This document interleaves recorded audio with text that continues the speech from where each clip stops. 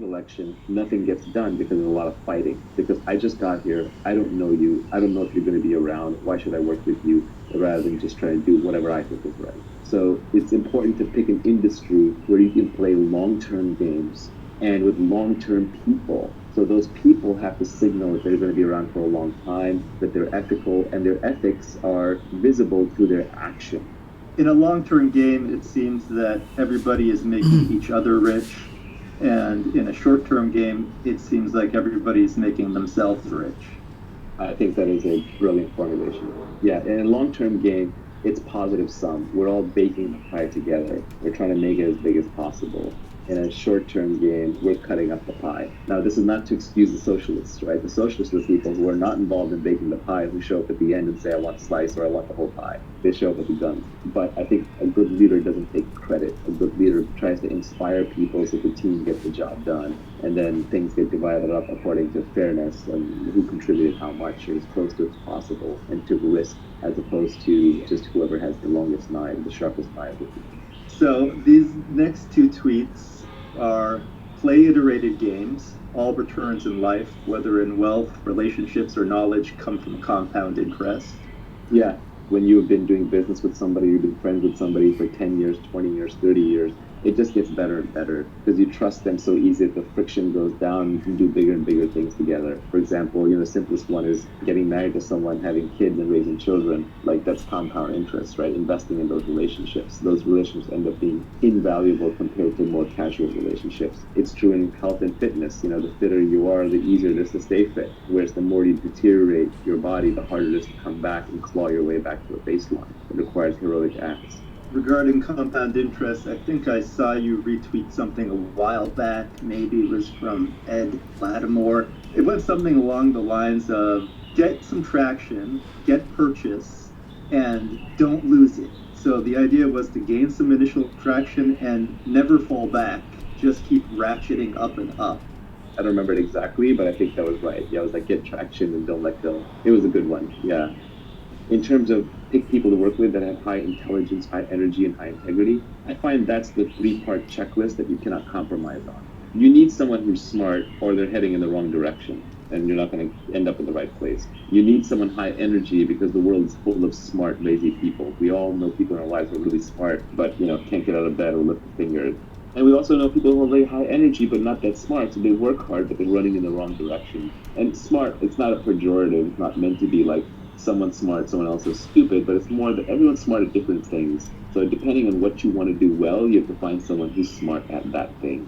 And then energy, a lot of times people are unmotivated for a specific thing, but they're not motivated for other things. So for example, someone might be really unmotivated to go to a job and sit in an office, but they might be really motivated to go paint, right? Well, in that case, they should be a painter. They should be putting art up on the internet, trying to figure out how to build a career out of that, rather than wearing a collar around their neck and going to a dreary job. And then high integrity is the most important because otherwise, you got the other two. What you have is you have a smart and hardworking crook who's eventually going to cheat you. So you have to figure out if the person's high integrity. And as we talked about, the way you do that is through signals. And signals is what they do, not what they say. It's all the nonverbal stuff that people do when they think nobody's looking.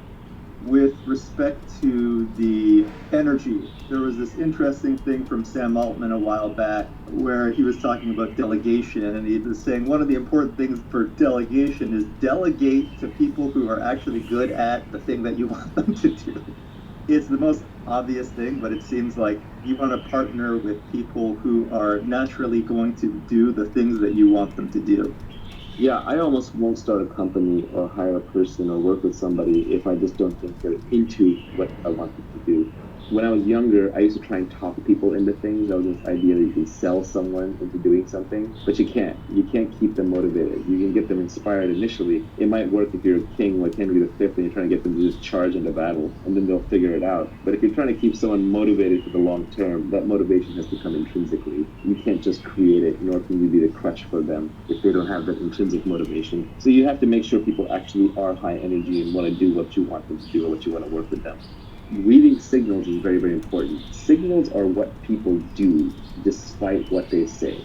So it's important to pay attention to subtle signals. We all know this socially. If someone treats a waiter or waitress in a restaurant really badly, then it's only a matter of time until they treat you badly. If somebody screws over an enemy and is vindictive towards them, well, it's only a matter of time before they redefine you from friend to enemy and you feel their wrath. So angry, outraged, vindictive, short-term thinking people are essentially that way in many interactions in their life. People are oddly consistent. It's one of the things you learn about them. So you want to find long-term people. You want to find people who seem irrationally ethical. For example, I had one friend of mine whose company I invested in, and the company failed, and he could have wiped out all the investors. But he kept putting more and more personal money in. Through 3 different pivots, he put personal money in until the company finally succeeded. And in the process, he never wiped out the investors. And I was always grateful to him for that. I said, like, wow, that's amazing that, you were so good to your investors. You didn't wipe them out. And he got offended by that. He said, I didn't do it for you. I didn't do it for my investors. I did it for me. It's my own self-esteem. It's what I care about. That's how I live my life. That's the kind of person you want to work with. Another quote that I like, I have a tweet on this. I think I read this somewhere else recently, so I'm not taking credit for this, but I modified it a little bit, which is that self-esteem is a reputation that you have with yourself. You'll always know. So good people, moral people, ethical people, easy to work with people, reliable people tend to have very high self-esteem because they have very good reputation with themselves and they understand that. It's not ego. Self-esteem and ego are different things because ego can be undeserved, but self-esteem, at least you feel like you lived up to your own internal moral code of ethics. And so it's very hard to work with people who end up being low integrity. And it's hard to figure out who's high integrity and low integrity. Generally, the more someone is saying that they're moral and ethical and high integrity, the less likely they are to be that way. It's very much like status signaling. If you overtly bid for status, if you overtly talk about being high status, that is a low status move. If you openly talk about how honest and reliable and trustworthy you are, you're probably not that honest and trustworthy. That is a characteristic of con men. So yeah, pick an industry in which you can play long-term games with long-term people. Let's do this last tweet. You said, don't partner with cynics and pessimists. Their beliefs are self-fulfilling. Yeah, essentially, to create things, you have to be a rational optimist. Rational in the sense that you have to really see the world for what it really is, and yet you have to be optimistic about your own capabilities and your ability to get things done. We all know people who are consistently pessimistic, who will shoot down everything. Everyone in their life has like the helpful, critical guy, right? He thinks he's being helpful, but he's actually being critical, and he's a downer on everything. That person will not only never do anything great in their lives, they'll prevent other people around them from doing something great. They think their job is to shoot holes in things. And it's okay to shoot holes in things as long as you come up with a solution. There's also the classic like military line, either lead, follow, or get out of the way. And these people want a fourth option where they don't want to lead, they don't want to follow, but they don't want to get out of the way. They want to tell you why the thing's not going to work. And all the really successful people I know have a very strong action bias. They just do things. The easiest way to figure out if something's viable or not is by doing it. At least do the first step and the second step and the third and then decide. So if you want to be successful in life, creating wealth or having good relationships or being fit or even being happy, you need to have an action bias towards getting what you want. And you have to be optimistic about it. Not irrationally. There's nothing worse than someone who's just like foolhardy and chasing it's not work. That's why I say rational optimist. But you have to be rational, know all the pitfalls, know the downsides, but still keep your chin up. I mean, you've got one life on this planet. Why not try to build something big? This is the beauty of Elon Musk and why I think he inspires so many people. It's just because he takes on really, really big, audacious tasks and he provides an example for people to think big. And it takes a lot of work to build even small things. I don't think the corner grocery store owner is working any less hard than Elon Musk or pouring any less sweat and toil into it, maybe even more. But for whatever reason, education, circumstance, they didn't get the chance to think as big, so the outcome's not as big. So it's just better to think big, obviously rationally within your means to stay optimistic. The cynics and the pessimists, what they're really saying, and fortunate, but they're saying, I've given up. I don't think I can do anything. And so the world to me just looks like a world where nobody can do anything. And so why should you go do something? Because if you fail, then I'm right, which is great. But if you succeed, then you just make me look bad. Yeah, it's probably better to be an irrational optimist than it is to be a rational cynic. Yeah, there's a completely rational frame on why you should be an optimist. Historically, if you go back 2,000 years, 5,000 years, 10,000 years, two people are wandering through the jungle. They hear a tiger. One's an optimist and says, "Oh, it's not headed our way." The other one says, "I'm a pessimist. I'm out of here." And the pessimist runs and survives, and the optimist gets eaten. So we're descended from pessimists. We're genetically hardwired to be pessimists. But modern society is far, far safer. There are no tigers wandering down the street. It's very unlikely that you will end up in total ruin, although you should avoid total ruin. Much more likely that the upside is unlimited and the downside is limited. So adapting for modern society means overriding your pessimism and taking slightly irrationally optimistic bets because the upside is unlimited. If you start the next these are unbelievably expensive, and I know it's going to grow you out can of make billions of dollars of value for society and for yourself and change the world. And if you fail, that's a big deal. You lost a few $1 billion of investor money and they've got plenty more, and that's the bet they take, the chances that you will succeed. It made sense to be pessimistic in the past. It makes sense to be optimistic today, especially if you're educated and living in a first world country.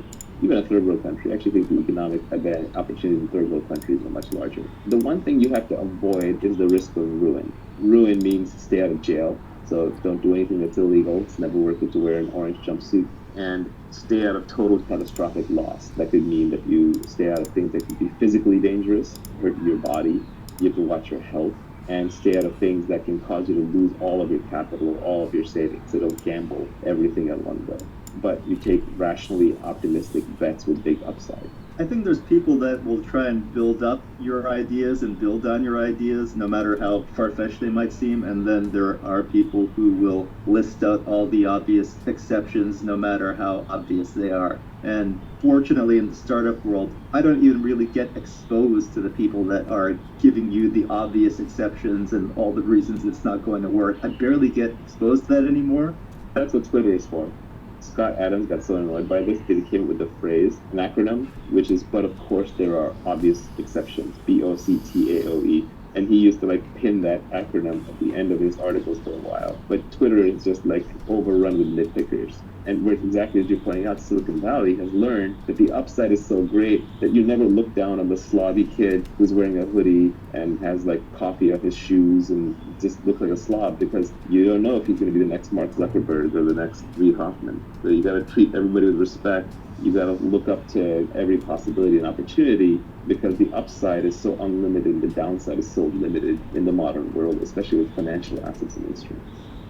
Do you want to talk a little bit about the skills that you need, in particular specific knowledge, accountability, leverage, and judgment? So the first tweet in this area is arm yourself with specific knowledge, accountability, and leverage. And I'll throw in judgment as well. I don't think you covered that in that particular tweet. If you want to make money, you have to get paid at scale. And why you? That's accountability. At scale, that's leverage.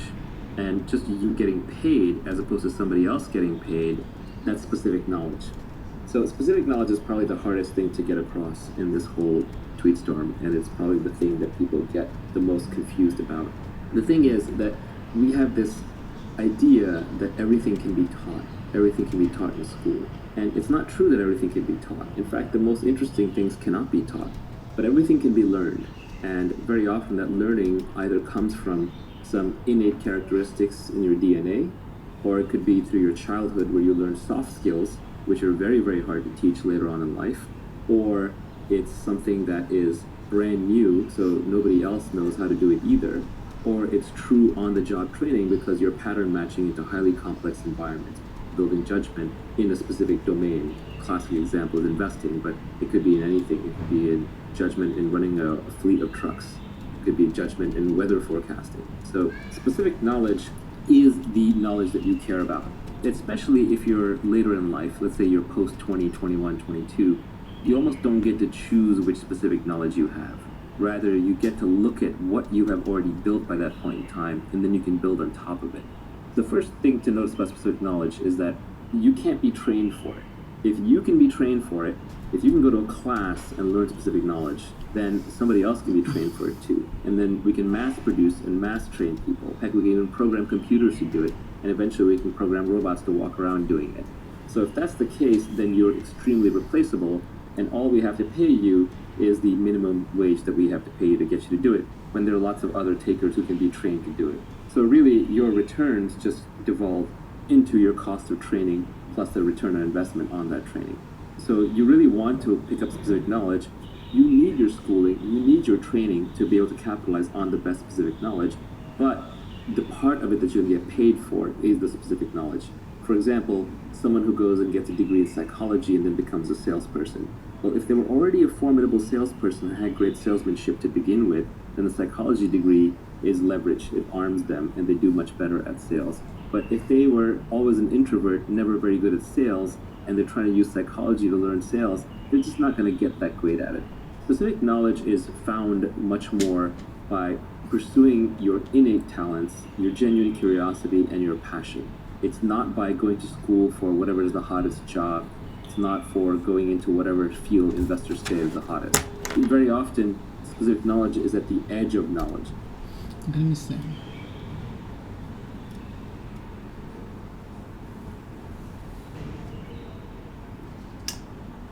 Why is this?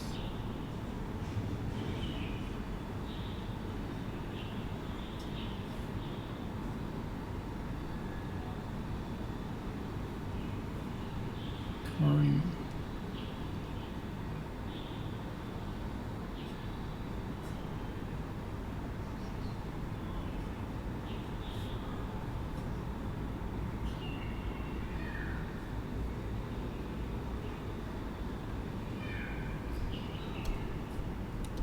I see.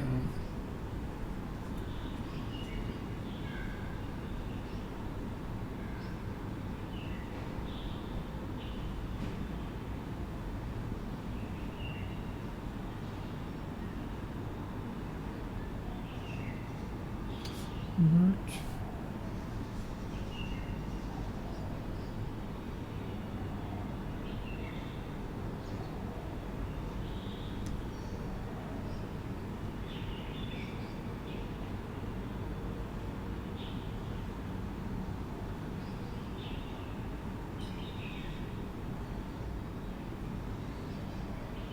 Yeah, it's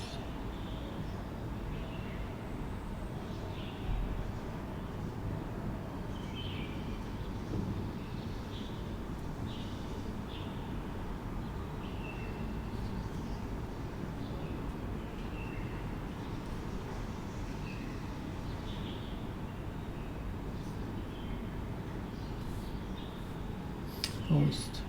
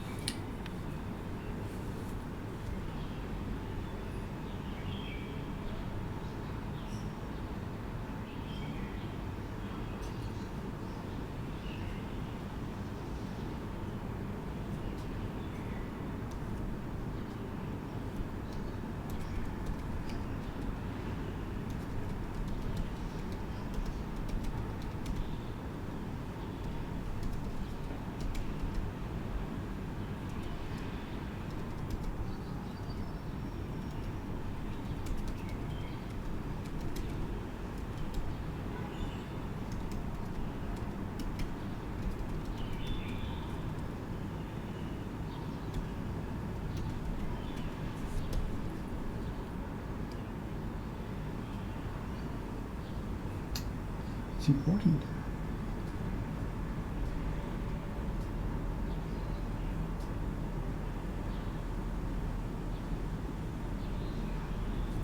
Sooner, okay. You know, sooner somebody's gonna come. No, that's sadness. Sadness. Sadness is bitter. Cheddar. Sadness. Sadness. Slice. Slice. Slice. Slice. Slice. nice. Cheddar. Cheddar. Cheddar. Cheddar. Cheddar cheese. Cheese. Cheddar. Cheddar. Cheddar's better. It's nice, a bit cheddar. It's nice. It's nice, a bit cheddar. It's nice. It's nice. It's nice. It's nice. Cheese. It's nice. It's nice. It's nice.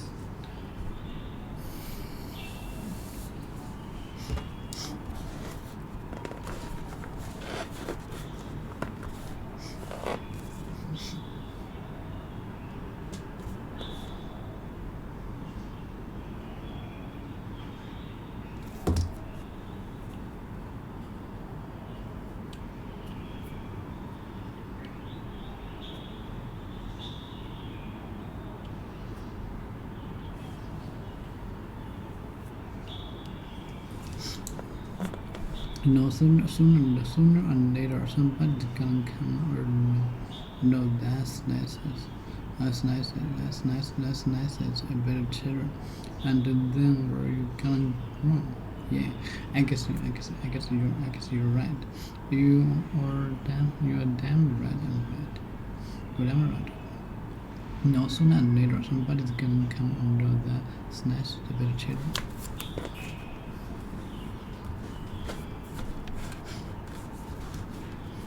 Church. And then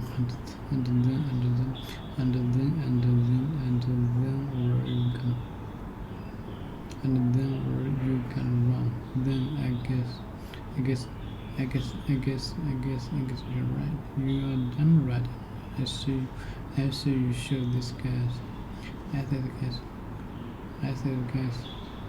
see you guys, this guy's what you made out. I see you stand front. Somebody's gonna come or no, then it's nice. That's nice. It's nice. It's nice. Up from and then piece out for that had been cut. That had been cut. That had been cut from a larger piece. Another piece is nice. It's nice and great. Come. Would you like another nice? I'm not. You are damn right. I'm right. No, sooner or later, somebody's gonna come around. That's nice. It's a better cheddar, and then where you can run. Yeah, I guess you're right. You're damn right. I'm right. I say you show this guy what you made. I say you stand your ground. I say you show him you are the best hamburger of the natural. And then we're gonna run. Yeah, I guess you're right. You're damn right. I'm right. I say you show this guy what you are made of. I say you should stand your ground. I say you show him you are the best.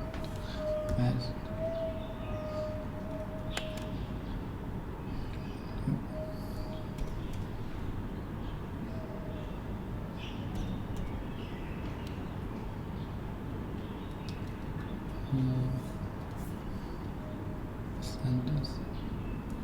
Okay, how's that?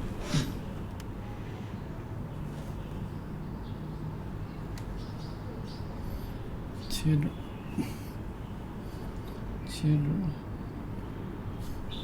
Then you're gonna run.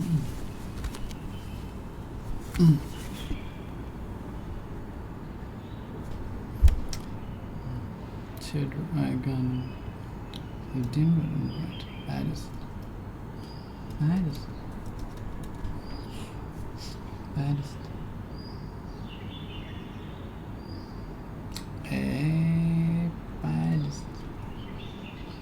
Serious.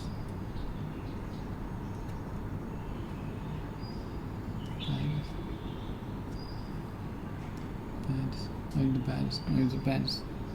umbre, west, laundry, west, west, west, west, west,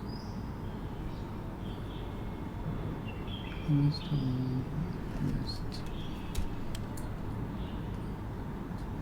west, west, west. The direction in which the sun goes down, west, west, west, west, west, west. The direction in which the sun goes down in the poles opposite to the east, or the part of or the part of area or country that is in this direction. The point of the compass north, south, east, and west. The sun rises in the east and sets in the west. Most of the country will be dry tomorrow, but the west will have some rain. The time west of the past of the land.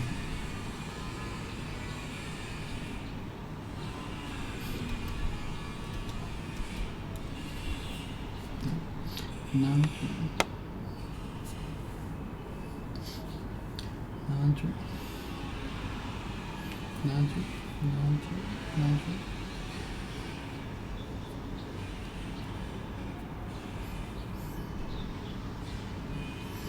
Laundry, laundry, laundry, laundry, laundry, laundry, laundry, laundry. Woman's underwear. Woman's underwear. Woman's underwear. Laundry. West of the laundry. Laundry. Woman's underwear.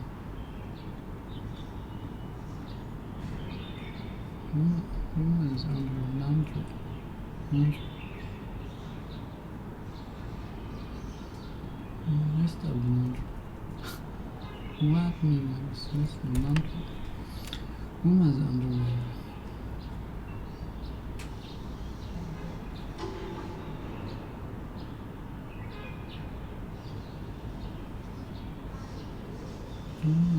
Woman's.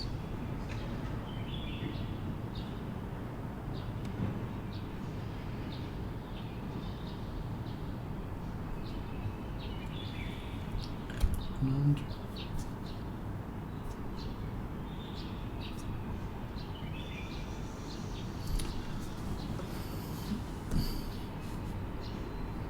Woman's underwear or clothes wore in bed, or clothes.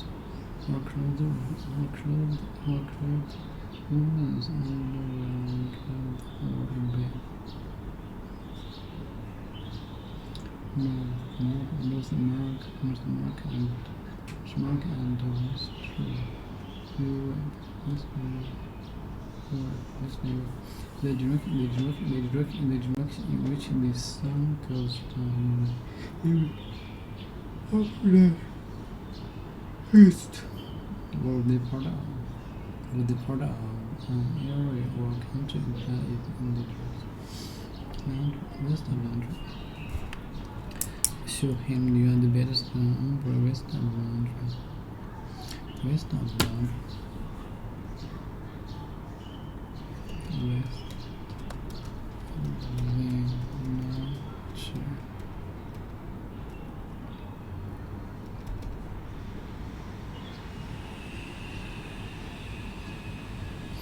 West of the laundry.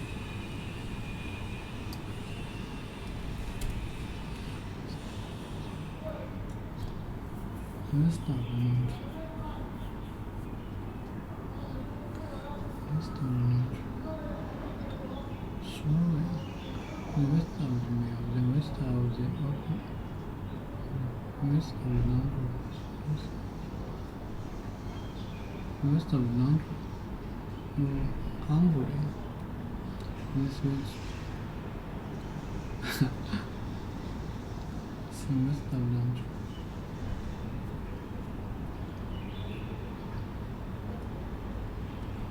the best laundry. Just the best laundry. That's that. Well, they switched me over to umbrella.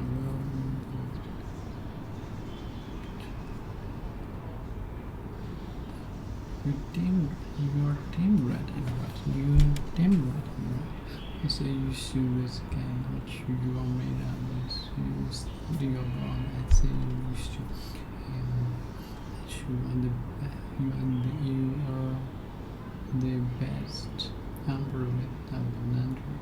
You can do it. You can do it. Right.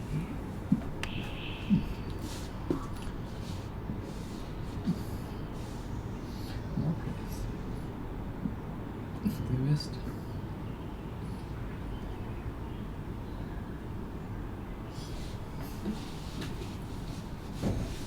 Western coast. Western coast. Say sorry. Rock. Pink hat. Number shock.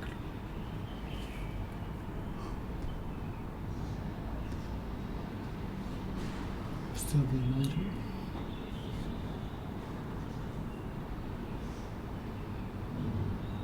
Yes, no.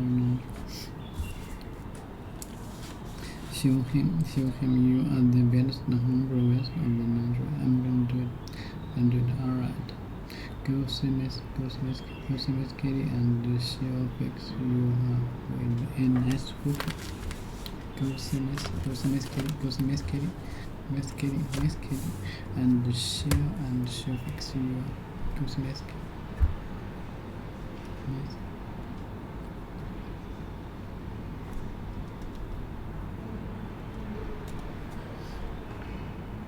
Not to fail, and she'll fix you up, with a nice book. Not yes, to fail to experience often something planned or to do something exceptional. Miss this word because of my husband. Oh, goes the mask.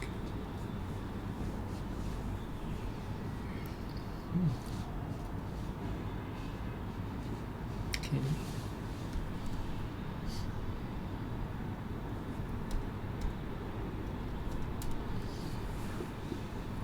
Money. Small amount of that is made of small amount given by different people. Not to being full and or great purpose. Okay. Morning. Go see Miss Kitty. Now go see Miss Kitty. Go see Miss Kitty. Miss Kitty had a shoe fix you up with a nice walker. Kitty. Not.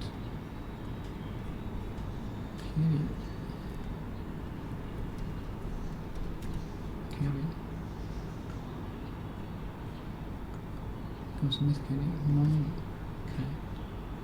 Cat will get on this one. Amount of money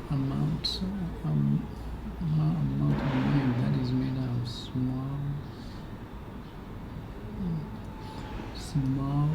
amount given by different people.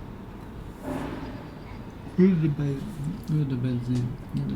for our operator purpose? Well, I'll put $20 in the kitty to cover the cost of why you made them small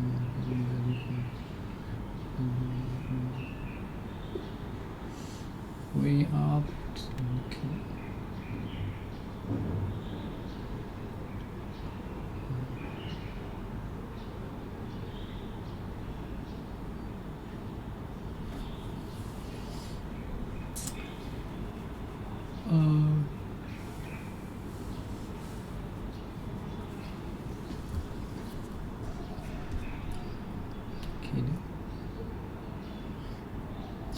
we all put cake. Hooker. Six. Hooker. Hooker. Hooker. Hooker. Hooker. Hooker. Hooker. Hooker. Hooker. Hooker.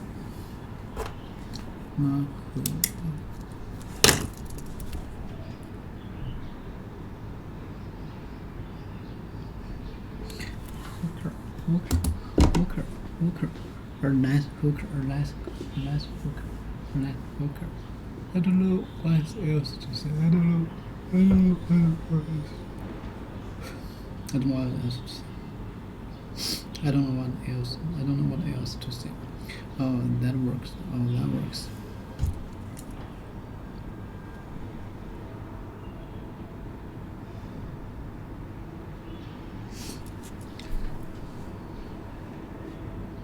I don't know what else to say. Oh, that works out good because I'm not missing. Oh, that works out good.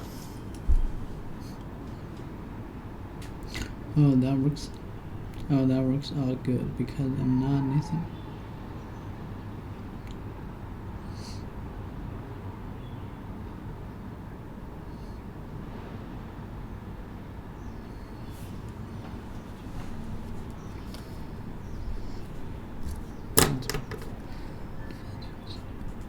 I feel terrible. I really do.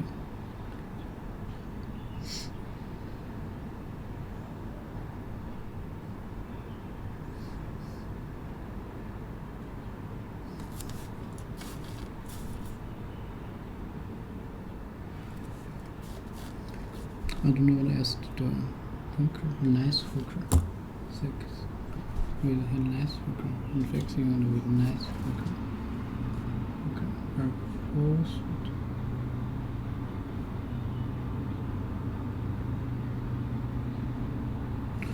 Go see Miss Kitty and she'll fix. What she said? What he said? Go see Miss Kitty and go to Miss and she'll fix you with a nice hooker. A person who has sex for money and not player who they bow out his screen with his fruit. Okay. With hooker. Now go to Miss Kitty. And she fix you up with elastic. And go see Right now, go see Miss Kitty. Go see Miss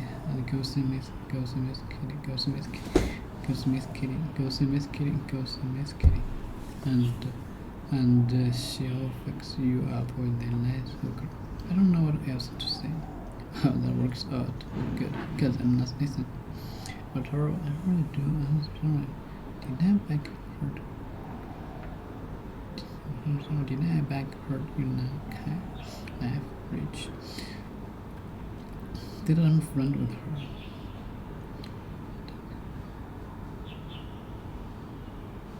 See that I'm friend. See that I'm friend. I'm friends.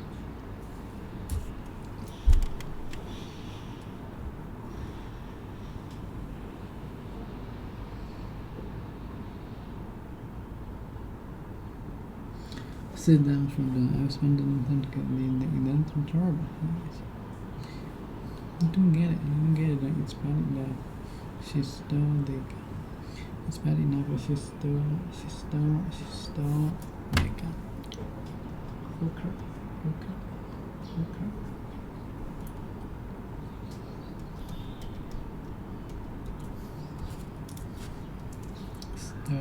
Stole.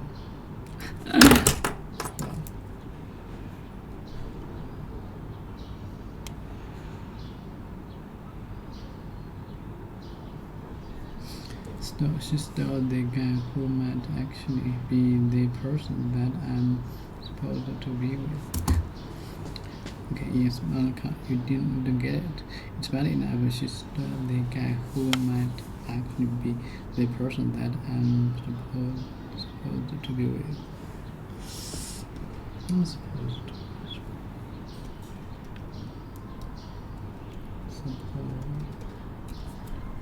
Then I'm supposed. Okay, she's not the guy who might actually the person. Actually, the person that I'm.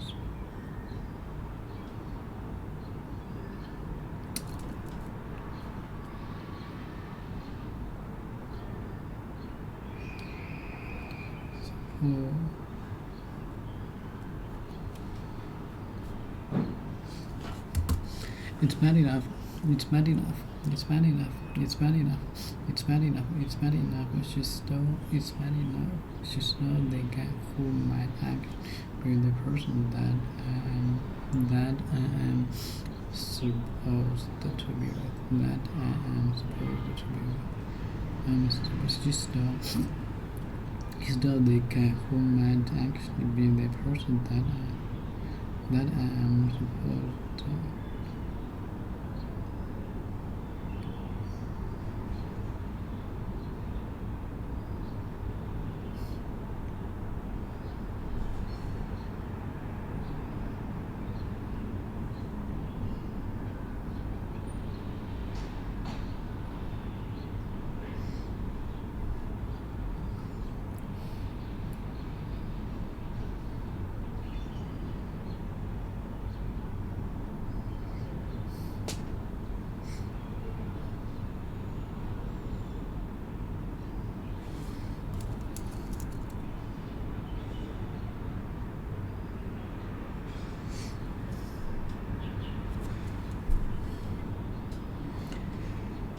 Yes, you do get it. He's bad enough, but she's not the guy who might actually be the person.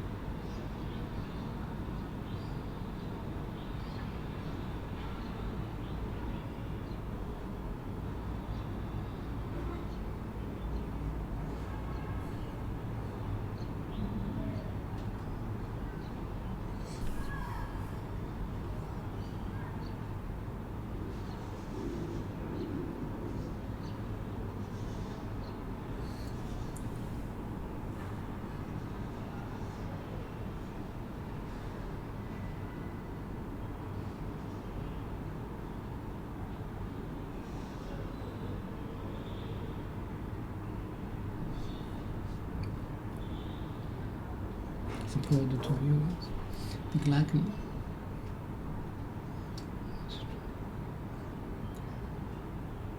I'm supposed to be with. Something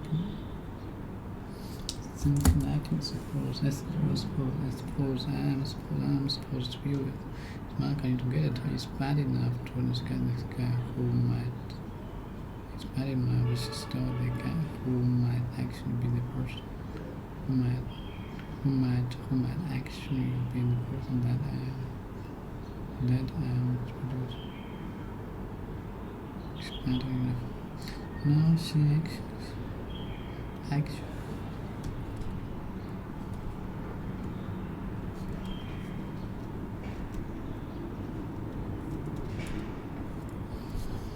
In fact, but no sanction. Just She's accent. She's accent. It's bad enough if she's doing like action person.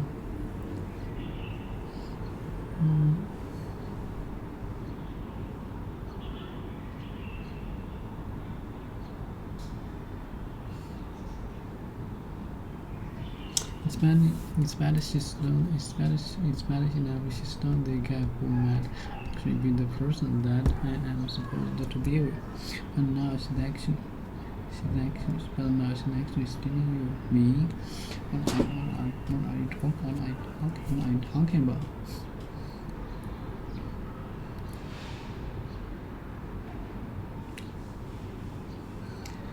Yes. What? Hold on.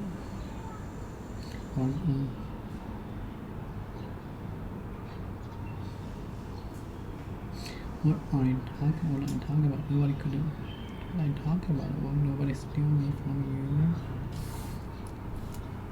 Yes, no, like I should still like I suppose think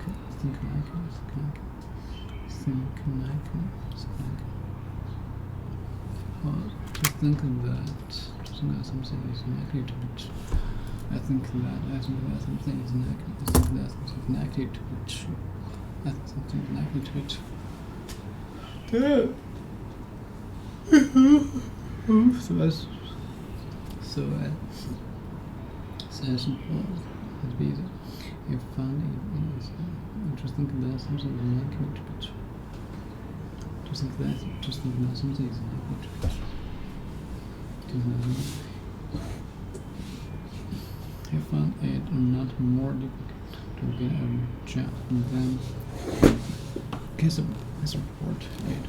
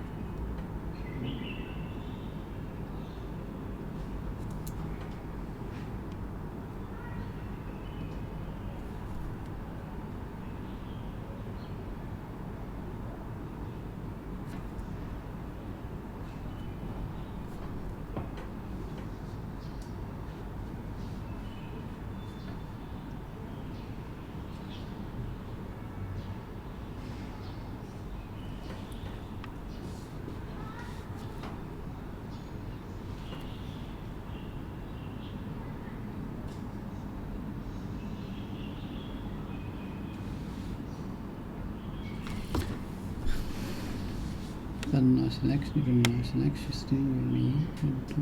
Nobody could steal me from you. It's because I'm friendly with her. Don't make me any less friends with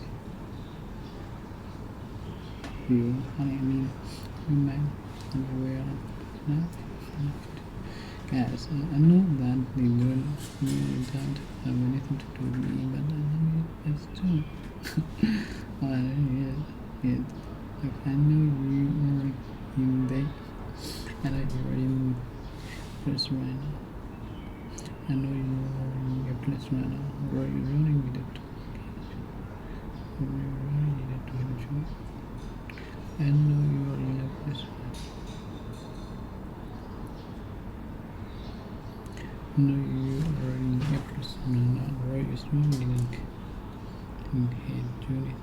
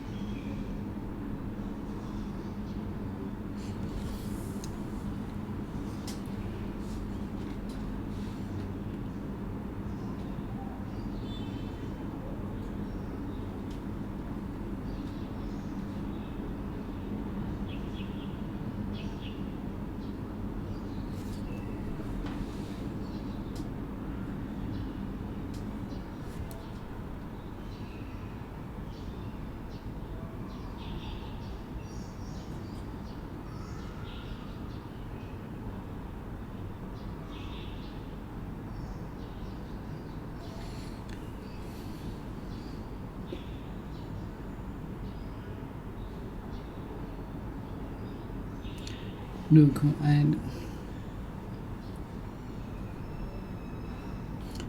I know you're in a place right now where you really needed to hit Julie's cards. Julie's cards. Suppose action. In fact,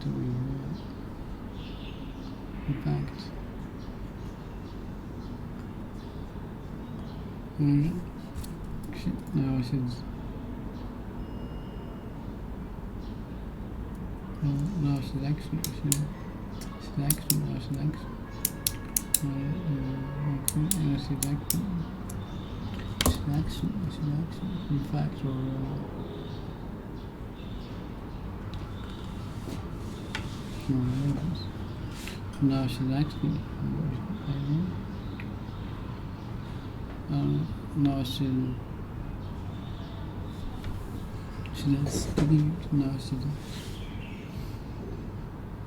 No, she's actually telling you. She's telling you. Okay.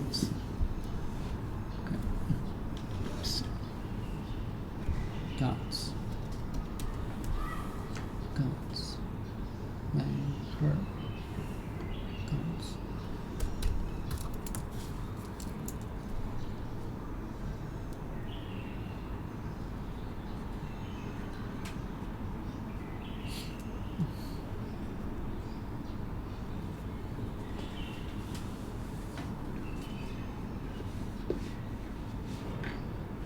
Look, I know you're in a place. I know you're in a place where you really need to hit Julie's cards. Look, I know you're in a place right now where you really needed to hit Julie's cards, but she didn't do anything wrong. Cards. Roll. Lean on to in the body of a person and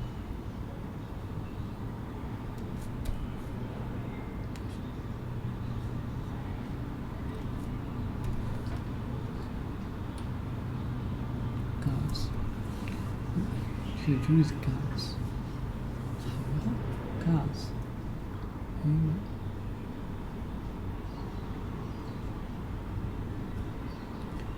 Cards. A person's stolen when he's stolen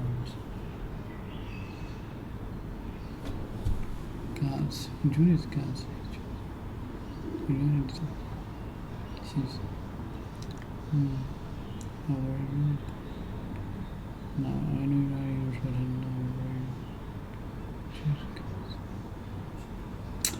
Julia's cards.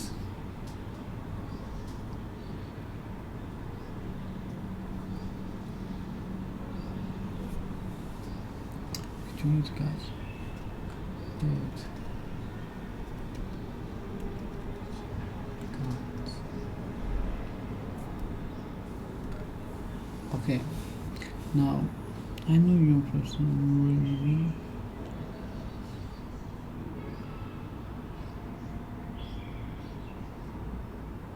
Hey, the choose guys.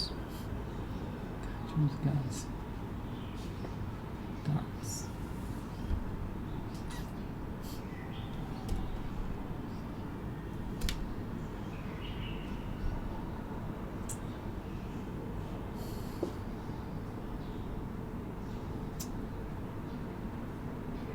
Pose or person's stomach weight is joined.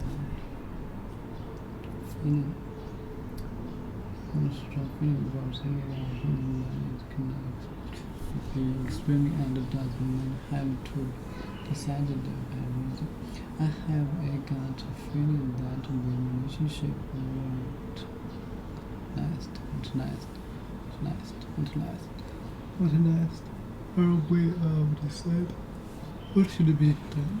What is right? What is right? That is best. That is best. That is best. That is best. That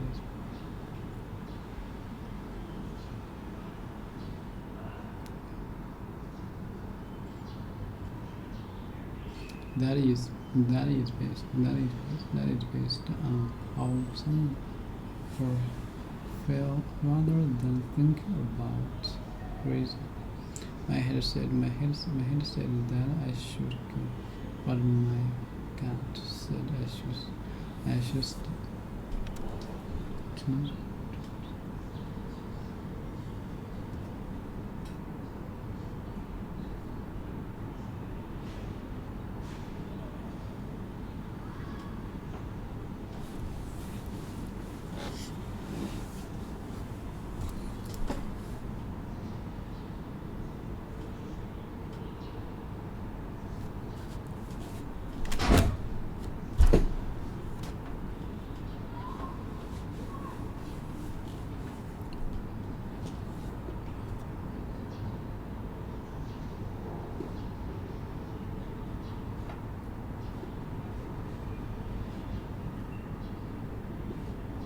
Suppose to the guns.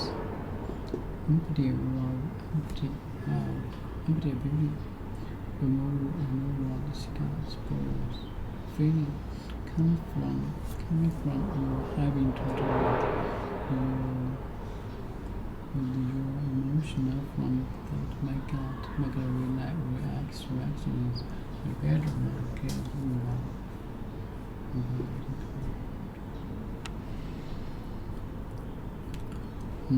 forwards then on to be in the body of a person who I know through which is food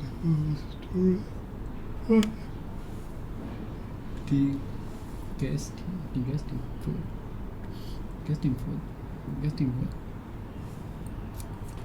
But she didn't do anything wrong. I mean, she's just a girl who met a guy and now they go out to the only think that if you gave her a chance, you'd like her. I mean, she would. She's just a girl who met her guy and now they go. I really think if you gave her a chance, you'd like her. But you're just giving me a chance for me.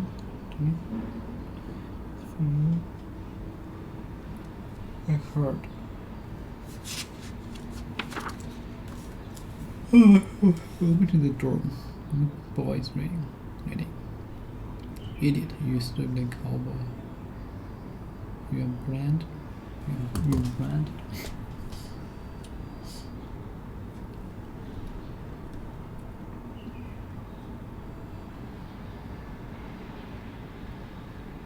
Just a cowboy. I know that. Been landed. I don't think I have to see. Landed. unable to see the blend first. And she's been blended since birth. She's been blended since birth. He started to go blend in 86, 60, 60.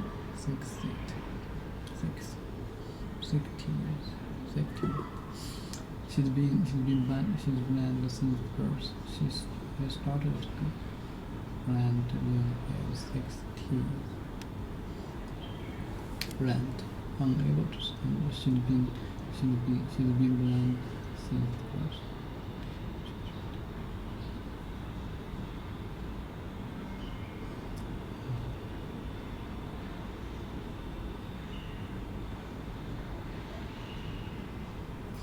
Sad. Unable to say. She's blended since birth. He started to go.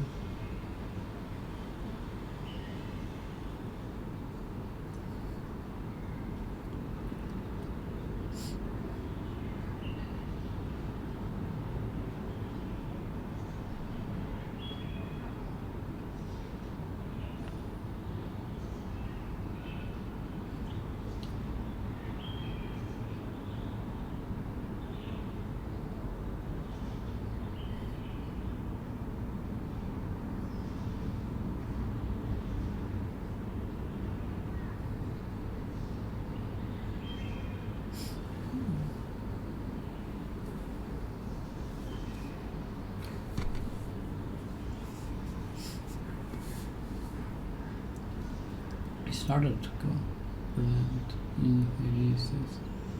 What to say? You blended me. I'm sure. Unable to say. Unable to say. You blended.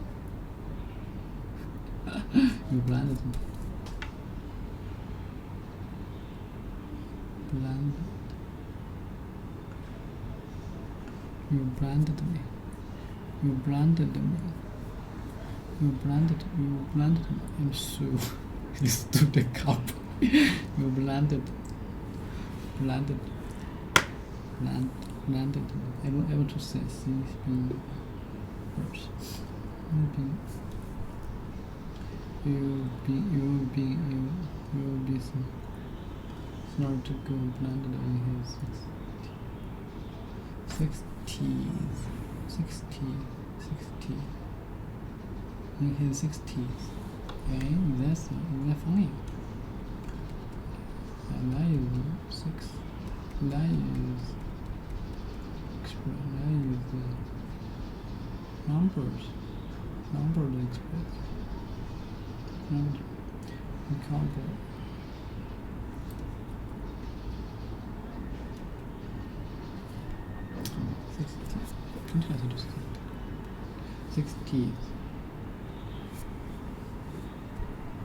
60s.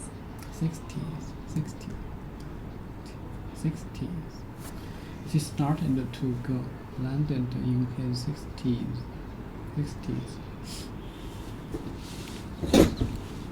What a bit.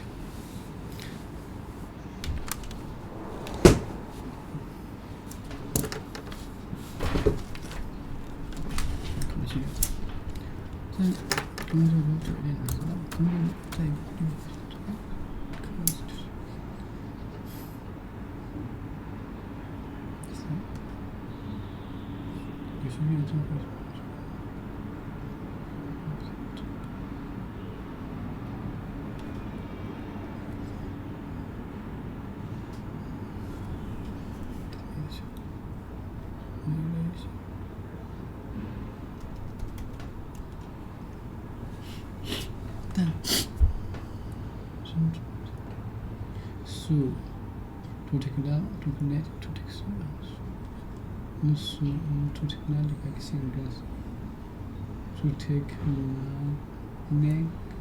action against a person or organization, especially by making nickname for money because some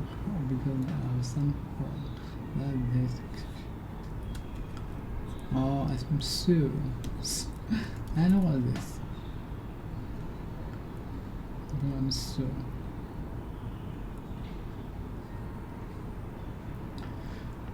Yeah, to take leg action against a person or organization, especially by making illegal claims for money because of this. Because of some permanent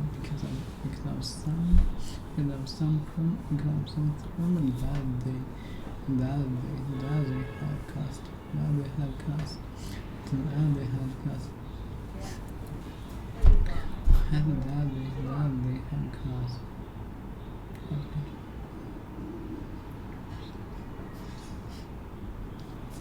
To take leg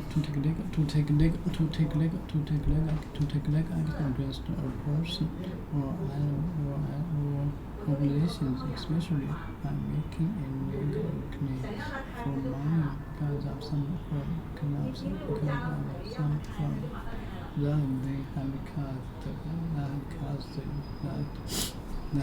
they have caused.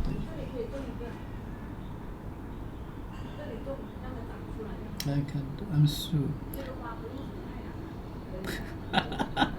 It's never cover you idiot. Stupid cowboy, idiot.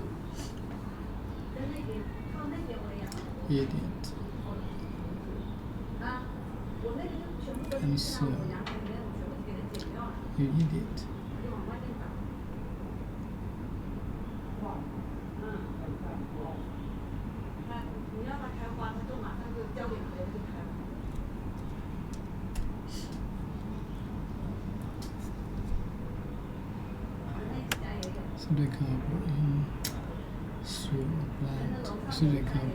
I'm Sue.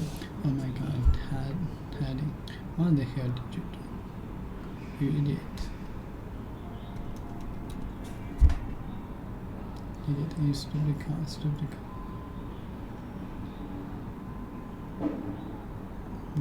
You stupid cowboy. You idiot. You stupid cowboy. And you stupid cowboy. Idiot. You stupid cowboy, you planted me.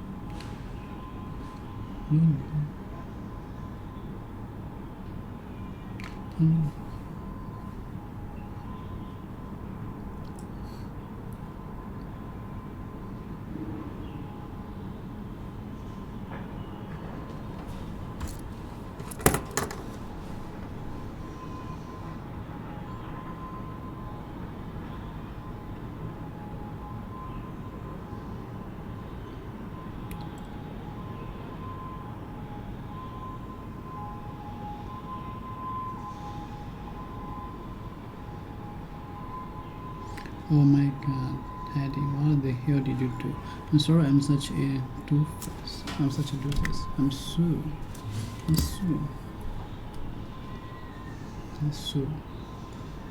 You idiot. You idiot, you stupid cowboy, you brand. Listen, what?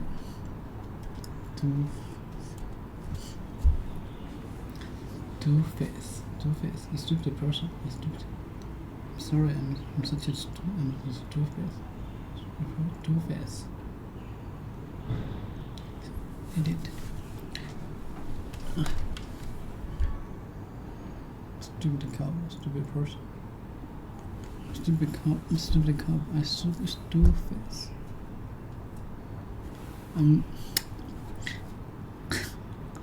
I'm sorry. I'm such a doofus.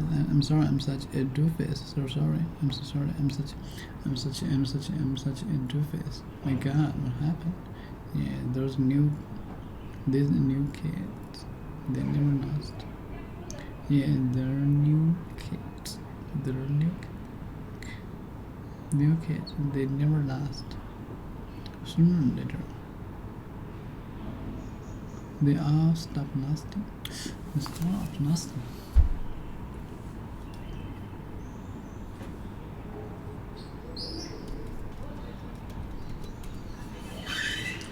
Lasting, no, continue to exist for a long time or forever, for a long time, continue or to exist, continue to exist, continue to exist for a long time, or forever, continue to exist for a long time or forever. Continue to exist for a long time together, for lasting for a long time. Continue to exist for long and forever. They all stop. Soon or later, they all stop lasting. Continue to exist for a long time or forever. For a long time forever. Listen, what do you say? What do you say I buy you that cup of coffee now? Sure. What do you think? Sure. Listen, what do you say I buy you that cup of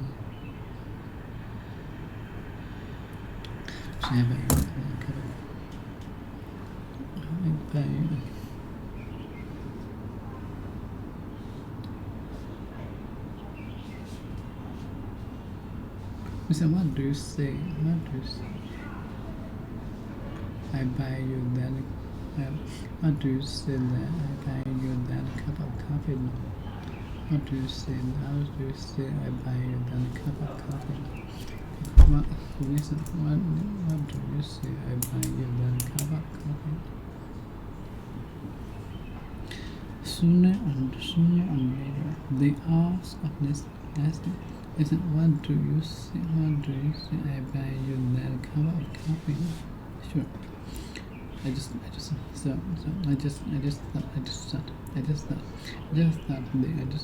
they two of us. I just thought the two of us should hang out for a bit. We never really talked. No, I just thought the two of us to hang out for a bit. So the two of us hang out for a bit. Moment. For a bit. Hang out. Just think of it. Hang out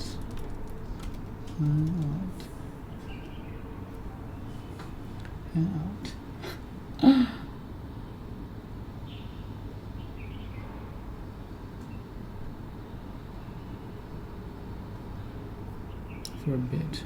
Hang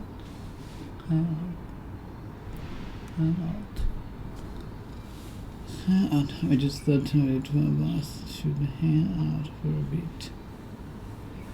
I mean, we've never talked. Hang out.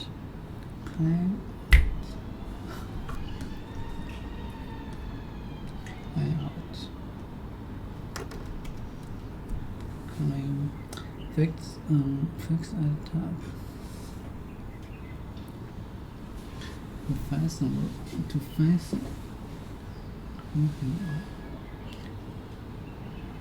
fasten or support something that we're talking here in the other, or for it to be held in this, or to be held in this, or to be held in this. Fix at the top. I just thought the two of us should hang out for a bit. I mean, we never really talked. I guess you know that being one of the two of us, right? and probably shouldn't even tell you this. I'm pretty much taking it the back. Out.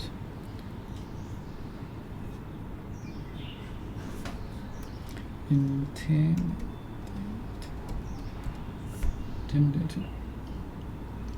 Oh. Pick it up. Intended.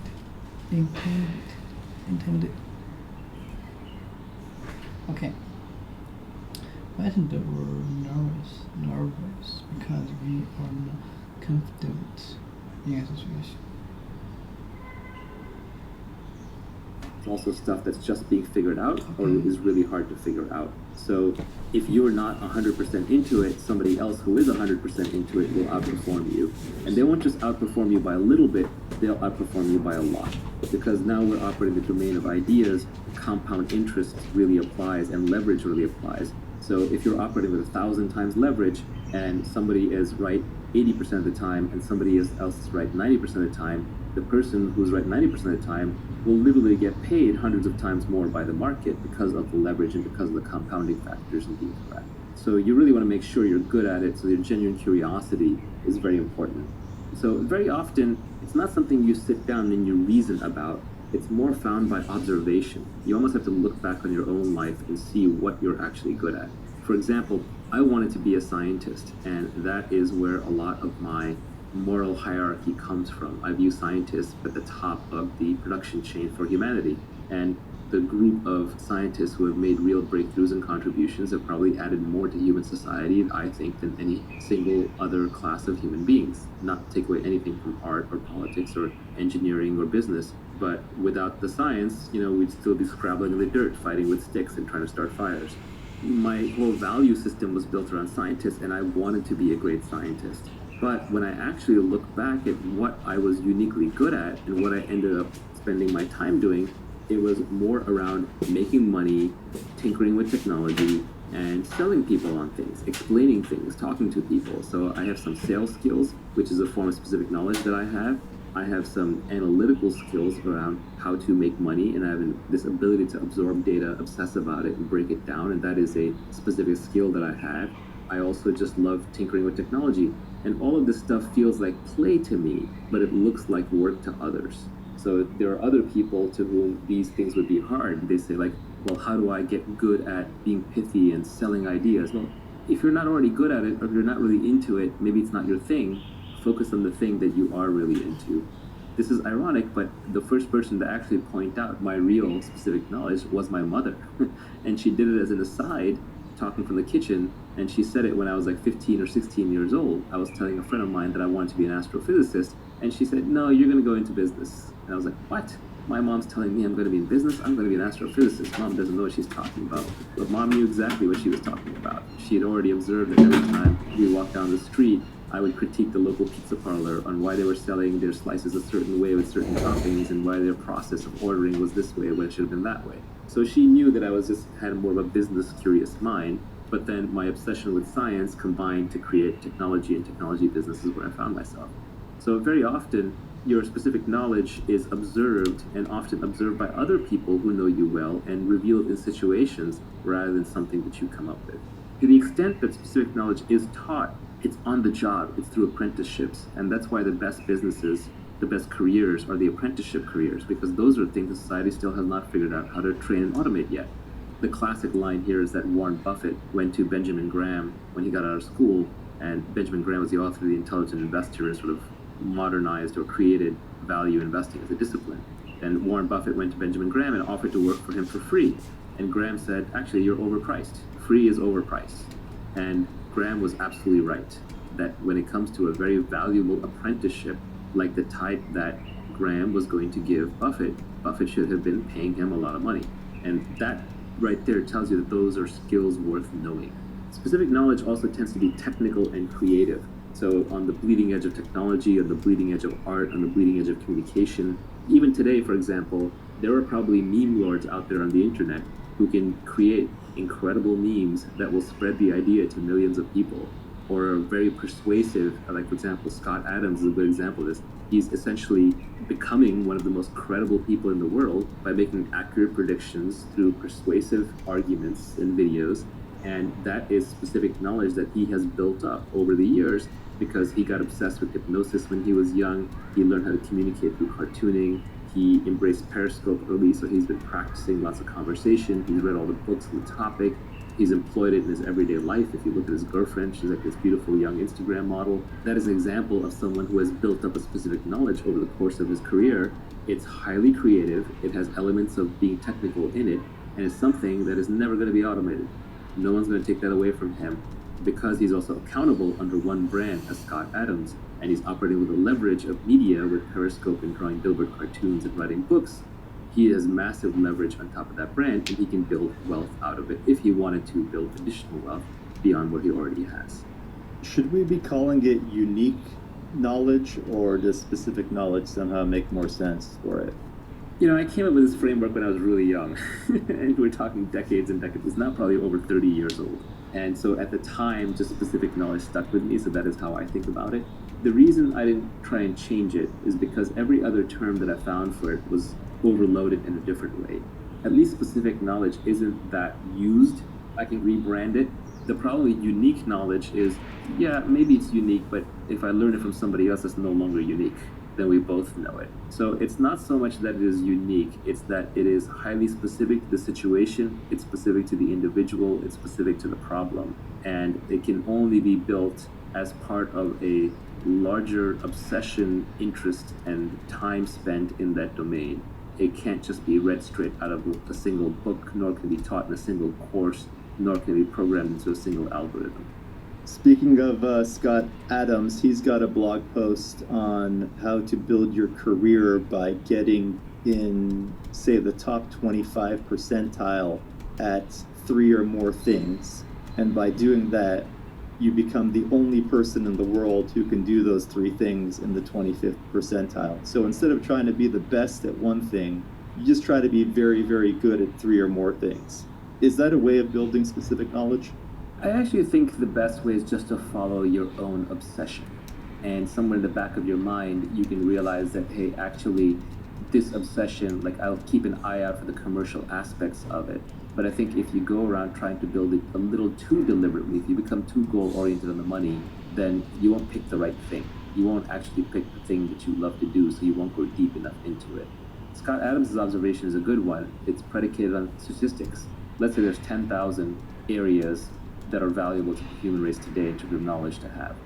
And the number one in those 10,000 slots is taken, right? Someone else is likely to be the number one in each of those 10,000 unless you happen to be one of the 10,000 most obsessed people in the world at a given thing.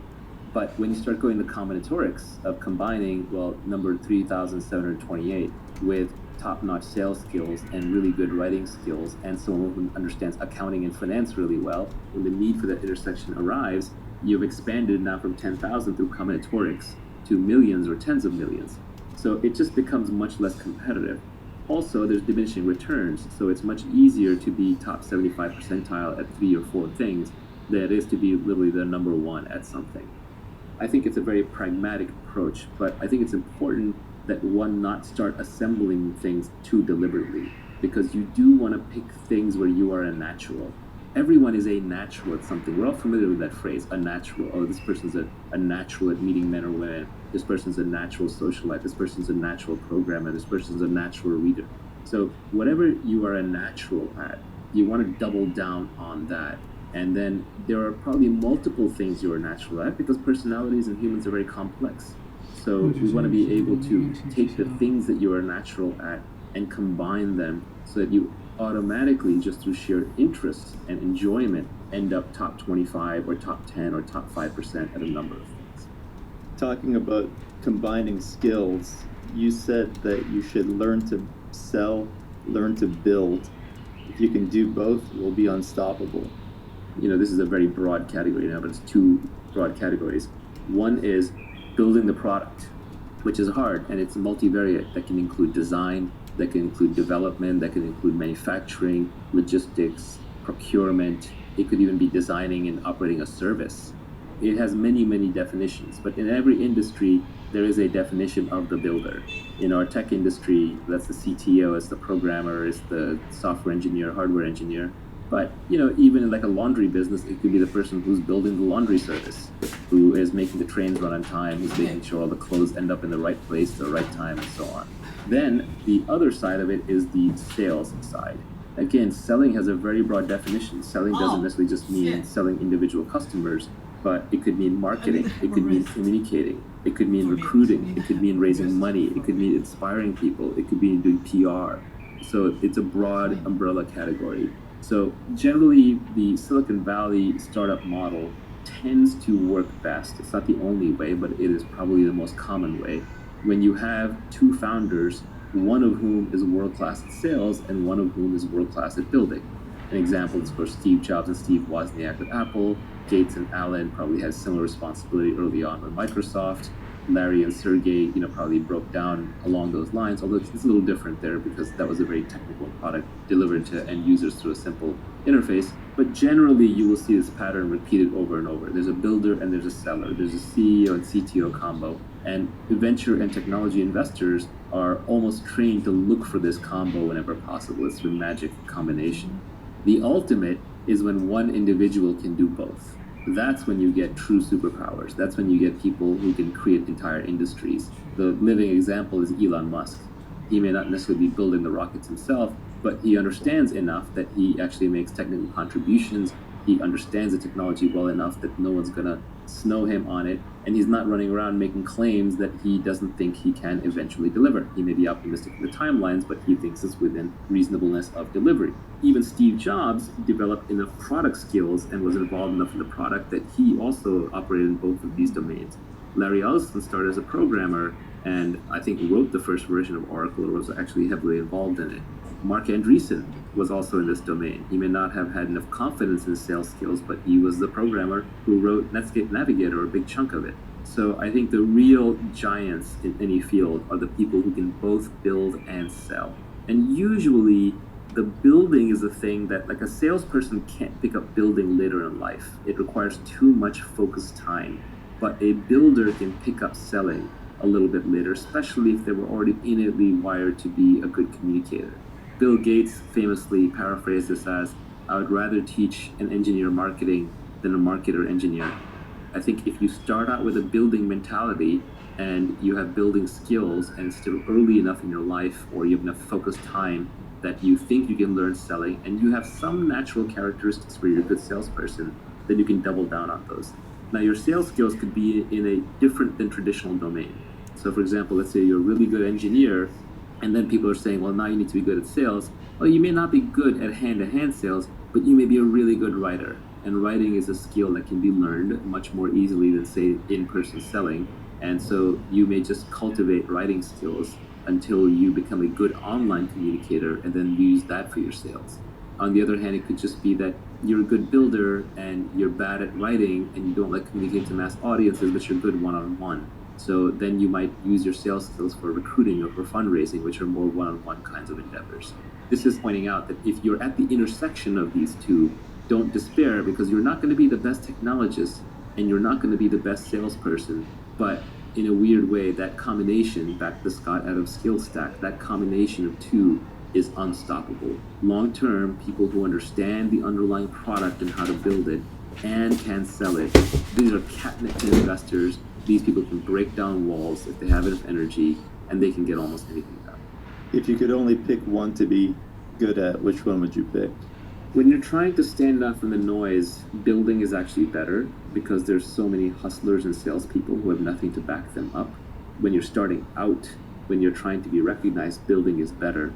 But much later down the line, building gets exhausting because it is a focused job. And it's hard to stay current because there's always new people, new products coming up who have newer tools and frankly more time because it's very intense, it's a very focused task. So sales skills actually scale better over time. Like, for example, if you have a reputation for building a great product, that's good, but when you ship your new product, I'm going to evaluate it based on the product. But if you have a reputation for being a good person to do business with and you're persuasive and communicative, then that reputation almost becomes self-fulfilling. So I think if you only had to pick one, you kind of start with building and then transition to selling. This is a cop-out answer, but I think that is actually the right answer. Before we go and talk about accountability and leverage and judgment, you've got a few tweets further down the line that I would put in the category of continuous learning. There is no skill called business. Avoid business magazines and business class. Study microeconomics, game theory, psychology, persuasion, ethics, mathematics, and computers. There's one other comment that you made in a Periscope that was you should be able to pick up any book in the library and read it. And the last tweet in this category was reading is faster than listening, doing is faster than watching. Yeah, the most important tweet on this, I don't even have it in here, unfortunately, which is the foundation of learning is reading. I don't know a smart person who doesn't read and read all the time. And the problem is, what do I read? How do I read? Because for most people, it's a struggle, it's a chore. So the most important thing is just to learn how to educate yourself. And the way to educate yourself is to develop a love for reading. So the tweet that is left out, the one that I was hinting at, is read what you love until you love to read. It's that simple. Everybody I know who reads a lot loves to read. And they love to read because they read books they loved. It's a little bit of a catch-22, but you want to start off just reading wherever you are and then keep building up from there until reading becomes a habit.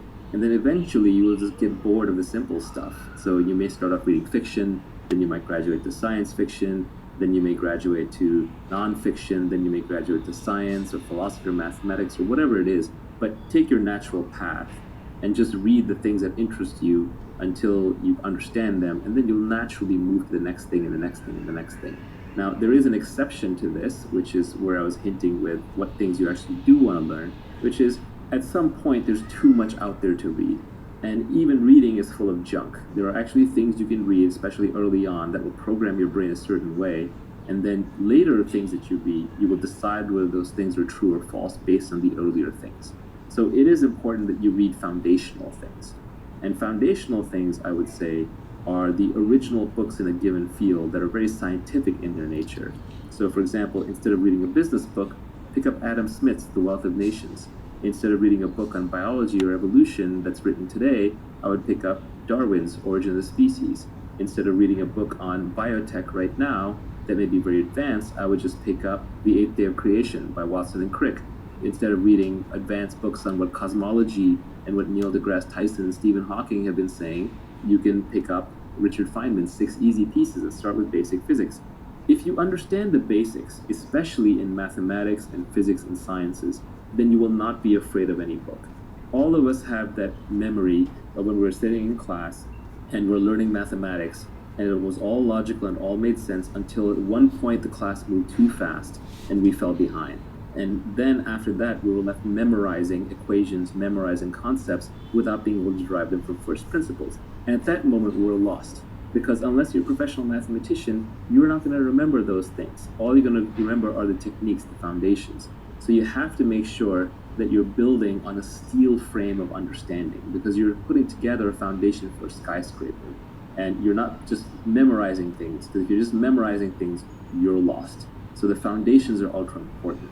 And the ultimate is when you walk into a library and you look at it up and down and you don't fear any book. You know that you can take any book off the shelf, you can read it, you can understand it, you can absorb what is true, you can reject what is false, and you have a basis for even working that out that is logical and scientific and not purely just based on opinions. The beauty of the internet is the entire Library of Alexandria times 10 is at your fingertips at all times. It's not the means of education or the means of learning are scarce. The means of learning are abundant. It's the desire to learn that's scarce.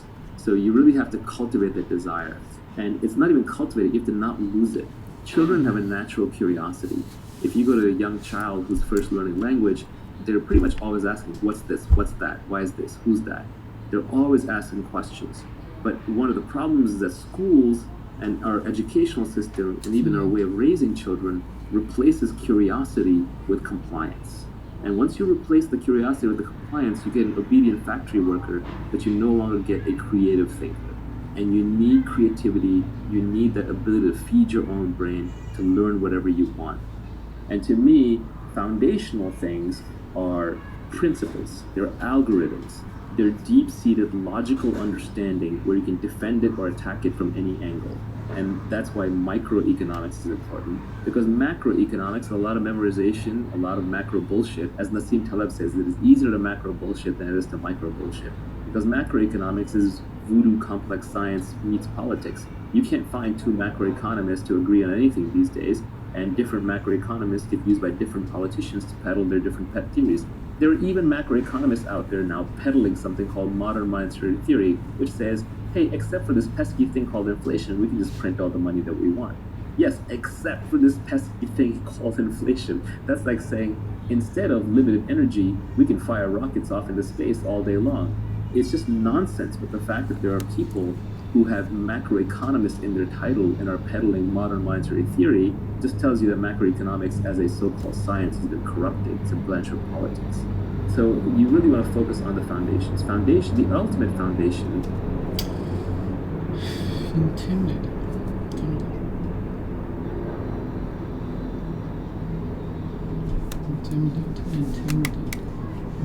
Fight because content or situation.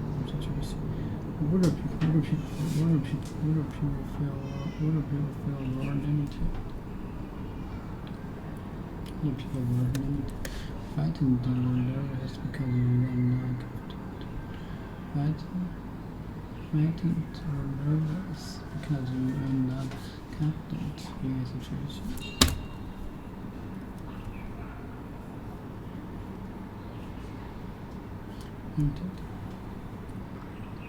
Frightened or nervous because you are not confident. Pretty much couldn't. And I probably shouldn't even told this, but pretty much told.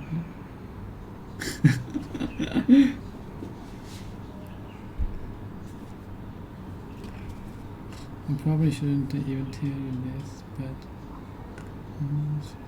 I'm pretty much totally intimidated. Freedom. Fighting them were nervous because you are not confident.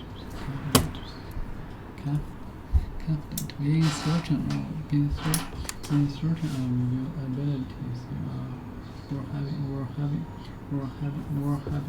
having trust in people. Being certain of your abilities, having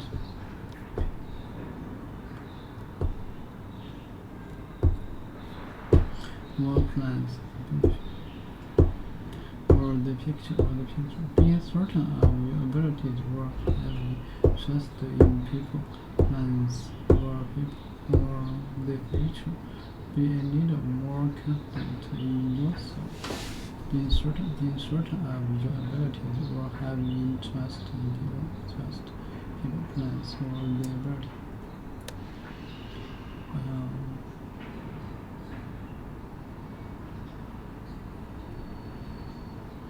Or the future, or the future.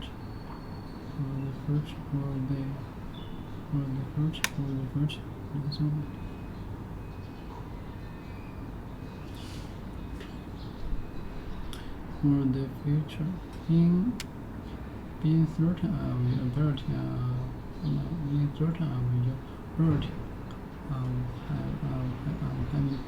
having trust in people, plans for the future. So, be certain of your ability. Yes. Oh my goodness. Being certain. It's funny. Are mathematics and logic. If you understand logic and mathematics, then you have the basis for understanding the scientific method. Once you understand the scientific method, then you can understand how to separate truth from falsehood in other fields and other things that you're reading. So be very careful about reading other people's opinions. And even be careful about reading facts, because so-called facts are often just opinions, but with a veneer around them. What you really are looking for is algorithms. What you're really looking for is understanding. It's better to go through a book really slowly and struggle and stumble and rewind than it is to fly through it quickly and say, well, now I've read 20 books, I've read 30 books, I've read 50 books in the field. It's like Bruce Lee said, I don't fear the man who knows 1,000 kicks and 1,000 punches. I fear the man who's practiced one punch 10,000 times or one kick 10,000 times. It's the understanding that comes through repetition and through usage and through logic and foundations that really makes you a smart thinker. To lay a foundation for learning for the rest of your life, I think you need two things if I was going to try and sum it up. One, practical persuasion, and two, you need to go deep in some technical category, whether it's abstract math or you want to read Donald Knuth's books on algorithms, or you want to read Feynman's lectures on physics. If you have practical persuasion and a deep understanding of some complex topic, I think you'll have a great foundation for learning for the rest of your life. Yeah, if I could expand that a little bit, I would say that the 5 most important skills are, of course, reading, writing, arithmetic, and then as you're adding in persuasion, which is talking, and then finally I would add computer programming, just because it's an applied form of arithmetic that just gets you so much leverage for free in any domain that you operate in. If you're good with computers, if you're good at basic mathematics, if you're good at writing, if you're good at speaking, and if you like reading, you're set for life. So in that sense, business to me is bottom of the barrel. There's no actual skill called business. It's too generic of a thing. It's like a skill called relating, like relating to humans. That's not a skill. It's too broad. So a lot of what goes on in business schools, and there's some very intelligent stuff taught in business schools. I don't mean to distract from it completely, but some of the stuff that's taught in business school is essentially just anecdotes. They call it case studies, but it's just anecdotes. And they're trying to help you pattern match by throwing lots of data points at you, but the reality is you'll never understand them fully until you're actually in that position yourself. Even then, you will find that basic concepts from game theory and psychology and ethics and mathematics and computers and logic will serve you much, much better. So I would focus on the foundations. I would focus with a science bent. I would develop a love for reading, including by reading so-called junk food that you're not supposed to read. You don't have to read the classics. That is the foundation for your self-education. What did you mean when you said that doing is faster than watching? When it comes to your learning curve, if you want to optimize your learning curve, one of the reasons why I don't love podcasts, even though I'm a generator of podcasts, is that I like to consume my information very quickly. And now I'm a good reader, a fast reader, and I can read very fast, but I can only listen at a certain speed. I know people listen to 2x, 3x, but everyone sounds like a chipmunk. And it's hard to go back, it's hard to highlight, it's hard to pinpoint snippets and save them in your notebook and so on. Similarly, a lot of people think they can become really skilled at something by watching others do it, or even by reading about others doing it. And going back to business school case study, that's a classic example. They study other people's businesses, but in reality, you're going to learn a lot more about running a business by operating your own lemonade stand or equivalent, or even opening a little retail store down the street. That is how you're going to learn on the job, because a lot of the subtleties don't express themselves until you're actually running the business. For example, everyone's now into mental models these days, right? You go to Farnham Street, you go to Poor Charlie's Almanac, and you can learn all the different mental models. But which ones matter more? Which ones do you apply more often? Which ones matter in which circumstances? That's actually the hard part. For example, my personal learning has been that the principal agent problem drives so much in this world. It's an incentives problem. I've learned that tit for tat, iterated prisoner's dilemma, is the piece of game theory that is worth knowing the most. You can literally almost put down the game theory book after that. By the way, the best way to learn game theory is to play lots of games. I never even read game theory books. I consider myself extremely good at game theory. I've never opened up a game theory book and found a result in there where I was like, oh yeah, that's common sense to me. Because the reason is I just grew up playing all kinds of games and I ran into all kinds of corner cases with all kinds of friends. And so it's just second nature to me. So you can always learn better by doing on the job. But the doing is a subtle thing. That word doing encapsulates a lot. So for example, let's say I want to learn how to run a business. Well, if I start a business where I go in every day and I'm doing the same thing. Let's say I'm running the retail store down the street where I'm stocking the shelves with food and liquor every single day. I'm not going to learn that much because I'm repeating things a lot. So I'm putting in thousands of hours, but there are thousands of hours doing the same thing. Whereas if I was putting in thousands of iterations, that would be different. So the learning curve is across iterations. So if I was trying new marketing experiments in the store all the time, I was constantly changing out the inventory, I was constantly changing out the branding and the messaging, I was constantly changing the sign, I was constantly changing the online channels that I would use to drive foot traffic in, I was experimenting with being open at different hours. If I even had the ability to walk around and talk to other store owners and get in their books and figure out how they're running their business, it's the number of iterations that drives a learning curve. So the more iterations you can have, the more shots on goal you can have, the faster you're going to learn. It's not just about the hours put in. It's actually a combination of the two, but I think just the way we're built and the way that the world presents itself, the world offers us very easily the opportunity to do the same thing over and over and over again. But really, we'd be better served if we went off and found ways to do new things from scratch. And doing something new the first time is painful because you're wandering into uncertain territory and high odds are that you will fail. So you just have to get very, very comfortable with frequent small failures. Nassim Taleb talks about this also. He made his fortune, his wealth, by being a trader who relied upon black swans. Nassim Taleb made money by essentially losing little bits of money every day, and then once in a blue moon, he would make a lot of money when the unthinkable happened for other people. Whereas most people want to make little bits of money every day, and in exchange, they'll tolerate lots of blow-up risk. They'll tolerate going completely bankrupt. We're not evolved to bleed a little bit every day. If you're out in the natural environment and you get a cut and you're literally bleeding a little bit every day, you will eventually die. You have to stop that cut. We're evolved for small victories all the time, but that becomes very expensive. That's where the crowd is. That's where the herd is. So if you're willing to believe... Be certain of your ability or have trust or have to keep plans.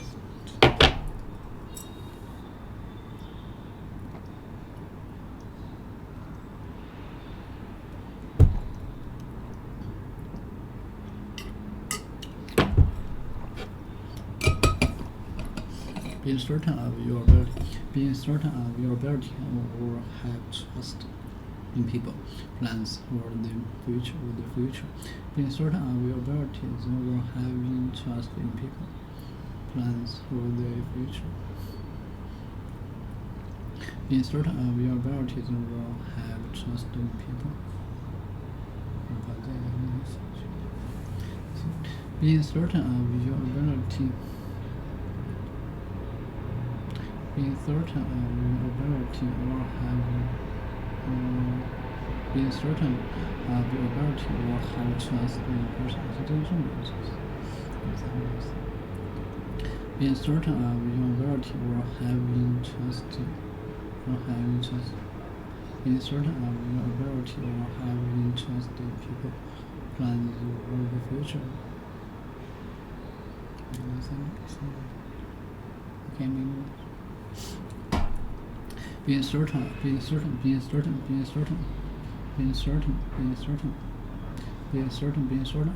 ability or having trust in people, plans for the future.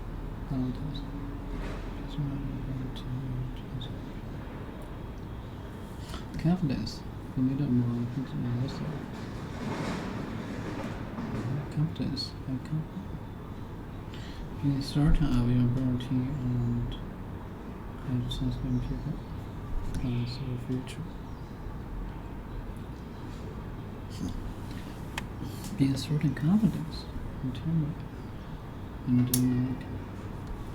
I think we're nervous because we're not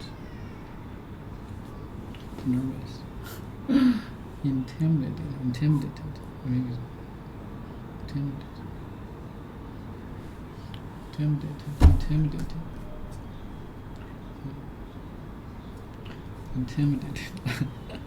I'm pretty much totally intimidated by you. Really? Me? Oh god, are you kidding? What's so crazy about you? And I really wanted the and I really timid, frightened, nervous, because you are not confident in a situation.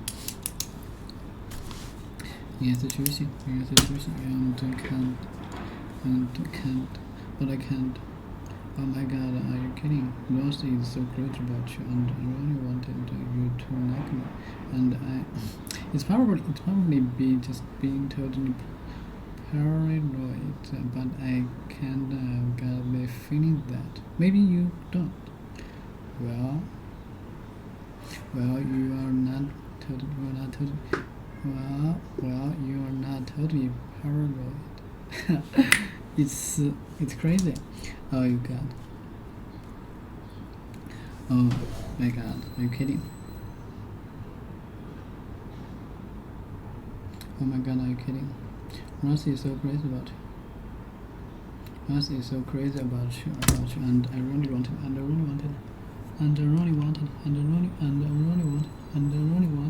you to like me, and it's probably me just being totally paranoid, but I kind of get the feeling that maybe you don't.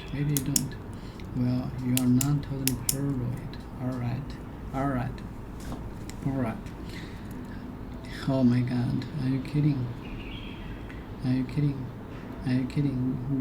Rosie is so crazy about you, and to like me, so I'm probably just to be paranoid. It's probably me just being too paranoid.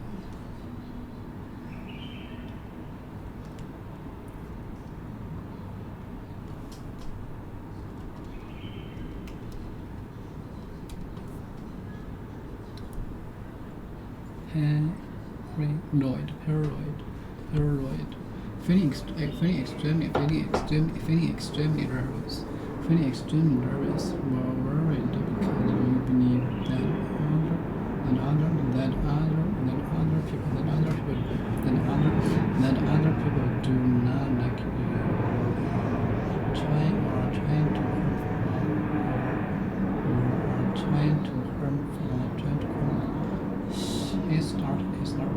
It's not a feeling. Paranoid and was convinced his boss was going to fire him. Phoenix.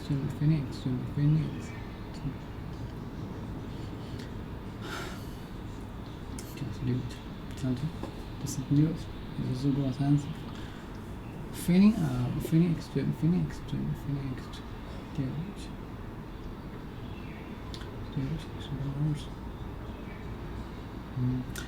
extreme. Feeling extremely nervous and worried because you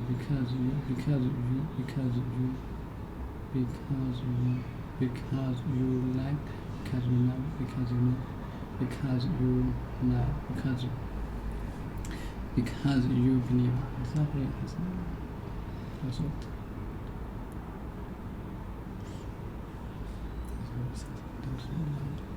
应该是我的班子，现在是学专业的。Feeling extremely nervous and worried.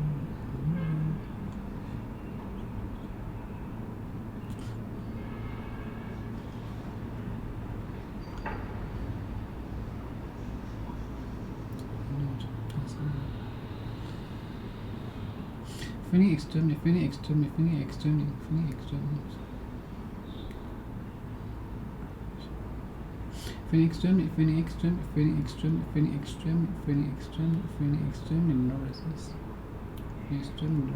and worried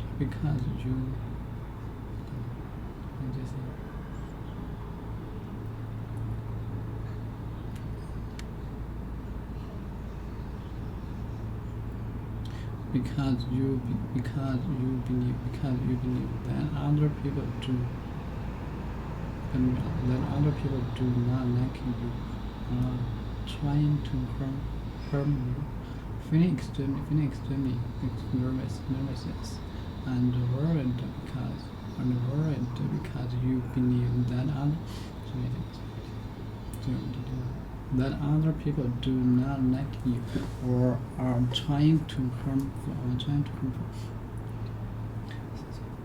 Feeling extremely nervous and worried because you like that other people do not like you.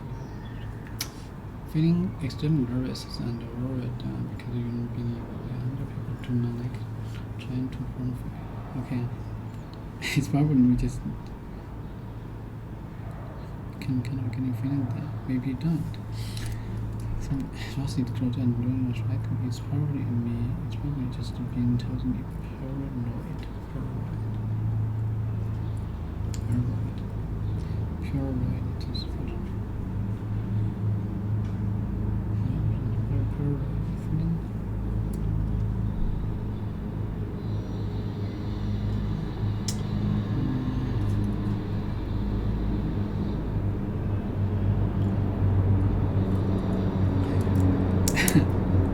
It's probably just being paranoid, but I can just feeling that.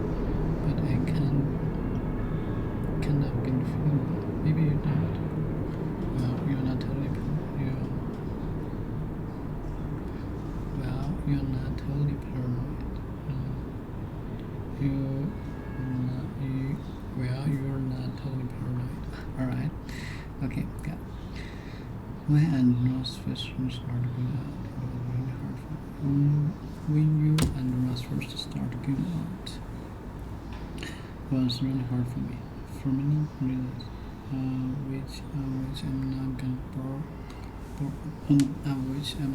gonna bore is my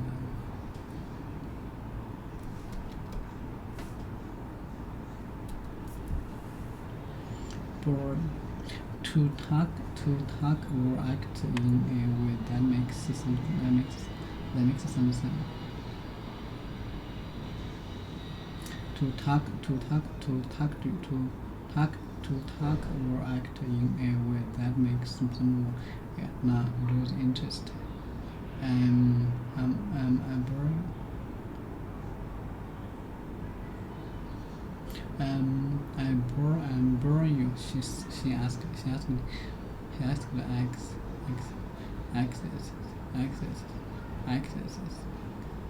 to make someone feel very bored. We were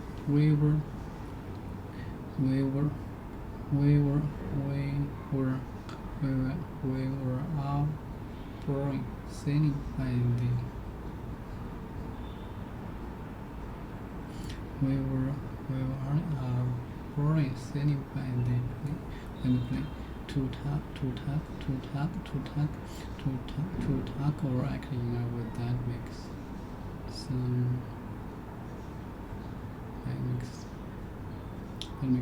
interest.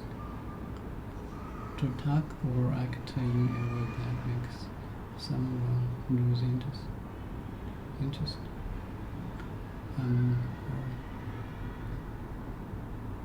I'm worried. She asked the shakes. Okay, it's hard to make someone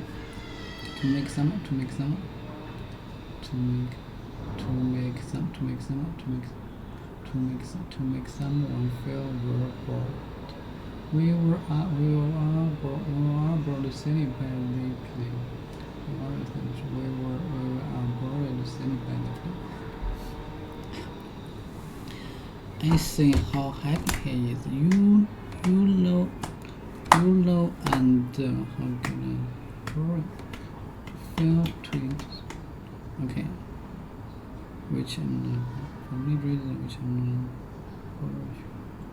To talk or I can that makes no sense. Boring.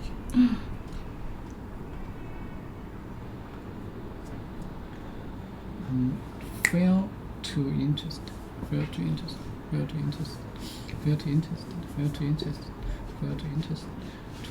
talk or act in a way that makes someone lose interest. Lose interest.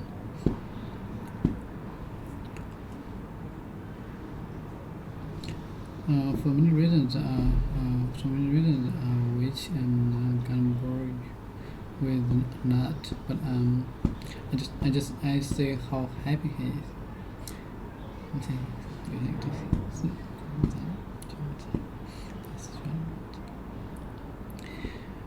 就like this. 长期细腻精品，长期精品。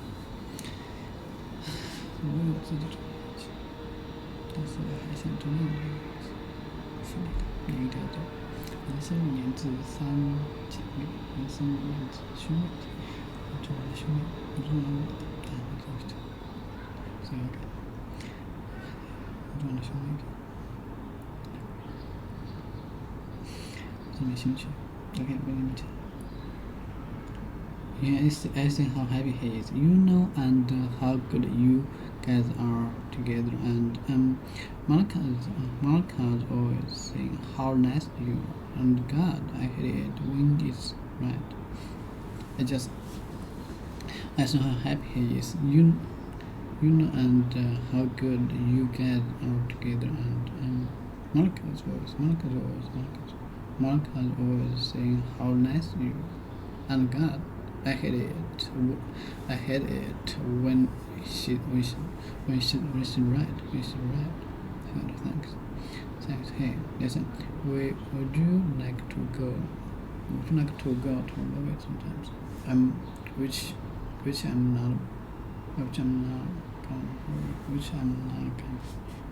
For many reasons, which I'm not gonna bore you.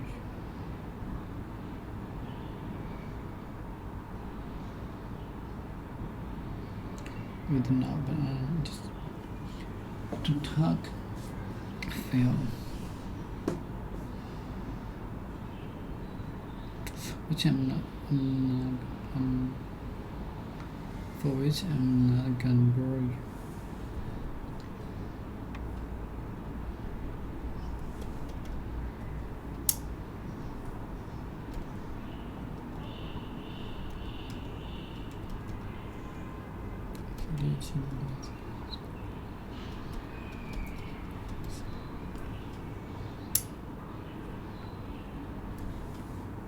For which God, it's really hard for me. For many reasons, I'm not gonna bore you. It's not. When I was on the first start, it was really hard for me. For many reasons, which I'm not gonna bore you. Which will not. I see how happy he is, and how good you guys are together.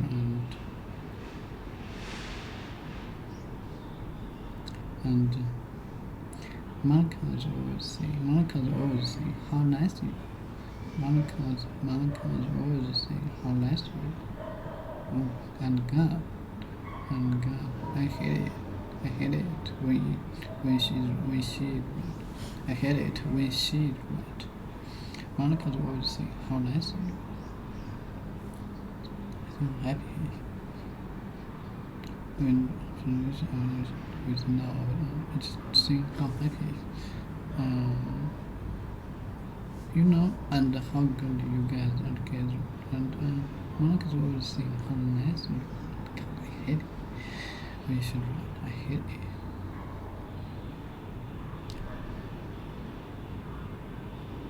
I hate it when she's right. I hate it when she's right. Thanks. Would you like to go to a movie sometimes? Yeah, it's really great. Yeah, I love it. Okay. Oh shoot. Okay. Oh shoot. Okay. Oh shoot. Okay. Oh shoot. Okay. So I'll talk to you later. Okay, alright. I'm a bitch. Shoot.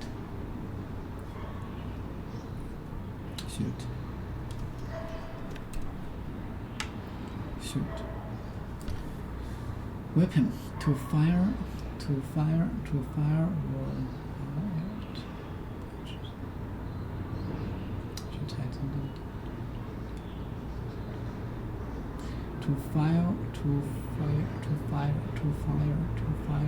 To fire or bullet. To fire or bullet.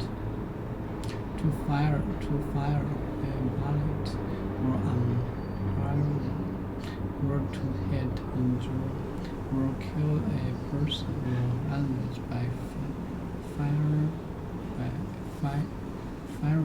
firing a bullet or arrow at her or it.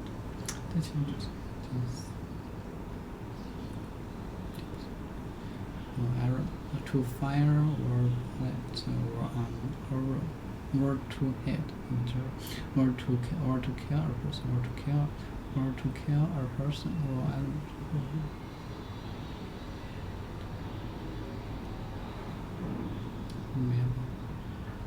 Or kill a person or animal by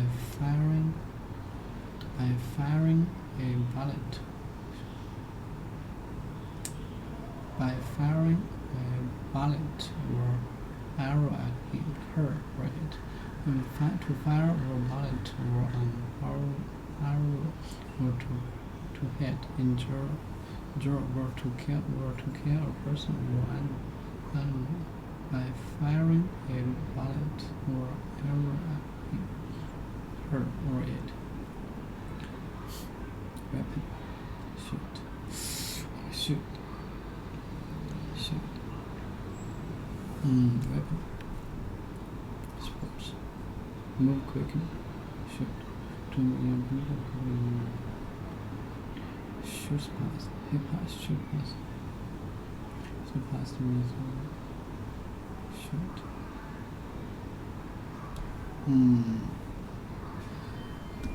Move quickly. Move. To use camera for video or take photos. Shoot. Play. Draw.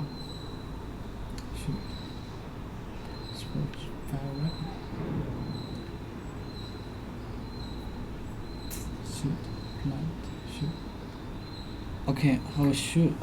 I can't go. Plants. Play game or perhaps. To use a camera to record.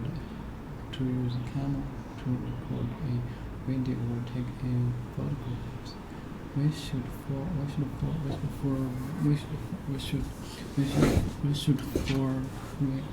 reels film indicate. Why should any location they moves shoot on location in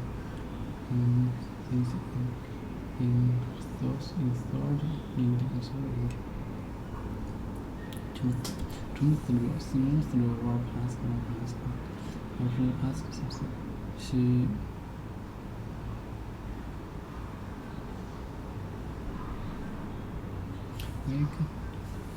She stood through a set of traffic lights. She stood through a set of traffic lights. Went past them. When they gave the sign to stop, before the policy cut in. Should they repeat? It was explanation. Should they repeat? Traveling through the part of a river where the water flow steadily fast. Which I'm not gonna bore you with now, but it's shoot. Tuning manipulate.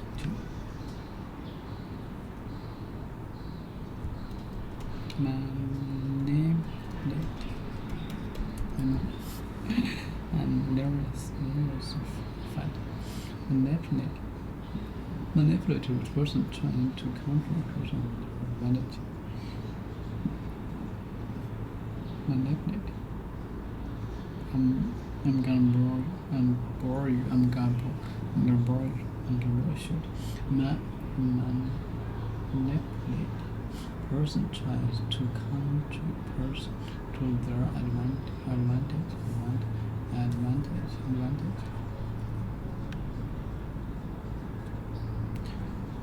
What a manipulative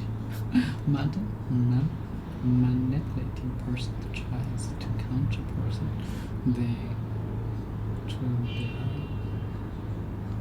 to counter people to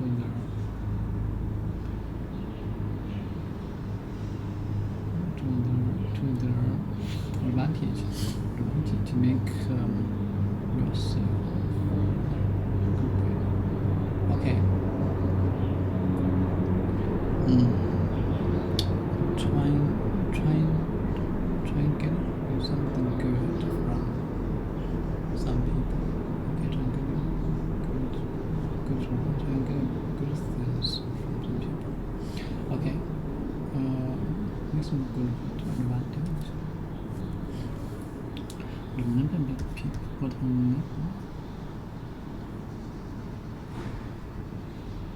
bitch. To enable a person to condition giving a greater chance of success.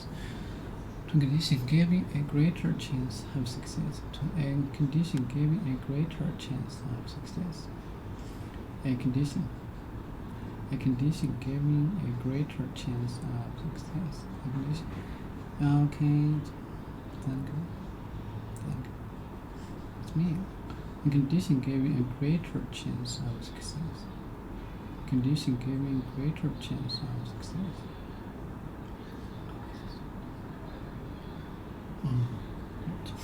A condition giving a greater chance of success. Advantage of doing so. Advantage. The advantage of booking tickets in advance is that you get better seats. That you get better seats.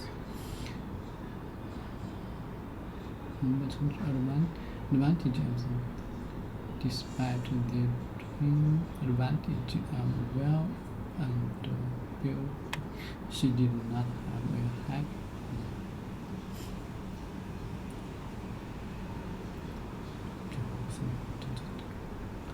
The advantage of booking tickets in advance is that you get better seats.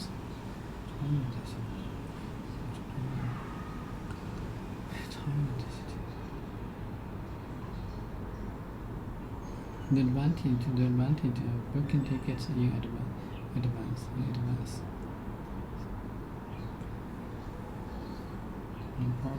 The advantage of booking tickets in advance is that you better seats. Advantage of something despite the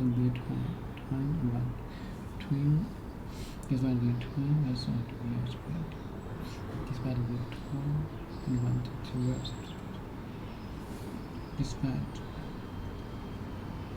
the twin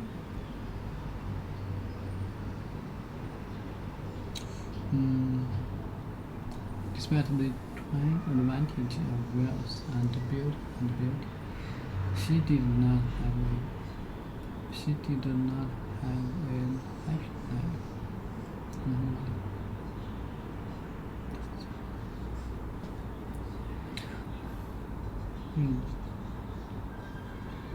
The advantage of something is to the twin advantage of wealth and beauty. She did not have a happy life. It would be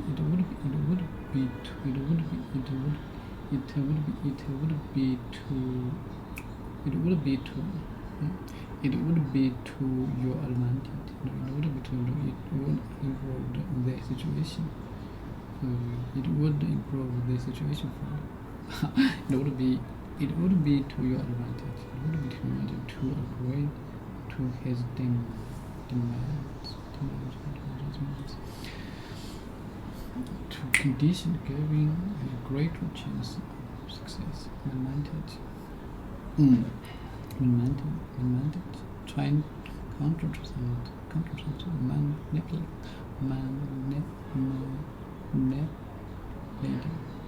Manipulative. manipulative. 说现实。To ask for something. Okay, that's what. Okay.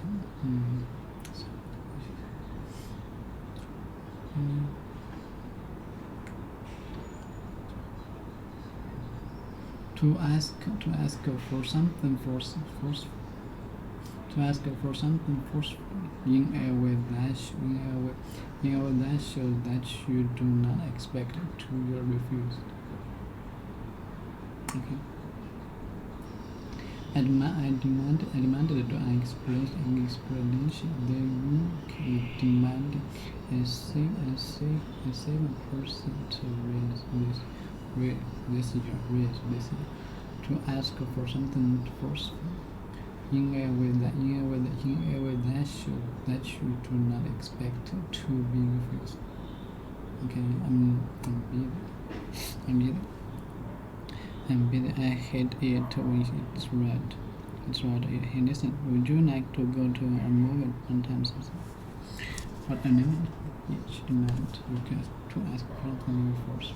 To ask for something first in a way that shows that you do not expect to be refused. Demands. It would be too great his demands. To ask. It would be too young to answer to agree to his demands. Like to ask for something forceful in a way that shows that you do not expect to refuse.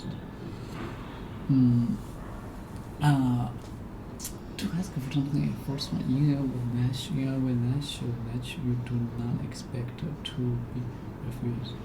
I demanded explanation. I demanded an explanation. He is demanding a 7% raise this year.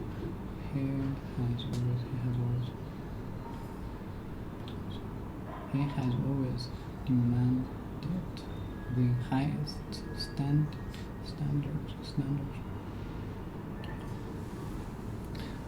He has always demanded the highest standards of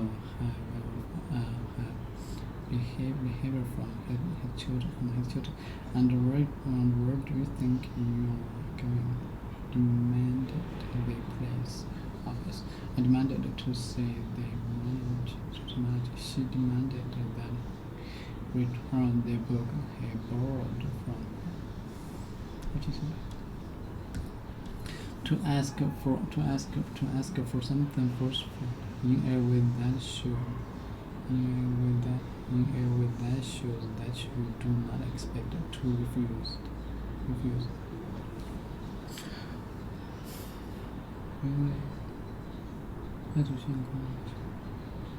To ask for something forceful in a way that shows that you do not expect to refuse. To ask for something forceful in a way that shows that you do not expect to refuse. That shows that you do not expect to.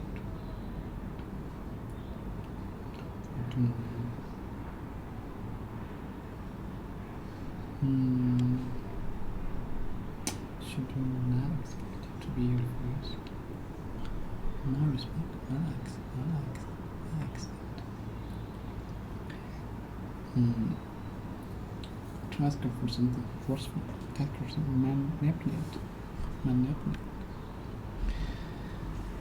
A manipulative person, trying to counter people to their, trying to counter people to make what in manipulative bitch. Manipulative. Manipulative. Manipulative. Bitch. Manipulative bitch. Manipulative bitch. Manipulative bitch.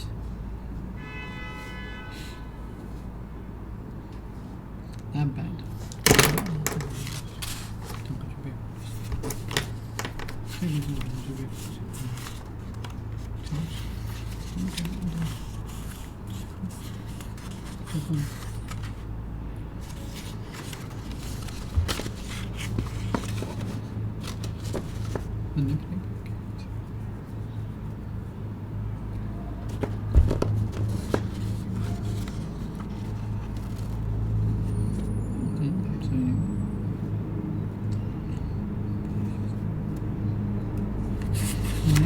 bitch.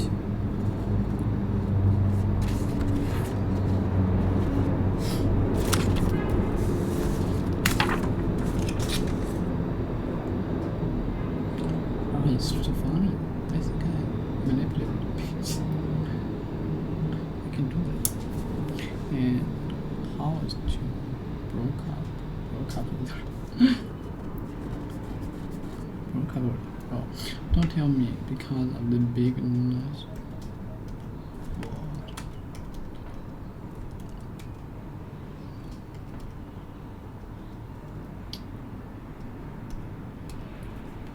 That's first. Don't tell me because of the big nest. Nest.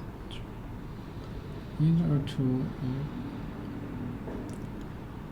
beacon. Open the was through with air. Moves when you breathe. Okay, nostril. Nostril. Nostril. Nostril. Nostril. Nostril. Nostril. Nostril. Nostril. Nostril. Nostril. Nostril. Nostril. Nostrils, that big nostrils. That don't tell me because of the big nostrils. That nostrils. Nostril. Nostril. Nostril. Don't tell me because of the big nostrils. They were huge. They were huge. Because they were huge. They were huge. They were huge. When she sneezed. When she sneezed. When she sneezed. When she sneezed. They were huge when she sneezed. Bats flew. Bats flew. Bats flew out of them. They were huge when she sneezed. Bats flew out of them. Bats flew out of them. They were huge, but they were huge when she sneezed. When she sneezed. When she sneezed. They were huge when she sneezed. Bats flew out of them. Come on, they were not huge. They were huge when she sneezed. Bats flew out of them. When she sneezed. It's funny. Sneeze. Chandler sneezed.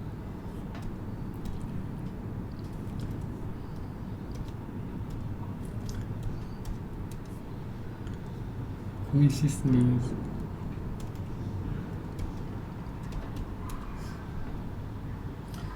When you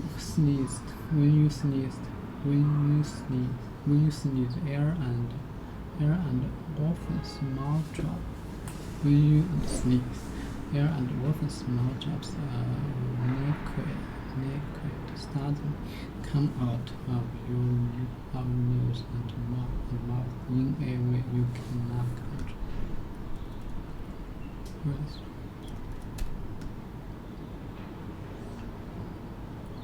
Sneeze. Sneeze.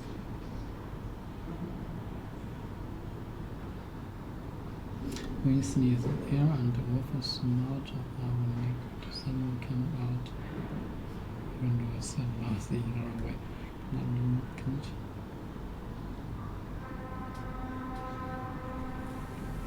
When you sneeze, air and water small drops of liquid suddenly come out. With your nose and mouth. In a way that you can control. No. Nose. Nose. No. Nose, come on. They were not that huge. They were huge when she sneezed. Bats flew out of them. Bats flew. Come on. When she sneezed. They were huge when she sneezed. Bats. When she sneezed. Bats. When she sneezed, bats.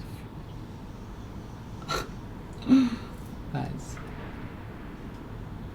Flew. That's it. That's floating.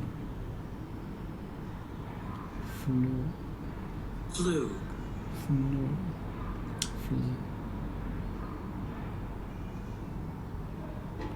Bats. Special piece of wood used hacking bar and thinking.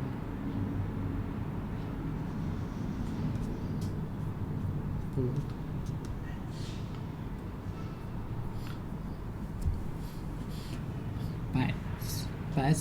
Bats flew out of them. They were huge when she sneezed. Bats flew out of them. So how's Jill broke up with her? Oh, why? Don't tell me, because one of the biggest nice person.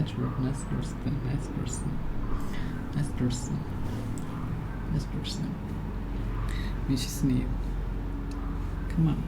They were not that huge. I'm telling you, she knew about flew. F business from the person.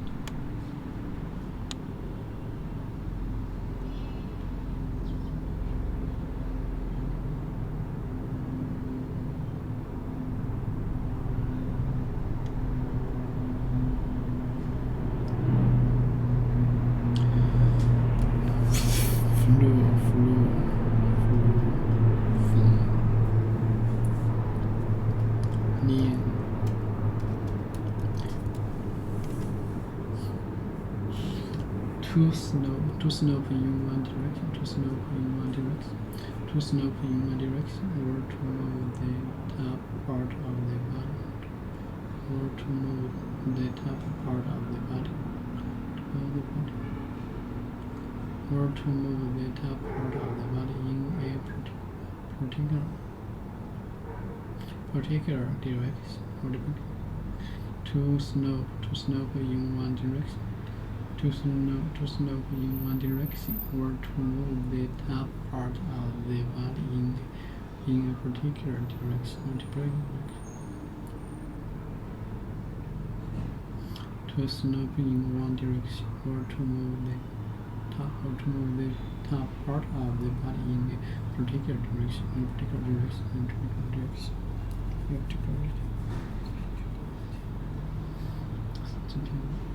To snow in one direction, or to move the top part of the body in a particular direction. Snow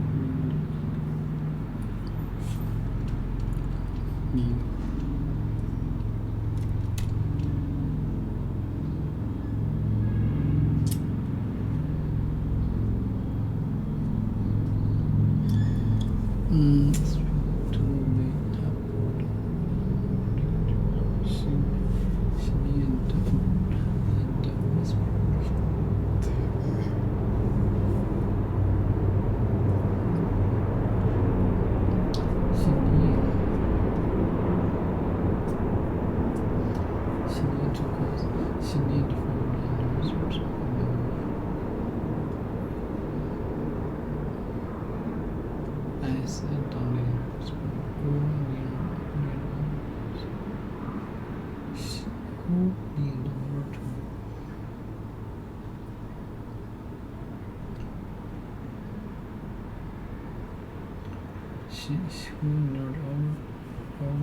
who leaned continued. She leaned back. Can see her and continue. She leaned. I could see her praying. Tara, okay. Praying. They work inside the head of the account of that memories, feelings, and activities.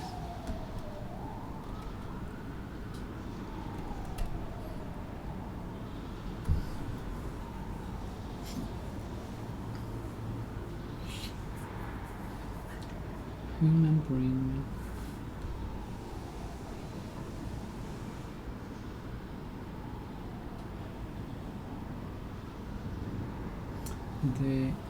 They work inside the head of that counter thought.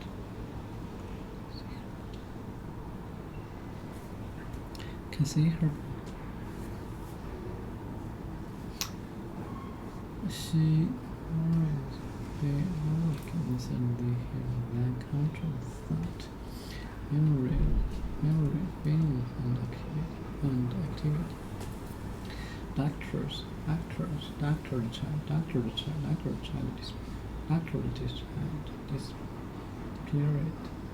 to reduce the swelling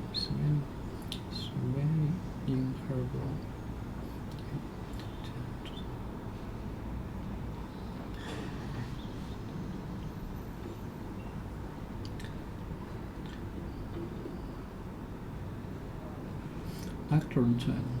Doctor tried desperately to reduce the swelling in her brain. The accent left him with permanent brain damage. The accent left him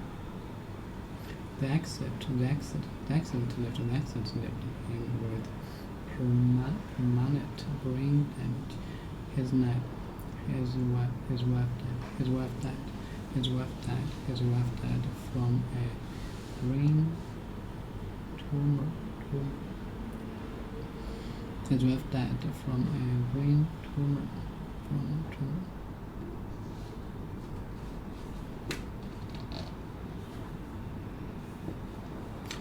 Doctor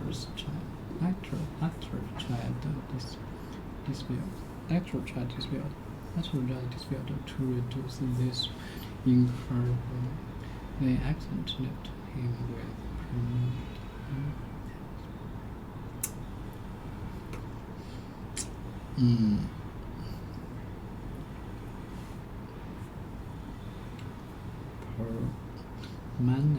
brain damage. His wife died from a brain tumor.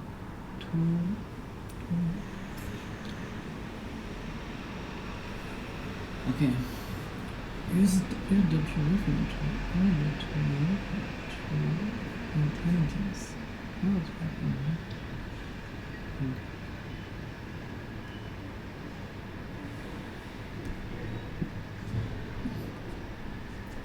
Brain.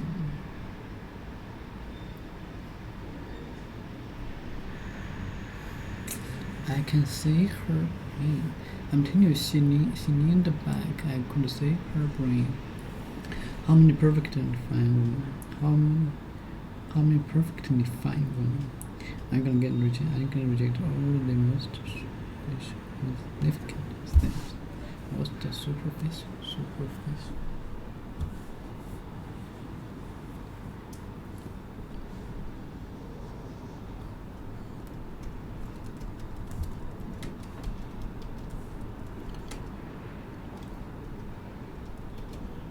superficial.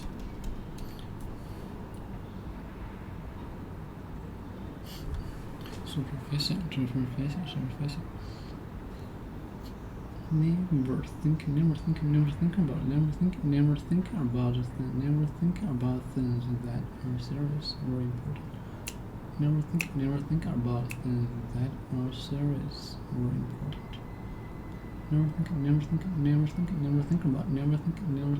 think about things that are serious or important. Not never think about things that are serious or important. Superficial, not serious. The person never think about things that are serious or important.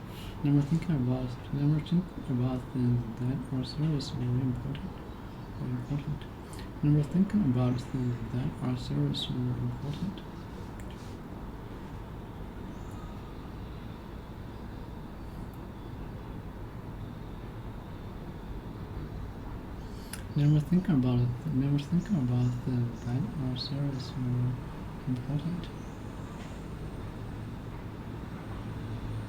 Never think about things that are serious or important. Never think about things that are serious or important. Never think about things that are serious or important.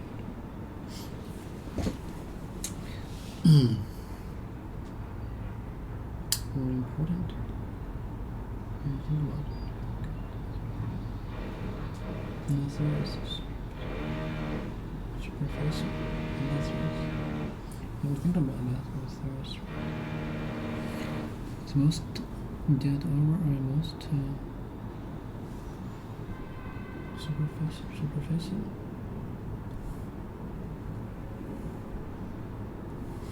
I mean, curriculum. Are you gonna reject over the most superficial? Are you gonna reject? Are you gonna reject? You think? Never think about things that are serious or important. Never think about things that are serious. Never think about things that are serious or important. For some reason, again,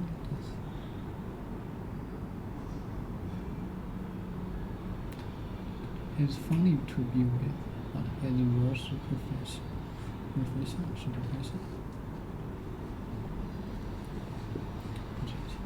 It's funny to be with, but he's very superficial. It's funny to be with, but he's very superficial. I'm telling you, she leaned back and I could see her brain. I'm perfectly fine.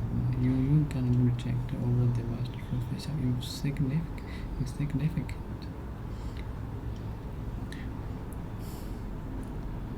Insignificant things. Teachers, hold it.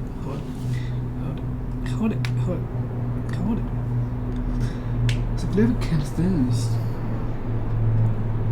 A little bit every day, but in exchange you will win big later, you'll do better. That is, by the way, entrepreneurship. Entrepreneurs bleed every day. They're not making money, they're losing money, they're constantly stressed out. All the responsibility is upon them, but when they win big. On average, they'll make more. So why don't we jump into accountability, which I thought was pretty interesting, and I think you have your own unique take on it.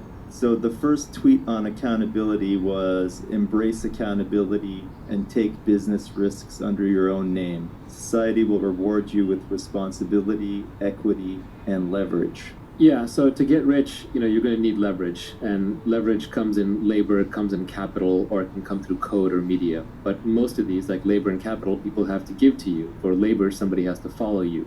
For capital, somebody has to give you money or assets to manage or machines. So to get these things, you have to build up credibility, and you have to do those under your own name as much as possible, which is risky. So accountability is a double-edged thing. It allows you to take credit when things go well and to bear the brunt of the failure when things go badly. So in that sense, people who are stamping their names on things aren't foolish, they're just confident. Maybe it turns out to be foolish in the end, but if you look at a Kanye or an Oprah or a Trump or an Elon or anyone like that, these people can get rich just off their name because their name is such powerful branding. Regardless of what you think of Trump, you have to realize that the guy was among the best in the world at just branding his name. Why would you go to Trump Casino? It used to be because of Trump. Why would you go to Trump Tower? Because of Trump. When it came time to vote, I think there were a lot of voters who just went in and said Trump. They recognized the name. So the name recognition paid off.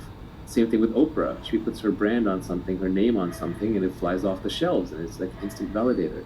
But these people also take risks for putting their name out there. Obviously, Trump is now probably hated by half or more than half of the country and by a big chunk of the world because he sticks his name out there.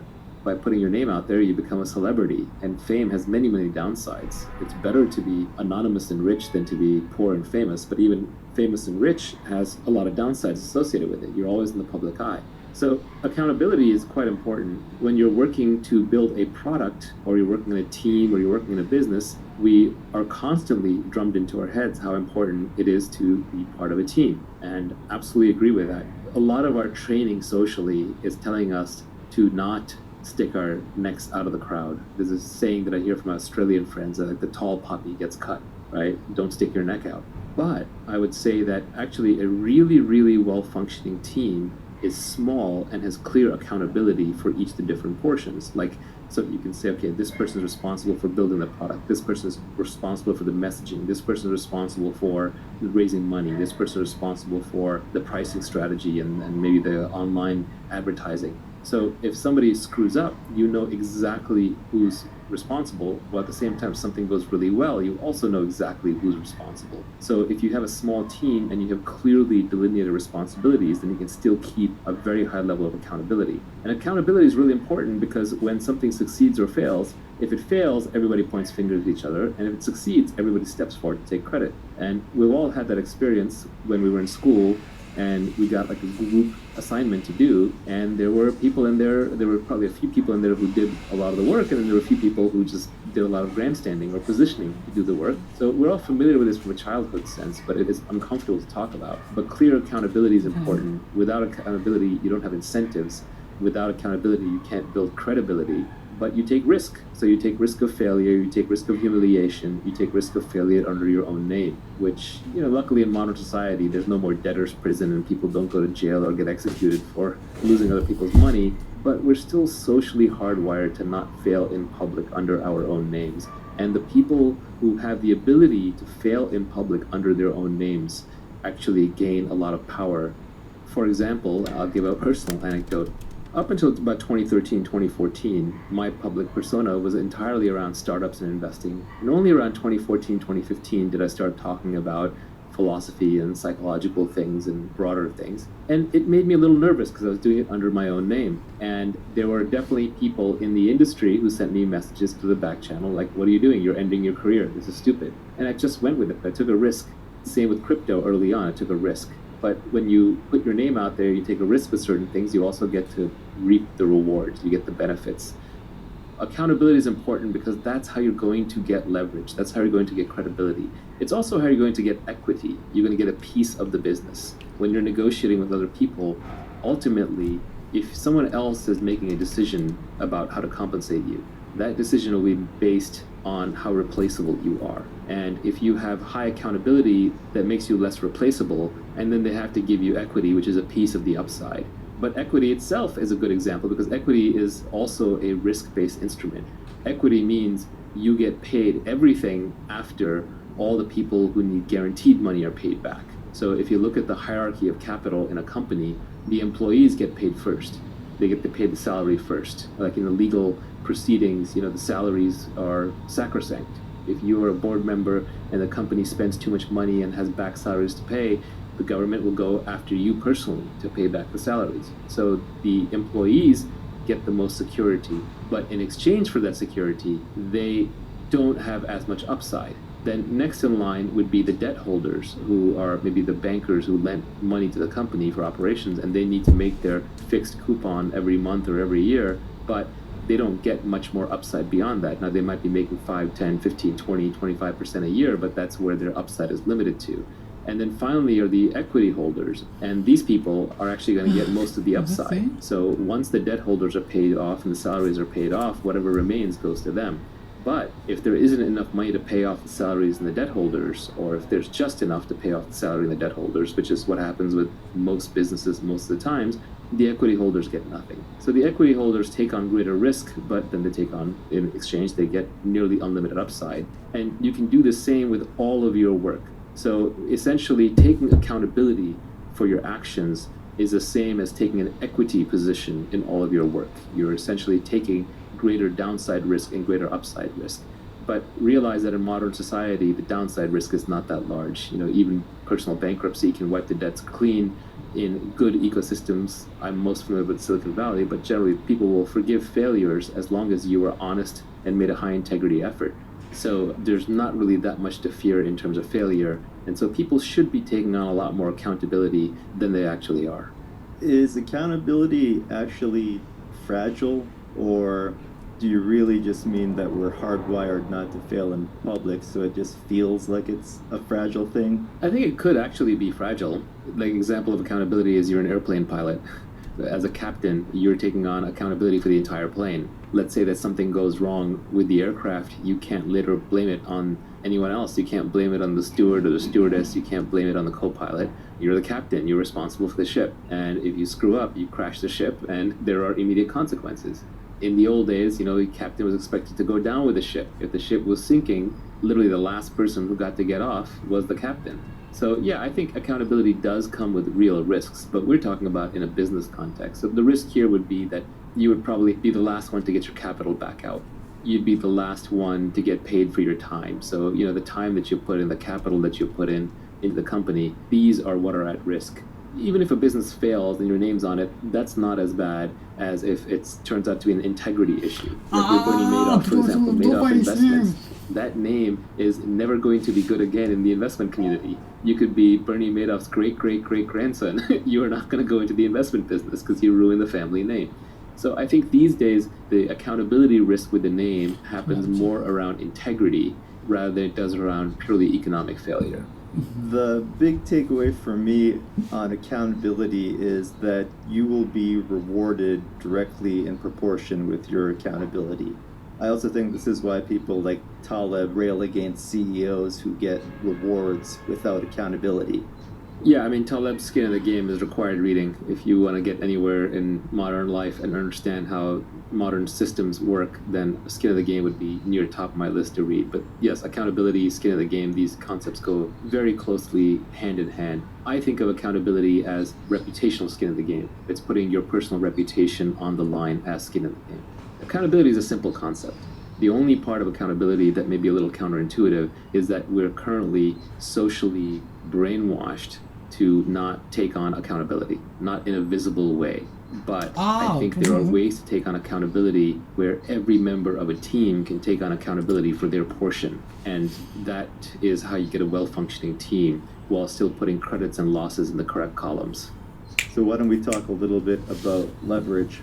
The first tweet in the storm was a famous quote from Archimedes, which was, "Give me a lever long enough and a place to stand, and I will move the earth." The next tweet was, "Fortunes require leverage. Business leverage comes from capital, people, and products with no marginal cost of replication." Leverage is critical. The reason I stuck an Archimedes quote in there is normally I don't like putting other people's quotes in my Twitter. Like, that doesn't add any value. You can go look up those people's quotes. But this quote I had to put in there because it's just so fundamental. I read it when I was very, very young, and it had a huge impression on me. And we all know what leverage is when we use a seesaw or a lever. We understand how that works physically.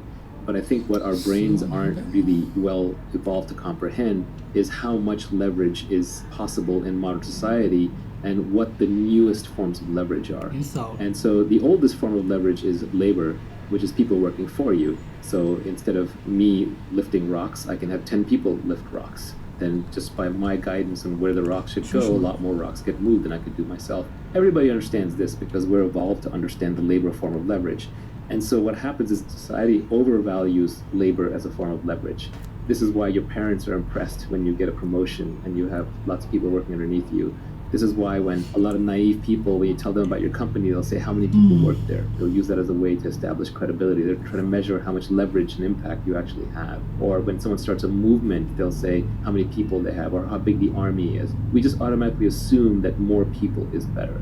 But I would argue that this is the worst form of leverage that you could possibly use. Managing other people is incredibly messy. It requires tremendous leadership skills.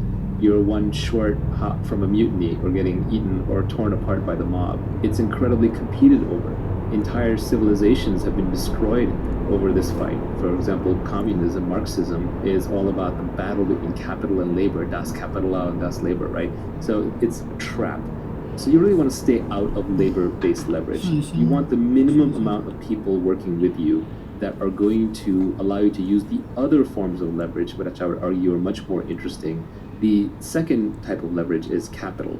And this one's a little less hardwired into us because large amounts of money moving around and being saved and being invested in money markets, these are inventions of human beings the last few hundred to few thousand years. They're not evolved with us from hundreds of thousands of years. So we understand them a little bit less well.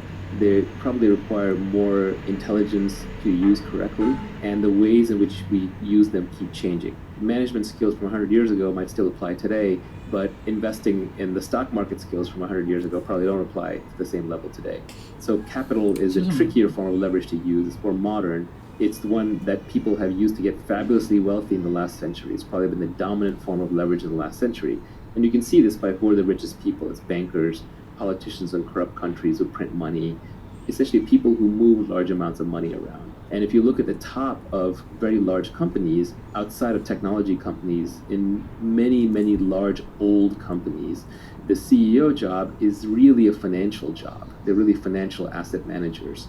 Now, sometimes an asset manager can put a pleasant face on it so you get a Warren Buffett type, but deep down, I think we all dislike capital as a form of leverage because it feels unfair, because it's this invisible thing that can be accumulated and passed across generations and suddenly seems to result in people having gargantuan amounts of money with nobody else kind of around them or necessarily sharing in it. That said, capital is a powerful form of leverage. It can be converted to labor. It can be converted to other things. It's very surgical, very analytical. If you are a brilliant investor and you have $1 billion and you can make a 30% return with it, whereas anybody else can only make a 20% return, you're going to get all the money and you're going to get paid very handsomely for it.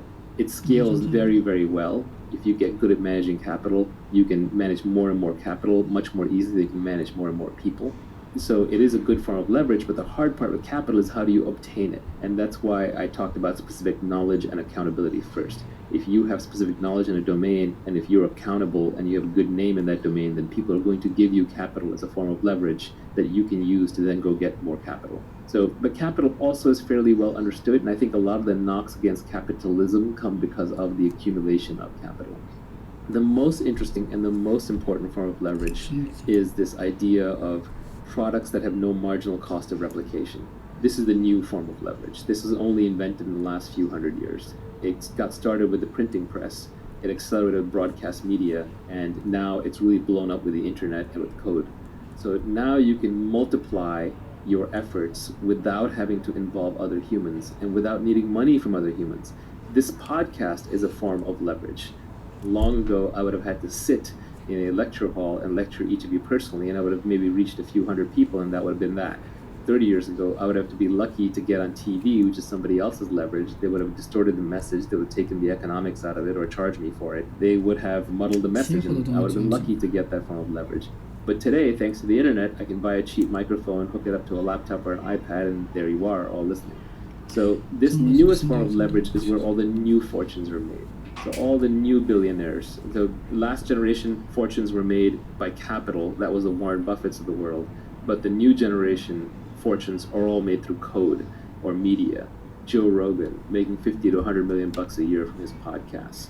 PewDiePie, I don't know how much money he's rolling in, but he's bigger than the news, right? The Fortnite players. Of course, Jeff Bezos and Mark Zuckerberg and Larry Page and Sergey Brin and Bill Gates and Steve Jobs. That is all code-based leverage. Now, the beauty is when you combine all of these three. That's where tech startups really excel, where you take just the minimum but highest output labor that you can get, which are engineers and designers, product developers, and then you add in capital. You use that for marketing, advertising, scaling, and you add in lots of code and media and podcasts and content to get it all out there. That is a magic combination, and that's why you see technology startups explode out of nowhere, use massive leverage, and just make huge outsized returns. Do you want to talk a little bit about permissioned versus permissionless? Probably the most interesting thing to keep in mind about the new forms of leverage is they are permissionless. They don't require somebody else's permission for you to use them or succeed. For labor leverage, somebody has to decide to follow you. For capital leverage, something. You say superficial.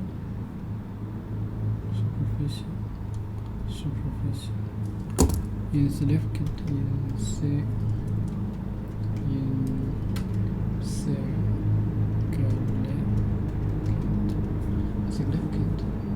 Significant, small or non-notice, and therefore not considered important mechanisms. Small notice, and therefore not considered important.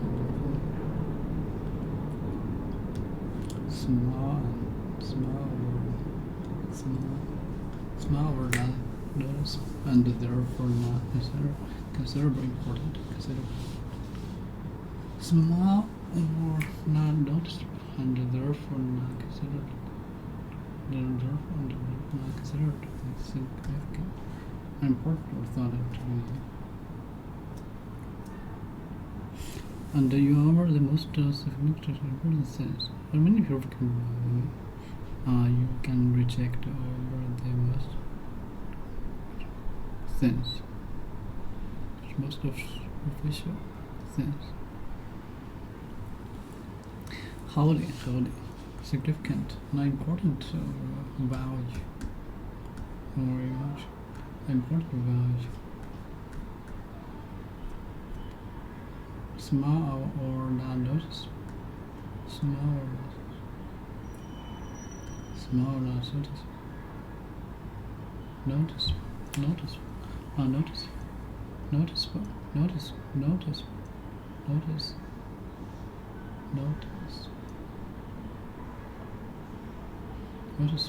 and therefore not considered, and therefore not.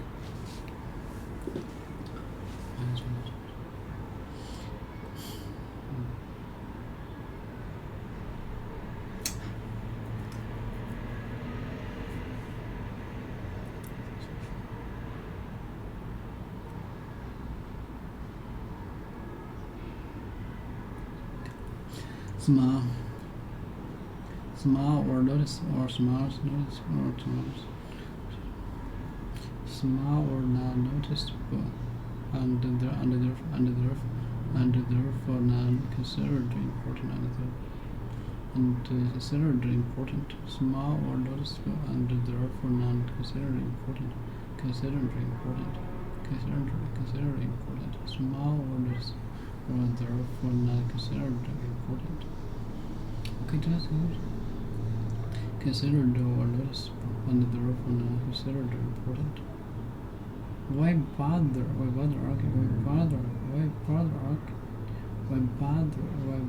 argue about such an insignificant sense? Why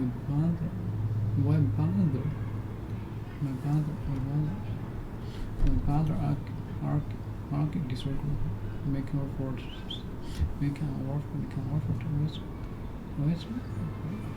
effort Why bother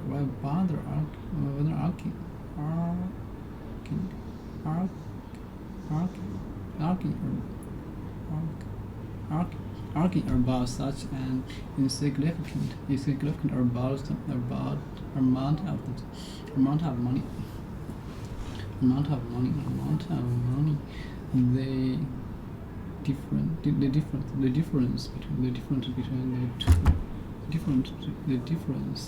The difference between the two results is insignificant. The difference between the two is different. Between the two results of this insignificant. The difference between the two results was insignificant. So, how many perfectly fine are you gonna reject over the most superficial, insignificant things? Howdy. I gotta side with Chandler on this one. When I first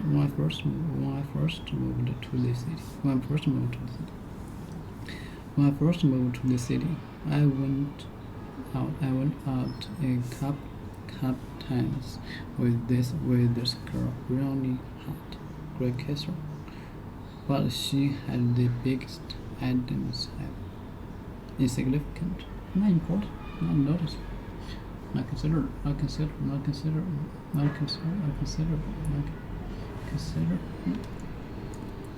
Bother, make an effort.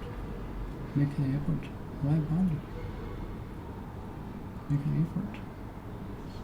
I don't even bother to that. I don't bother make an effort. Consider and consider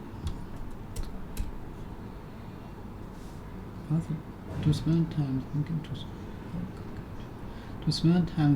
about a possibility. To this.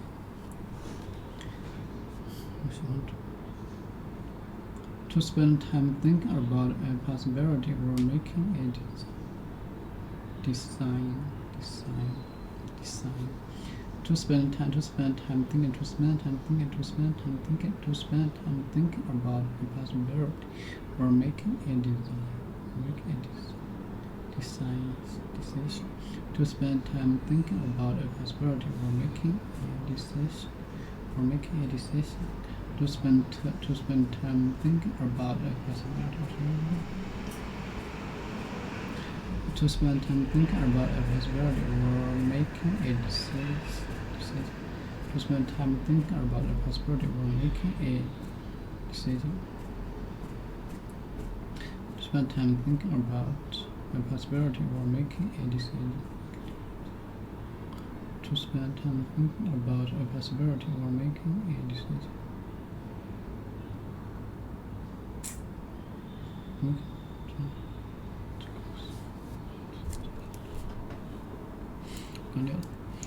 When I first moved to the city, I went out a couple times with this girl, really hot. When I first moved to the city, okay. How many perfectly fine are you gonna reject? Are you gonna reject over the most superficial, insignificant things? How?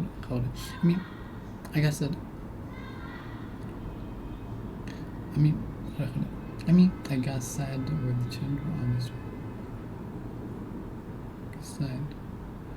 When I first moved to the city, I went out a couple with this girl, really hot. I kissed her, but she had the biggest items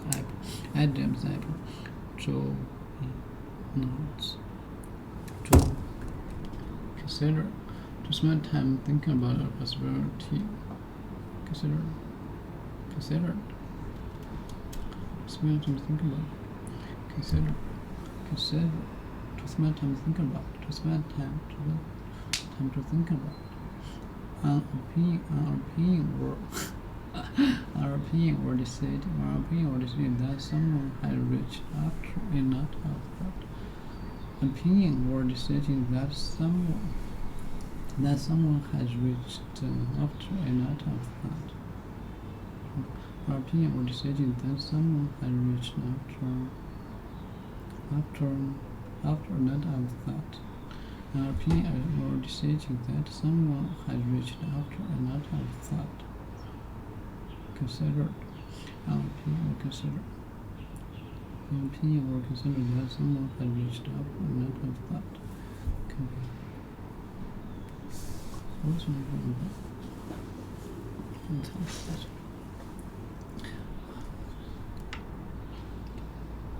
Significant, sad, great case. Consider.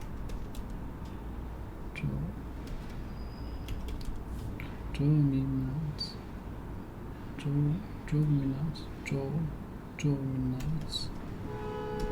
Nuts. A rude word. For the test take. 1 must.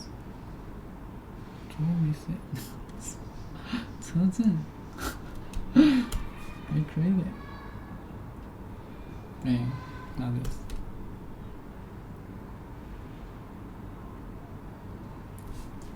Not a rude word for test take. Not silly, stupid. Drove me nuts. Drove me nuts.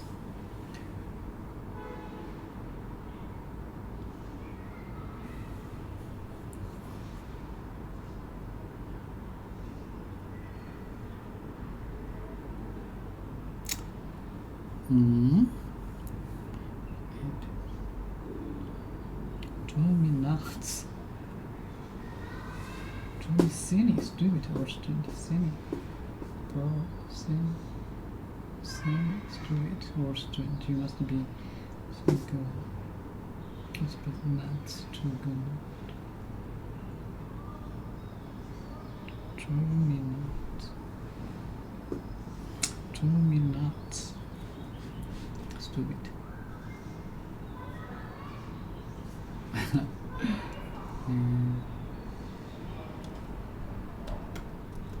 Then next items happen.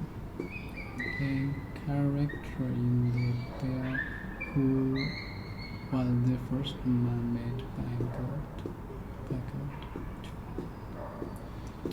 A character in the Bible who was the first man made by God.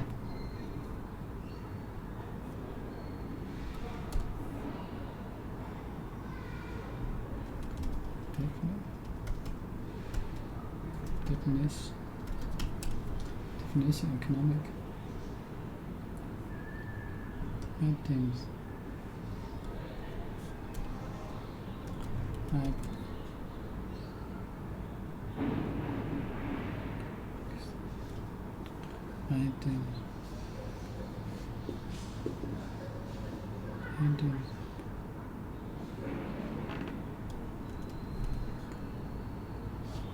Items.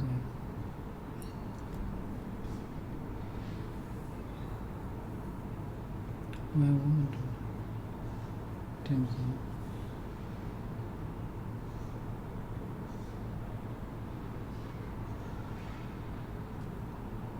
Items. Surround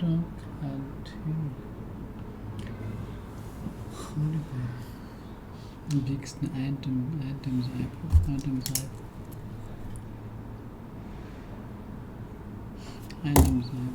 drove me nuts.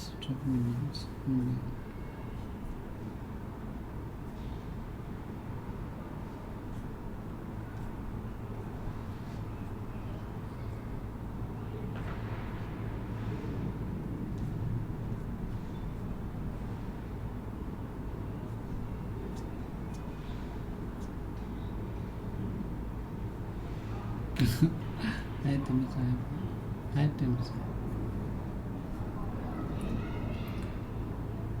Trigger. Circled. Curriculed. Catlett. Tracheo. Cattage.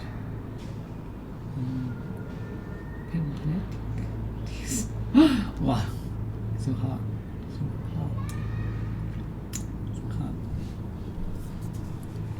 Significant.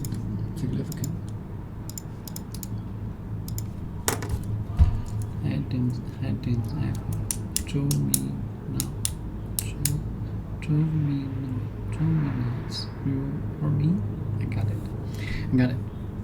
Joy, women don't have items. You guys, miss, past,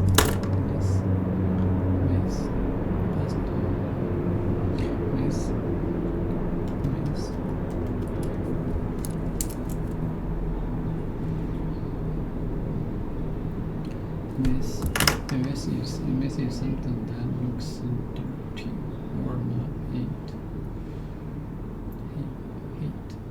Miss is something that looks dirty or not dirty.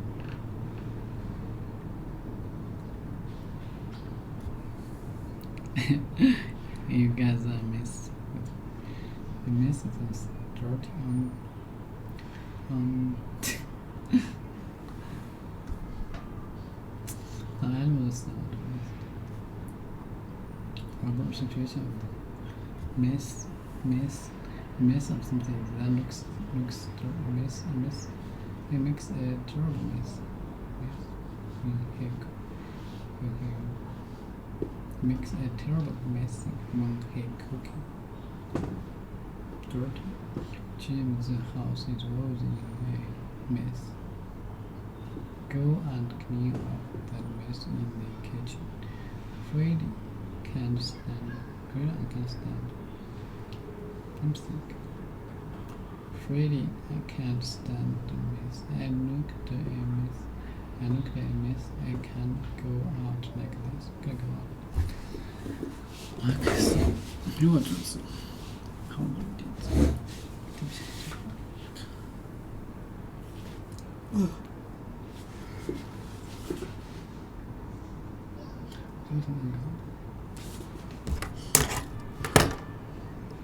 That would be enough.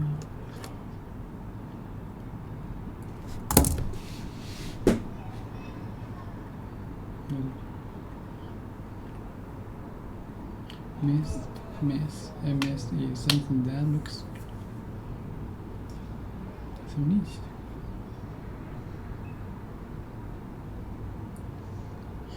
A mess is something that looks dirty or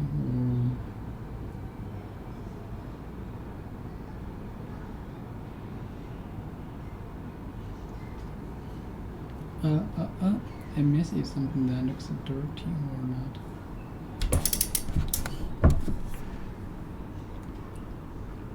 He has to give you money to invest or to turn into a product, users to add value to each other. So you should always be thinking about how your users, your customers, can add value to each other, because that is the ultimate form of leverage.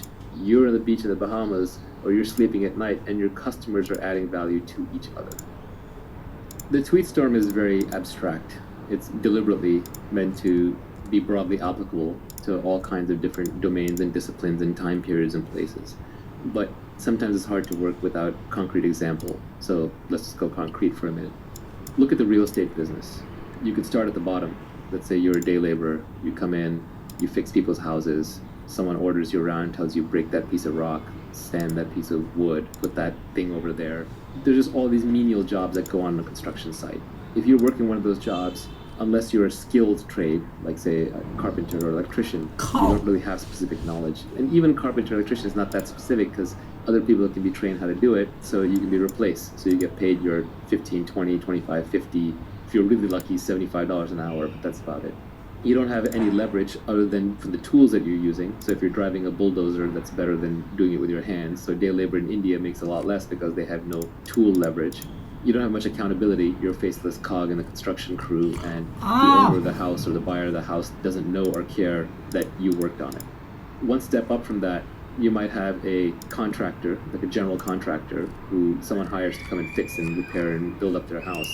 That general contractor is taking accountability, they're taking responsibility. So now, if let's say they got paid $250,000 for the job, sorry I'm using Bay Area prices, so maybe I'll go rest of the world prices, $100,000 for the job to fix up a house, and it actually costs the general contractor, all said and done, $70,000. Well, that contractor is going to pocket that remaining 30. So they got the upside, they got the equity, but they're also taking accountability and risk. So if the project runs over and there's losses, then they eat the losses. But you see, just the accountability gives them some form of additional potential income. And then they also have labor leverage because they have a bunch of people working for them. but it probably tops out right there. You can go one level above that and you can look at a property developer. This might be someone who is a contractor who did a bunch of houses, did a really good job, then decided to go into business for themselves, and they go around looking for beaten down properties that have potential. They buy them, they either raise money from investors, they're fronted themselves, they fix the place up, and then they sell it for twice what they bought it for. Maybe they only put in 20% more, so it's a healthy profit. So now a developer like that takes on more accountability, has more risk, they have more specific knowledge, because now you have to know which neighborhoods are worth buying in, which lots are actually good and which lots are bad, what makes or breaks a specific property. You have to imagine the finished house that's going to be there, even when the property itself might look really bad right now. So there's more specific knowledge, there's more accountability and risk, and now you also have capital leverage because you're also putting money into the project. But conceivably, you could buy, a piece of land or a broken down house for $200,000 and turn it into $1 million mansion and pocket all the difference. One level beyond that might be a famous architect or a developer, where just having your name on a property because you've done so many great properties increases its value. One level up from that, you might be a person who decides, well, I understand real estate and I now know enough of the dynamics of real estate that rather than just build and flip my own properties or improve my own properties, I'm going to be a massive developer. I'm going to build entire communities. Another person might say, I like that leverage, but I don't want to manage all these people. I want to do it more through capital, so I'm going to start a real estate investment trust. And that requires specific knowledge, not just about investing in real estate and building real estate, but also requires specific knowledge about the financial markets, the capital markets, and how real estate trusts operate. One level beyond that might be somebody who says, actually, I want to bring the maximum leverage to bear in this market and the maximum specific knowledge. And so that person would say, well, I understand real estate, and I understand everything from basic housing construction to building properties and selling them to how real estate markets move and thrive.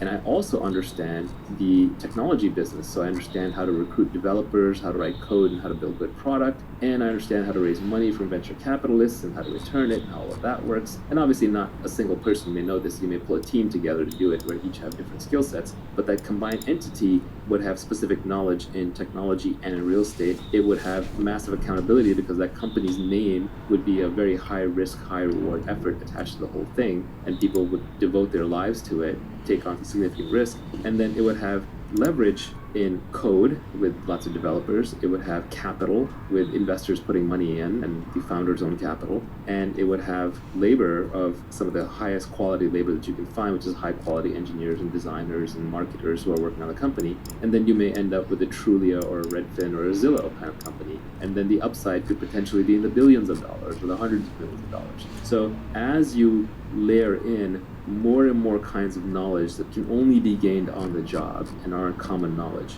and you layer in more and more accountability and risk-taking, and you layer in more and more great people working on it and more capital on it and more code and media on it, you keep expanding the scope of the opportunity all the way from the day laborer who might just literally be scrapping on the ground with their hands, all the way up to somebody who started a real estate tech company and then took it public. We spoke about specific knowledge, we talked about accountability, we talked about leverage. The last skill that Naval talks about in his tweet storm is judgment, where he says that leverage is a force multiplier for your judgment. We are now living in an age of nearly infinite leverage, and all the great fortunes are created through leverage. So your first job is to go and obtain leverage, and you can obtain leverage through permission by taking risks and getting people to work for you, or by raising capital, or you can get leverage permissionlessly by learning how to code or becoming a good communicator in podcasting, broadcasting, creating videos, writing, etc. So that's how you get leverage. But once you have leverage, what do you do with it? Well, the first part of your career is spent hustling to get leverage. Once you have the leverage, then you want to slow down a bit because your judgment really matters. It's like you've gone from steering your sailboat around to now you're steering an ocean liner or a tanker. You have a lot more at risk, but you have a lot more to gain as well. You're carrying a much higher payload. So in an age of infinite leverage, judgment becomes the most important skill. Warren Buffett is so wealthy now because of his judgment. Even if you were to take away all of Warren's money, tomorrow investors would come out of the woodwork and hand him $100 billion because they know his judgment is so good, and they would give him a big chunk of that $100 billion to invest.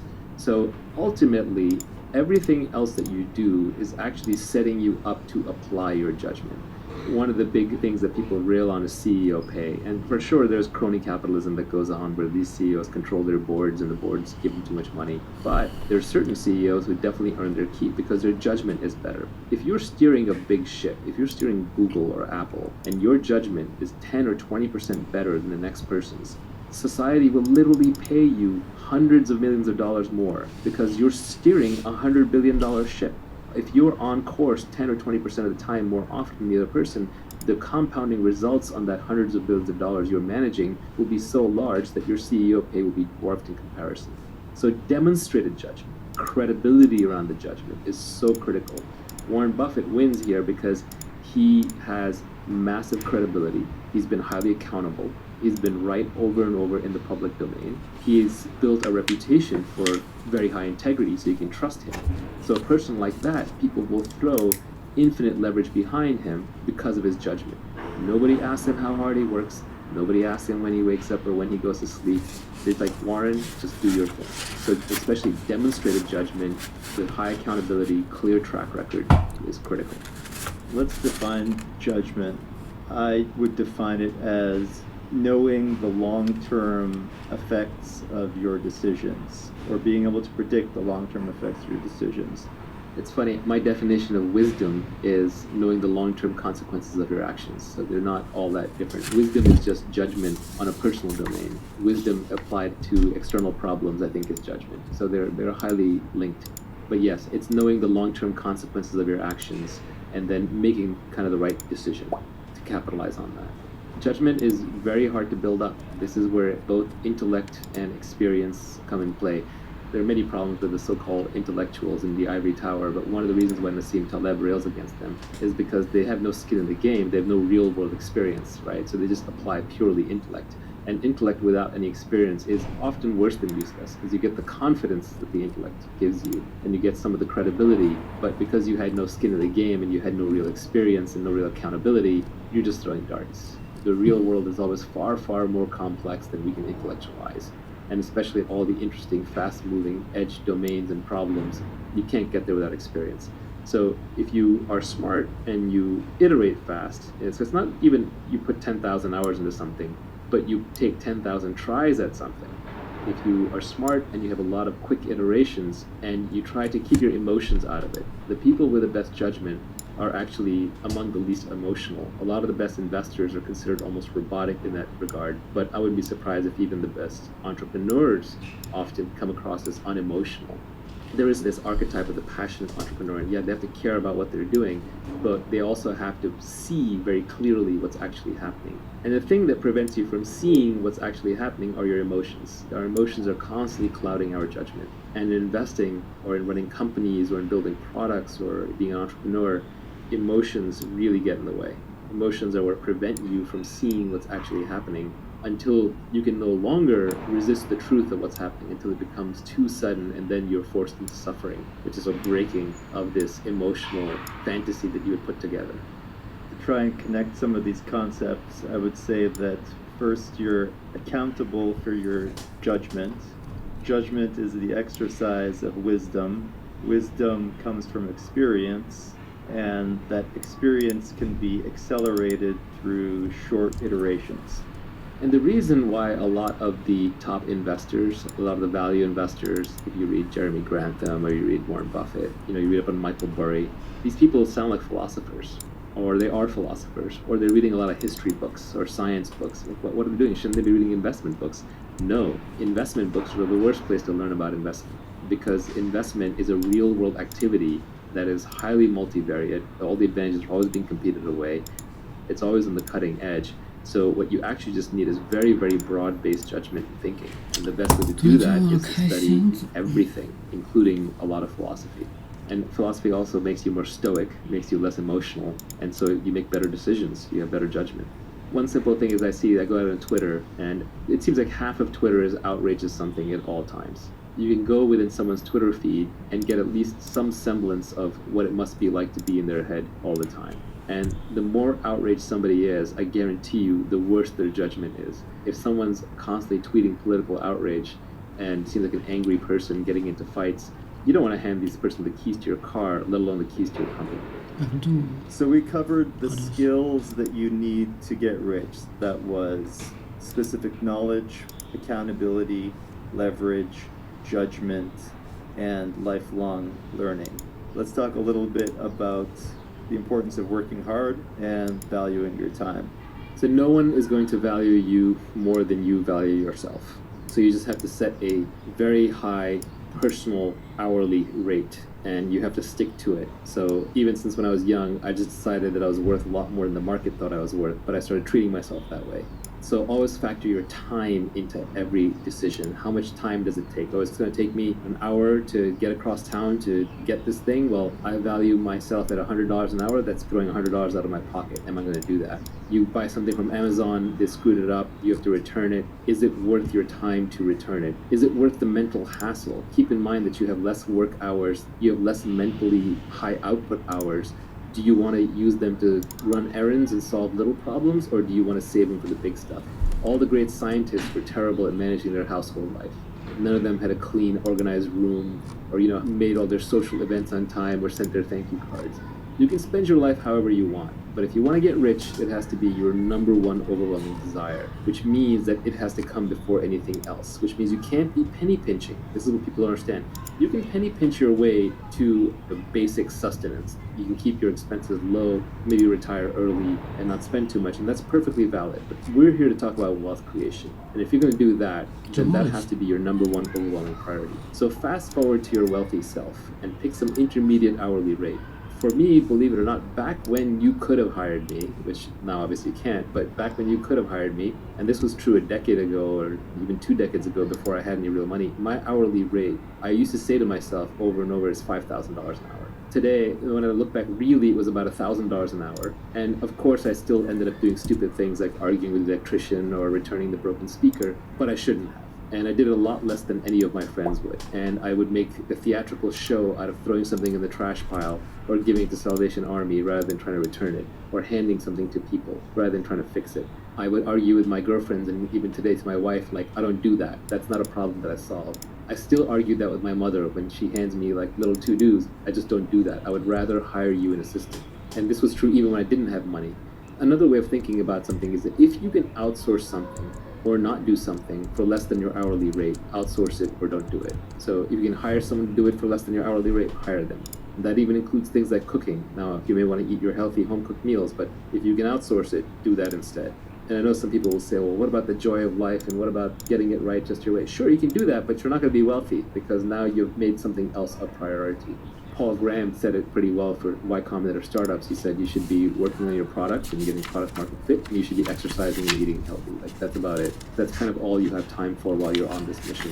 So set a very high hourly aspirational rate for yourself and stick to it. And it should seem and feel absurdly high. If it doesn't, it's not high enough. And whatever you picked, my advice to you would be raise it. Like I said, for myself, even before I had money, for the longest time, I used $5,000 an hour. And if you extrapolate that out into what it looks like as an annual salary, it's multiple millions of dollars per year. Ironically, I actually think I've beaten it. When I look back, because I'm not the hardest working person, I'm actually kind of a lazy person. So I work through bursts of energy where I'm really motivated with something. So if I actually look at how much I've earned per actual hour that I've put in, it's probably quite a bit higher than that. Let's talk about hard work. There's this battle that happens on Twitter a lot between should you work harder and should you not. Like David Hauser's on there saying, it's like you're slave driving people, and Keith Rabois is always on there saying, like, no, all the great founders work their fingers to the bone. And they're talking past each other. First of all, they're talking about two different things. David is talking about employees in a lifestyle business, which is fine. Your number one thing in life, if you're doing that, is not getting wealthy. You have a job, you also have your family, you also have your life. But Keith is talking about the Olympics of startups. He's talking about the person going for the gold medal and trying to build a multi-billion-dollar public company. That person has to get everything right. They have to have great judgment, they have to pick the right thing to work on, they have to recruit the right team, and they have to work crazy hard because they're basically engaged in a competitive sprint. So if getting wealthy is your goal, you are going to have to work as hard as you can. But hard work is absolutely no substitute for who you work with and what you work on. What you work on is probably the most important thing. Finding product market founder fit, to expand on Mark Andreessen's definition, he came with product market fit, but I would add product market founder fit, which is how well you are personally suited to that business. The combination of that three, that should be your overwhelming goal. And you can save yourself a lot of time if you pick the right area to work in. Picking the right people to work with is the next most important piece. And then third comes how hard you work.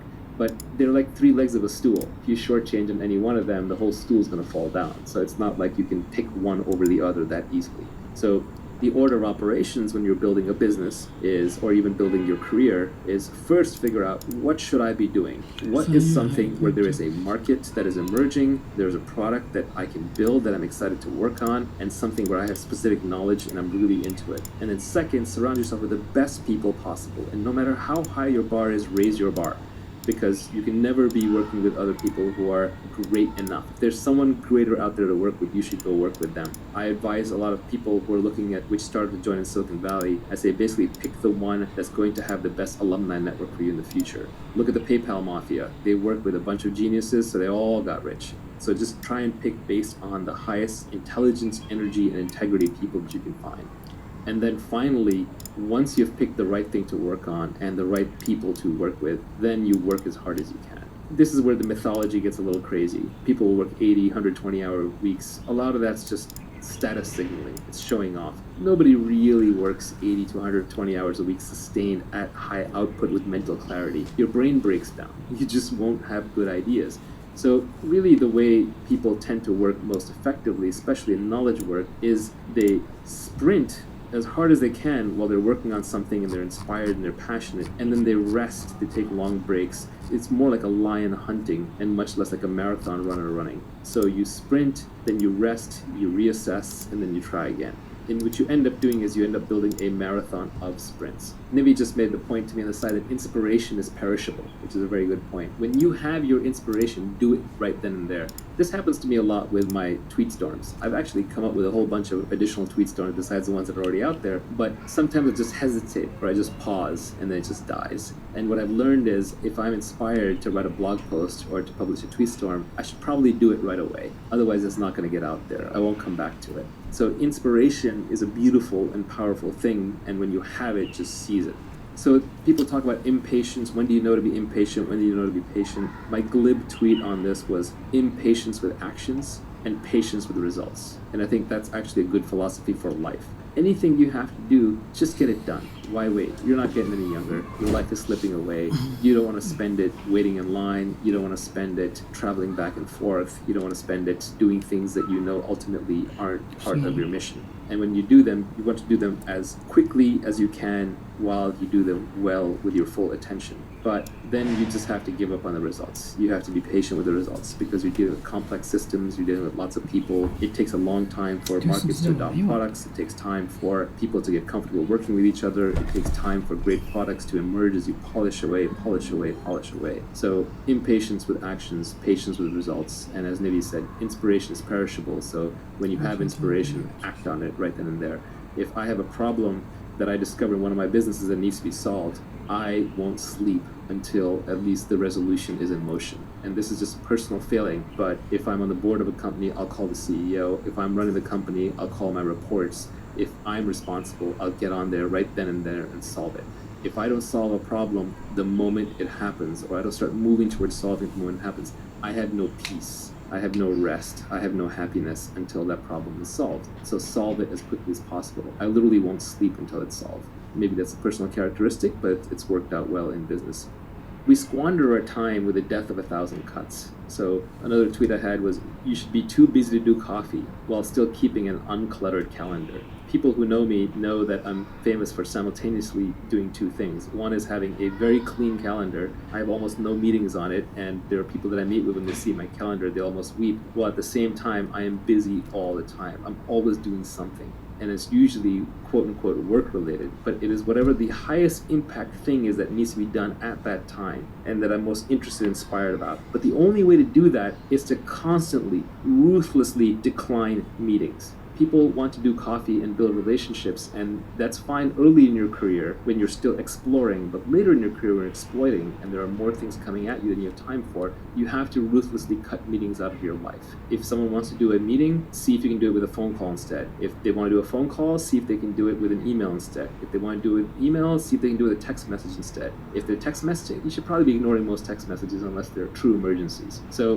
one has to be utterly ruthless about dodging meetings. When you do meetings, do walking meetings, do standing meetings, keep them short, keep them actionable, keep them small. Any meeting with 8 people in it sitting around a conference table, nothing is getting done in that meeting. You're literally just dying 1 hour at a time.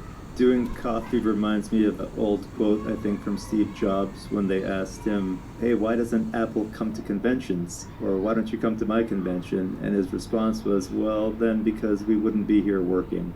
Yeah, I used to have a tough time turning people down for meetings, but now I just tell them outright. I just say, look, I don't do non-transactional meetings. I don't do meetings without a strict agenda. I don't do meetings unless we absolutely have to. Nivi used to do this. He would email people when they would ask Nivi and I for a meeting, a coffee meeting, get to know you. He would say, we don't do meetings unless it's life and death urgent. And then that person has to respond, yeah, it's life and death urgent, or there's no meeting. When you have something important or something valuable, other busy, interesting people will meet with you. Your calling card has to be, hey, here's what I've done, here's what I can show you, let's meet and I'll be respectful of your time if this is useful to you. And I find that there are very busy, important people who will take your meeting, but you have to come with a proper calling card. All the people who tweet and who email famous or rich people saying, hey, if I could just get one meeting with you, and they're vague about it, they're not going to get anywhere in life. You have to build up the credibility. When, for example, an investor in the tech business, in the venture business, looks at a startup, the first thing they want to see is they want to see some evidence of product progress. They don't just want to even see a slide deck, they want to see product progress. Because the product progress is the resume for the entrepreneur. It is the unshakable, unfakeable resume. So you have to do the work. To use a crypto analogy, you have to have proof of work. If you have proof of work and you truly have something interesting, then you shouldn't hesitate to put it together in an email and send it to somebody. But even then, when you're asking for a meeting, you want to be super actionable about it. But I would say even the other side, even if you yourself haven't made it yet, if you think you're going to make it by going out and networking and doing a whole bunch of meetings, you're probably incorrect. Yes, networking can be important early in your career. And yes, you can get serendipitous with meetings. But the odds are pretty low. And as we spent time talking about earlier, when you are just meeting people and hoping to get that lucky break, you're relying on type 1 luck, which is blind luck, and type 2 luck, which is hustle luck. But what you're not getting is type 3 or type 4 luck, which are the better kinds, where you spend time developing a reputation, working on something, developing a unique point of view, and being able to spot opportunities that others can't. A busy calendar and a busy mind will destroy your ability to do great things in this world. If you want to be able to do great things, whether you're a musician or whether you are an entrepreneur or whether you're an investor, you need free time and you need a free mind. We just finished talking about the importance of working hard and valuing your time.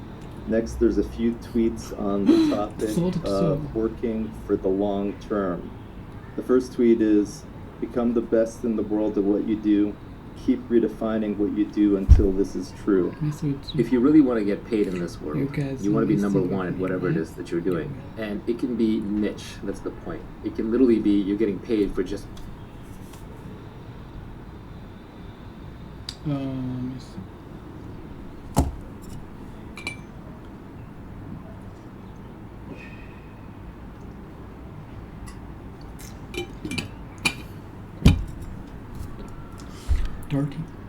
dirty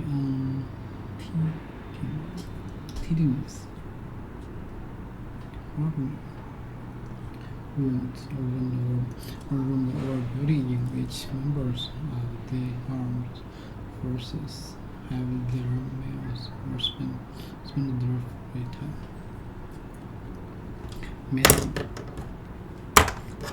Messing with me. Hey, you guys are messing with me, right? Yeah, you are. That's a good one. For a second there, I was like, so you name one woman that you broke up for an actual real reason.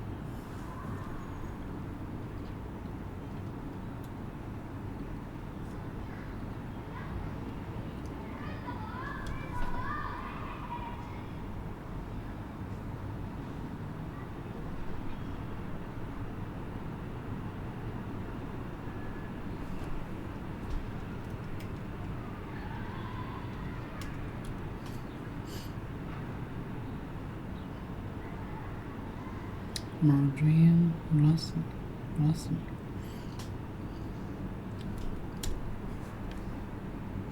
Because she don't hate Yummy. Because she don't hate Yummy, and it's not a real reason, Mr. Hickers. Mr. Hickers.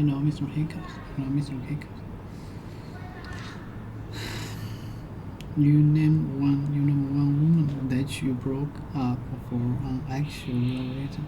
Maureen Russell.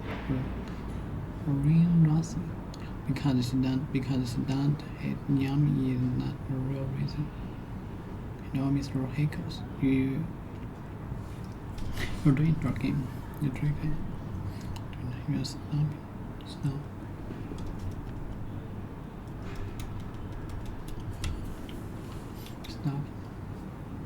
To walk with intention. To walk with intentionally heavy steps, especially as we are showing that you are annoyed. To walk with intentionally heavy steps, especially as we are showing that you are annoyed. You're stopping. It's disturbing my bird.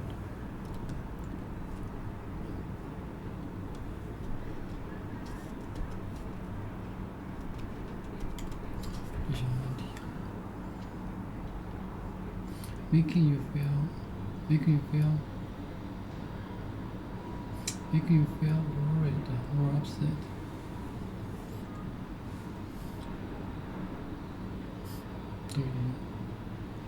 Making you feel it's disturbing my birds. You don't have birds. I could have birds. It's disturbing my birds. Making you feel worried or upset. Making you feel worried or upset. Making you feel worried or upset. Making you feel worried or upset. It's disturbing my birds. You don't have birds. I could have birds. It's disturbing my birds. Making you feel worried or upset. Making you feel worried or upset. It's disturbing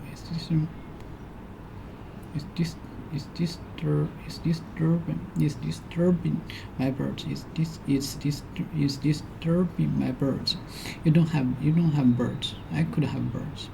Okay, Mr. Hickers will try to keep it down. Thank you. I'm going to rejoin my dinner party. I'm going to rejoin my dinner party. Alright, bye. Okay, Janice. We got you, me, Janice. That one about picking. Let me use.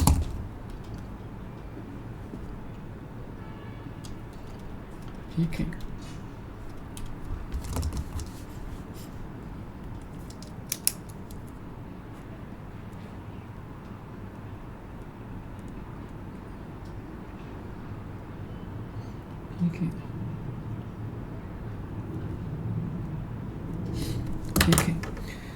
Okay, Janice, you can give me Janice. That one about being picky. Well, yeah, we'll give you Janice. Okay, just a miss Janice. The roach and Irving. Oh my god. Children, no, that's it. They're fast.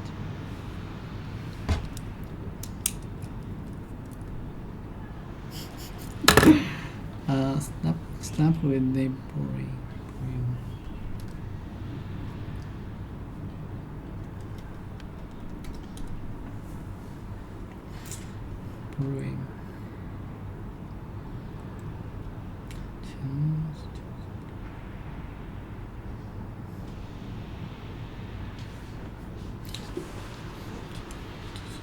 Race, room.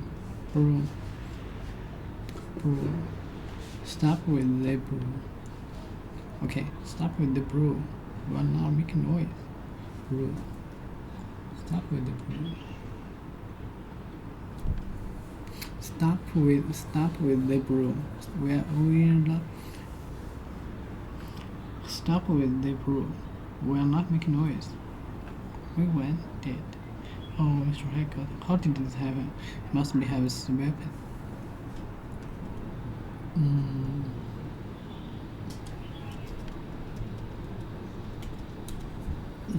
Sweep. It is a burst. General. Affect many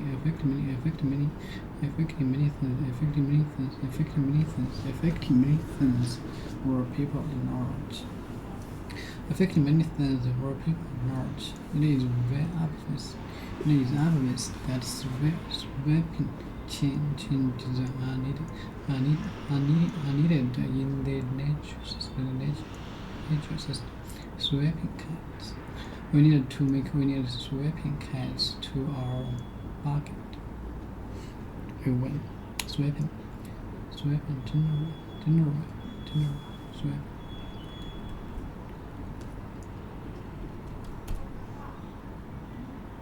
Sweep. She must be have swept. They found a broom in his hand. Oh dear God. Sweeping general. Affecting many things or people. Sweeping. Something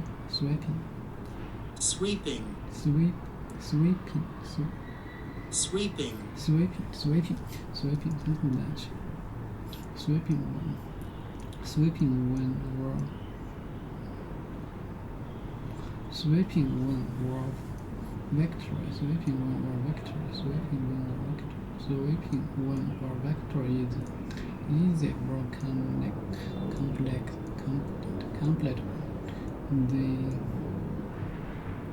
The candidate failed to win the sweeping victory. He expected. The candidate failed to win the sweeping victory. He expected. Sweeping win war victory is easy or complex. The sweeping win war victory is easy or complex.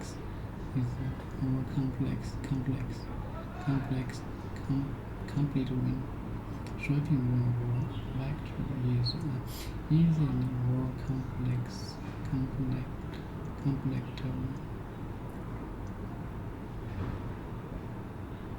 The candidate fails to win the sweeping victory he expected.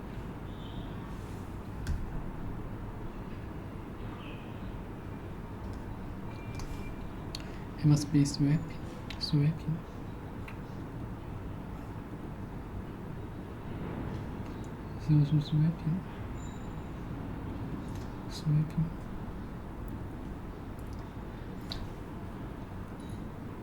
Must sweeping. So sweeping. Hey. So how did you broke up with her? Oh, why? Don't tell me because of the big nasty things. Okay.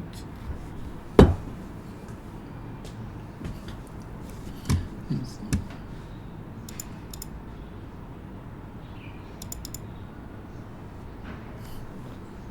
They're huge.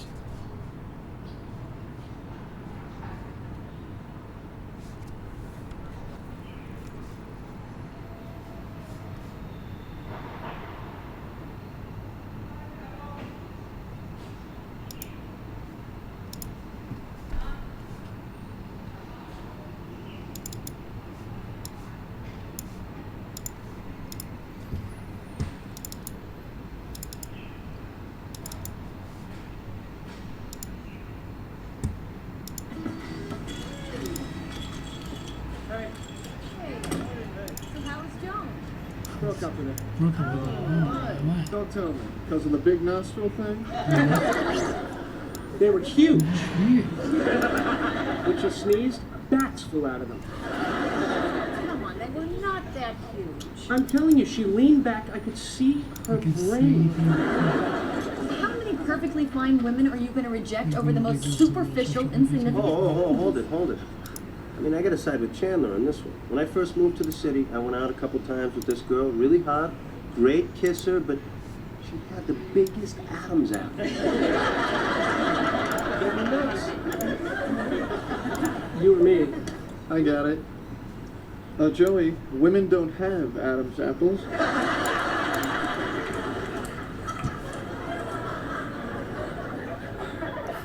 You guys are messing with me, right? Yeah.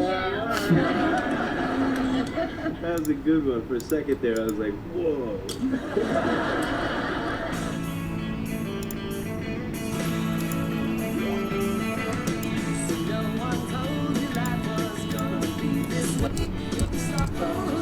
So, you name one woman that you broke up with for an actual, real reason.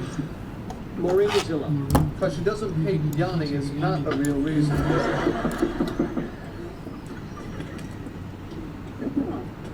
Hello, Mr. Heckles. You're doing it again. We're not doing anything. Stop. It's disturbing my birds. You don't have birds. I could have birds. Okay, Mr. Heckles, we'll try to keep it down. Thank you. I'm going to rejoin my dinner. All right, bye-bye. Okay, Janice, you gotta give me Janice. That wasn't about being picky. Yeah, We'll no. give you Janice. I miss Janice, though. Hello, Chandler Bing. Oh, my God. Oh, Chandler. Now. That's it. There, faster. Jeez. Someone who is picky is very careful about choosing only what they know. Someone who is picky is very careful about choosing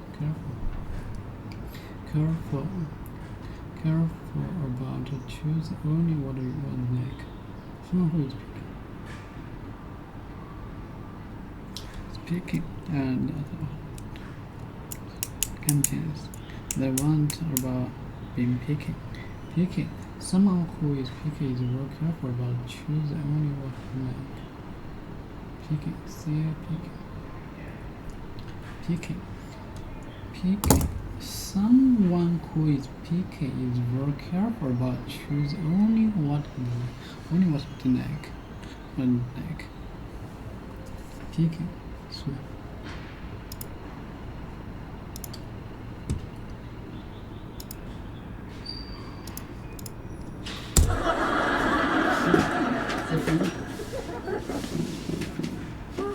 Stop with the broom! We're not making noise!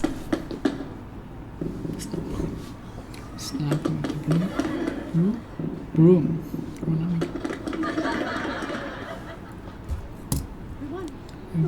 We did? Mr. Heckles. How did this happen? He must have been sweeping. He found a broom in his hand. Oh, dear God. That's terrible. I know. I was sweeping yesterday. Could have been me. Sweeper. You never know. Never know. Hey, Hey.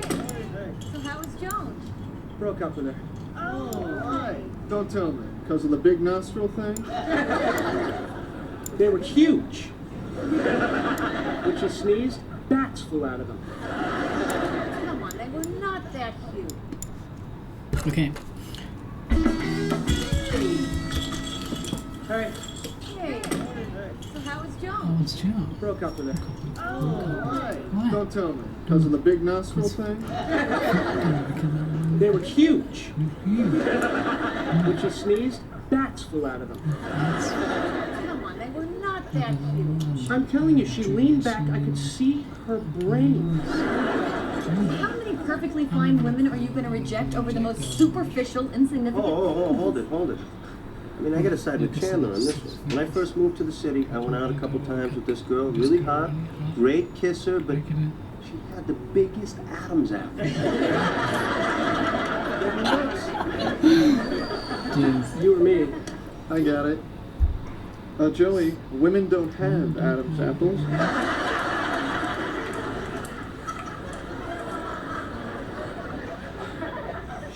You guys are messing with me, right? Yeah.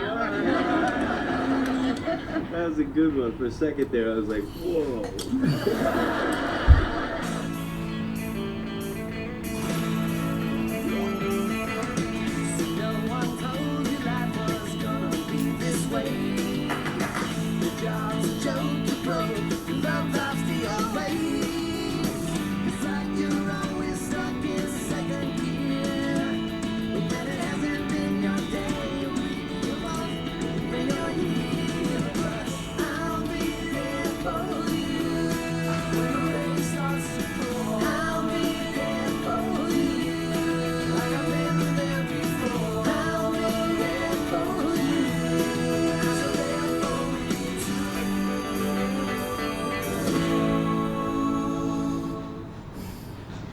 So, you name one woman that you broke up with for an actual, real reason.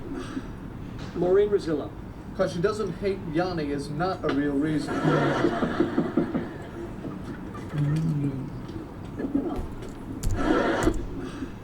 Maureen Rosillo. Because she doesn't hate Yanni is not a real reason.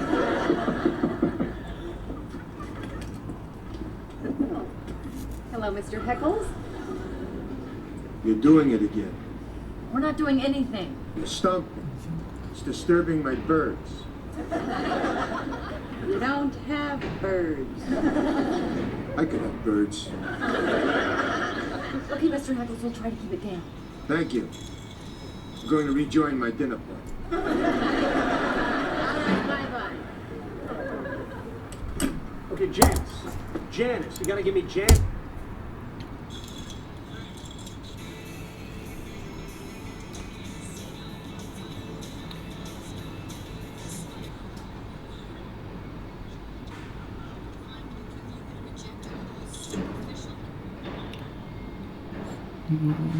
Rejecting.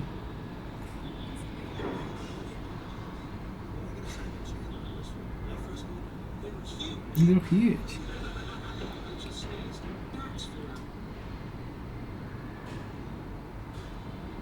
Bats.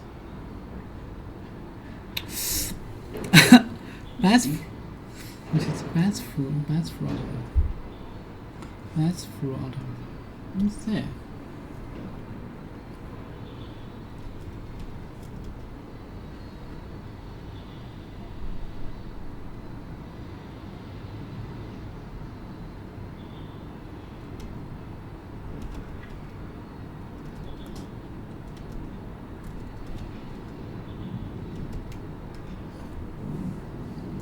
Bats.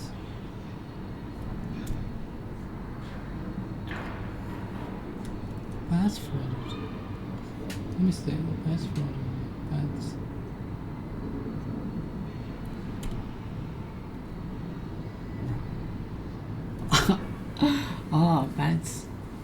Bats for a small animal. Bats. When he sneezed, bats for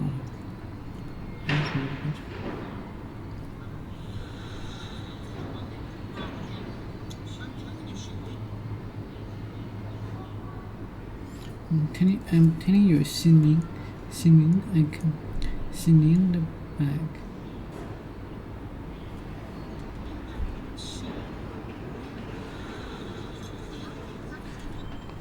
I'm telling you, singing.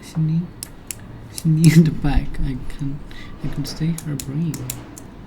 I could see her brain. What means this?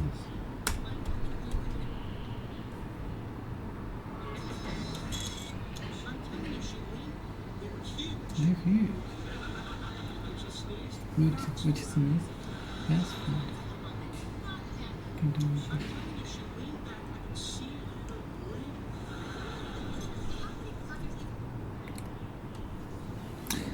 How many perfect fan?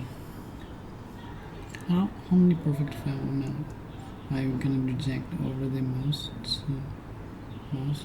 superficial, insignificant, not important? Notice.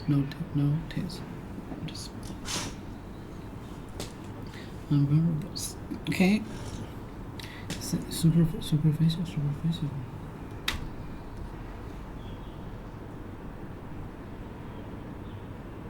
Room. Significant. Lean back. Like, she leaned back. I couldn't see her brain. Can see.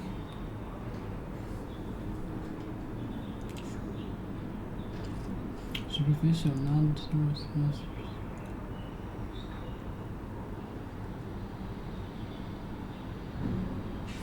As most of you can reject a superficial.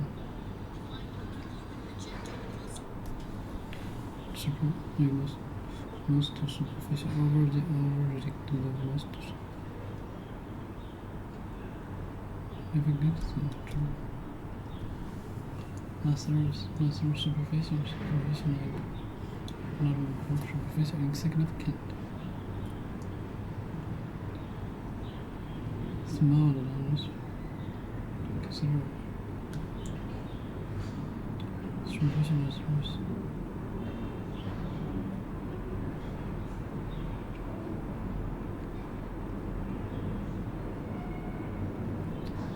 Superficial. No. Never think about things that serious or important. Never think about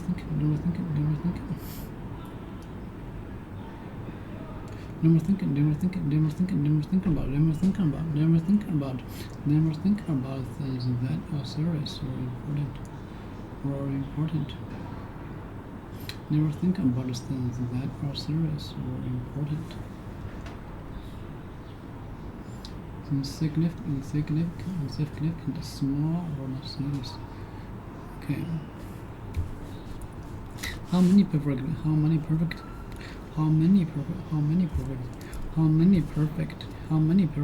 fine women you can reject over the most superficial, insignificant.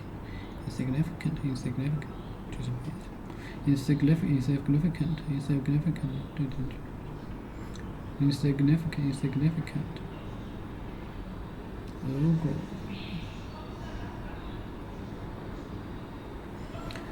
Insignificant things. How many perfectly fine women are you gonna reject over the most superficial, insignificant things? How many perfectly fine women? How many perfectly fine women you can reject over the most superficial, insignificant things? Hold it. I mean, I got side with this Chandra on. I got side with Chandra on this one. Hold it. I mean, hold it. I mean, I got side with Chandra on this one. When I first moved to the city, I went out a couple of times. When I first moved to the city. When I first moved to the city, I went out a couple a couple times.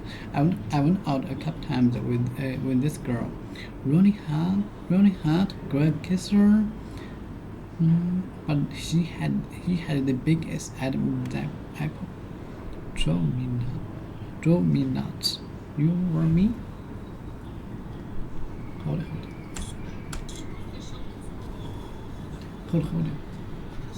Like you said. Okay. I went out a couple of times with this girl. One kiss her, great kiss.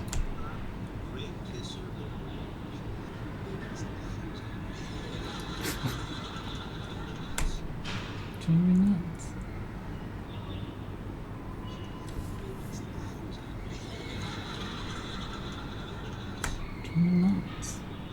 Drove me nuts.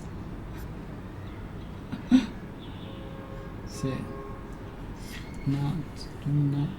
Silly, stupid, worst student. Silly, stupid, worst student. Silly, stupid, worst student. Silly, stupid, worst student. You must be nuts. You must be nuts to go climbing mountains in this winter. You must be nuts to go climbing mountains in this winter. Silly, stupid, worst student. You must be nuts to go climbing mountains in the winter. Student. Rule. Round nose. Drove me nuts. Nuts. A rude word for this.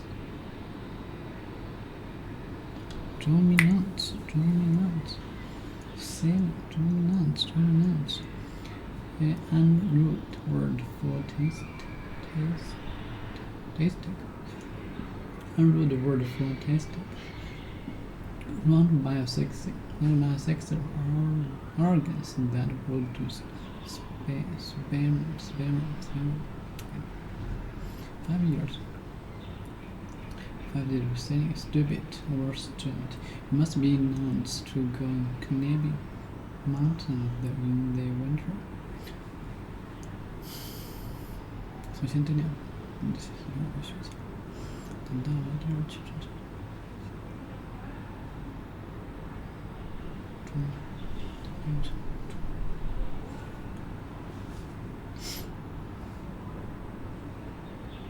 You must be nuts. You must be nuts to go climbing mountains in the winter.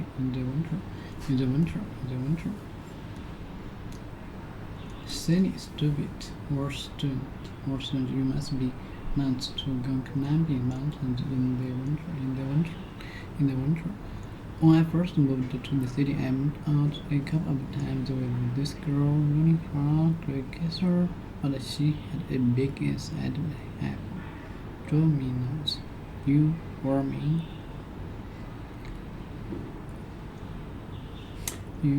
I got it.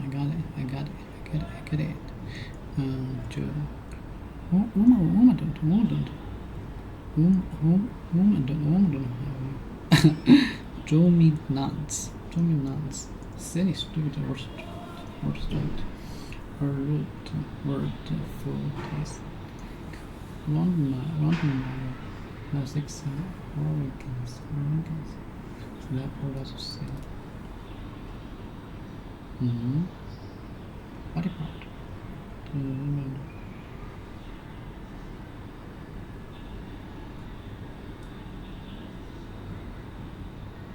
Organs.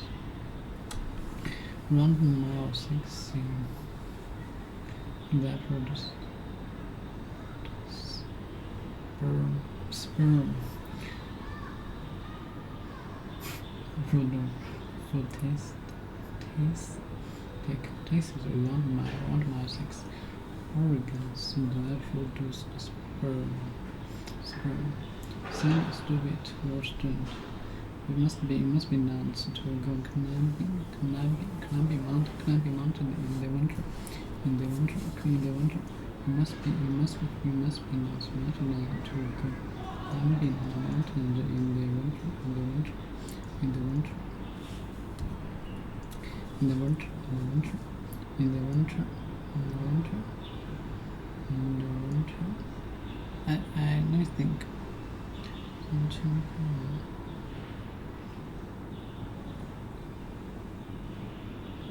Okay, so we what is this?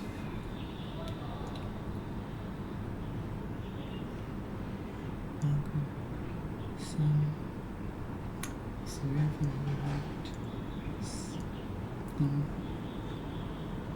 because you must not to go climbing mountains in the winter, in the winter, in the winter, in the winter, in the winter, in the winter. In the winter you must be not to go climbing mountains in the winter, in the winter. It must be not to go climbing mountains in the winter, in the winter, in the winter. Our first mode that to go to this.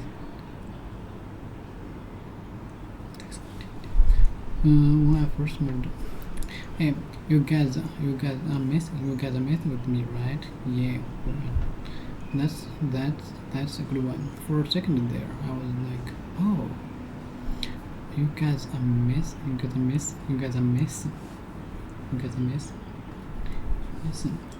Dirty. You guys are messing with me, right? You guys are messing with me, right?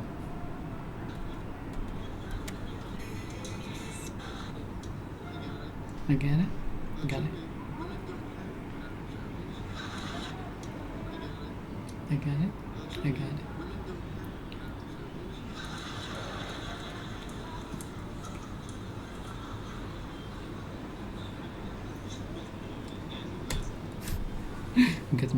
You guys mess with me. You guys messing with me, right? Yeah, right. That's a good one. For a second there, I was like, who? So you then, okay, jeez.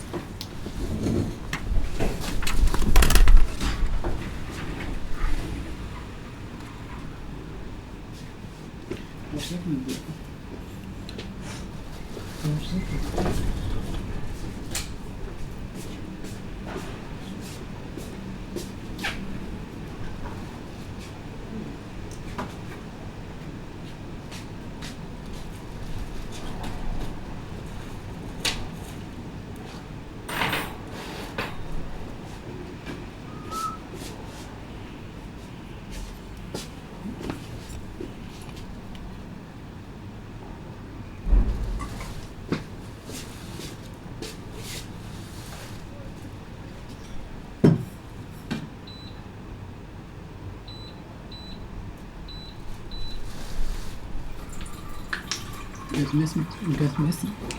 Missing is something that looks dirty or not good.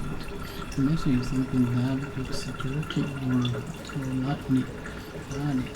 Mix a turf mess when he's cooking. He makes a turf mess when he's cooking. Jim's house is always in a mess. Go and clean up the mess in the kitchen. Go and clean. Very constant. And look a mess. And look a mess. You can't go out like this. You can't go out.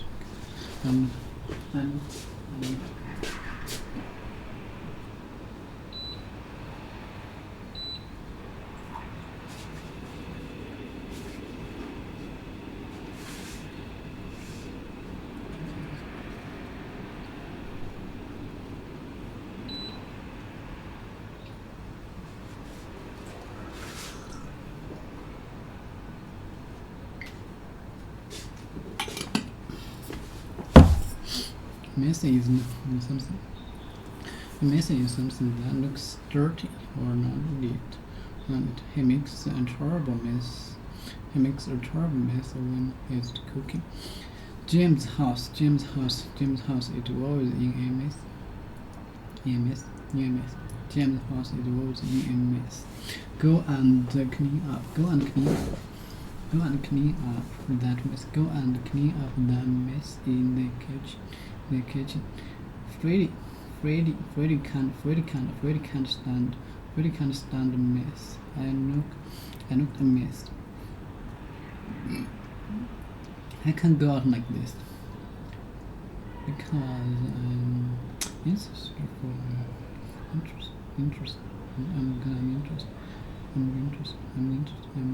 I'm interested for your future. A mess is something that looks dirty or not. Dirty. You guys are messing with me, right? Okay, so that's good one. For a second there, I was like, oh, yeah, we are. So you name one woman that you broke up for an actual. So you name one woman that you broke up with for an actual real reason. You name one woman that you broke up for an actual reason. Actual real reason. So you name one woman that you broke up for an actual real reason. For actual reason. Marine Rustling.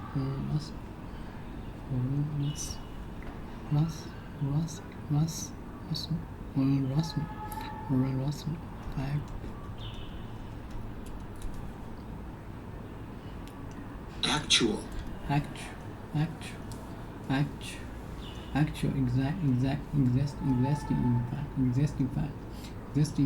existing fact. We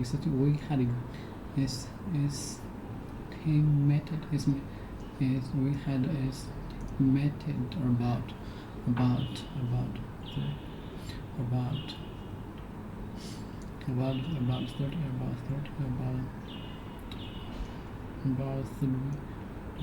300 restaurants.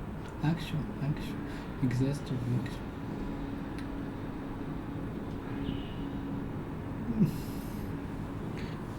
for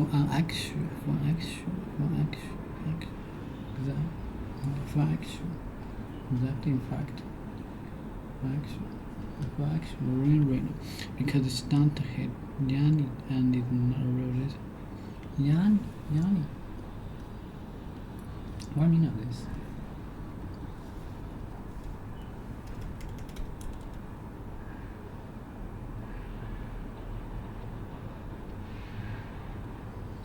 Because she down to hit Yanni. Because she down to hit Yanni. Because she down to hit Yanni is not a real reason. You know, Mr. Hackers. You know, Mr. Hackers.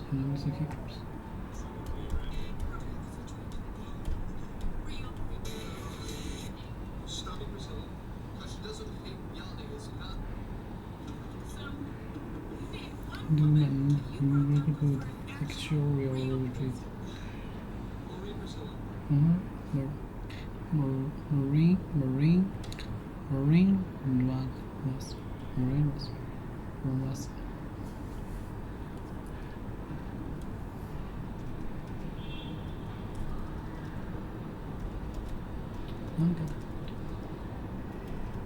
Okay.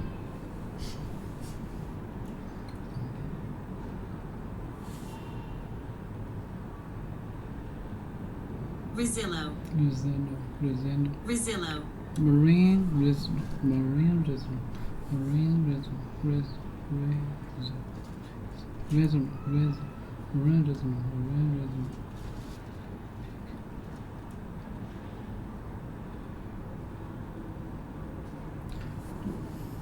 making you feel worried or upset.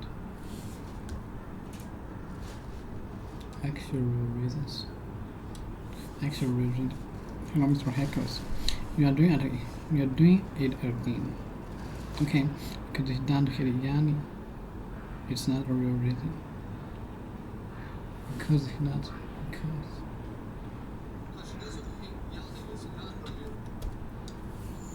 because Yanni is not a real reason. It's not a real reason. Hello, Mr. Hackles. You are doing talking. You are doing talking.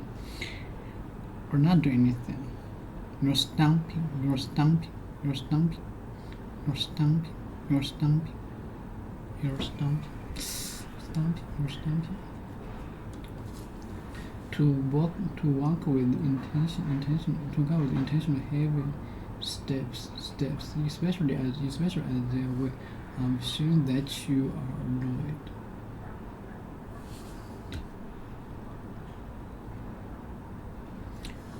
You're stomping. To walk with intentionally heavy steps. To walk with intentionally heavy steps, especially as a way showing that you are annoyed. That you are annoyed. We're not doing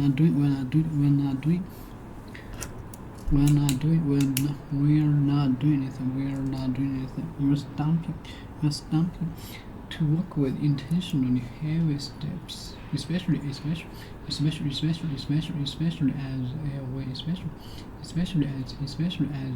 way, showing that you are annoyed.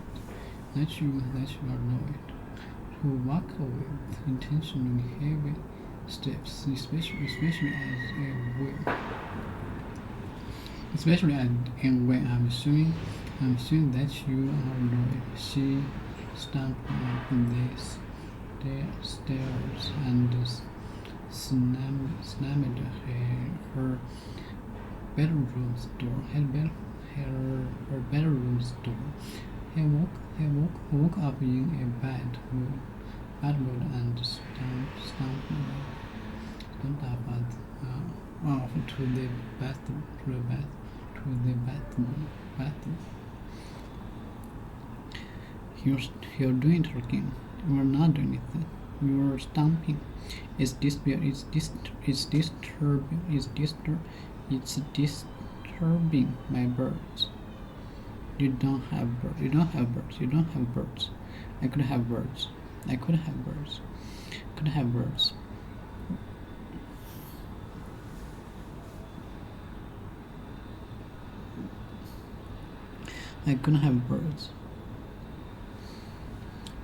birds. Okay, Mr. Hackles, we are trying to keep it down. Okay, we're trying to keep it down. It's disturbing my birds. You don't have birds. I could have birds. Okay, Mr. Hackles, we are trying to keep it down. Thank you. It's disturbing. Makes feel worried or upset.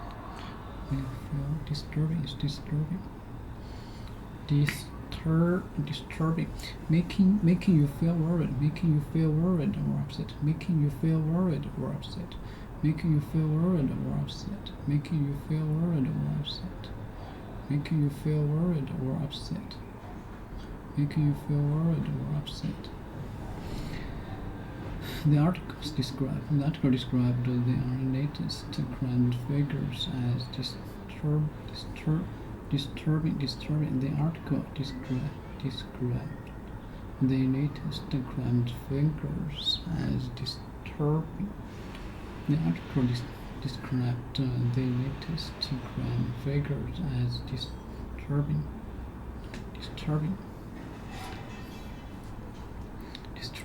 Making you feel worried or upset. Making you feel worried or upset. Making you feel worried or upset. Making you feel upset. Making you feel worried or upset. And the article described the latest crime figures as disturbing. The following program's content says that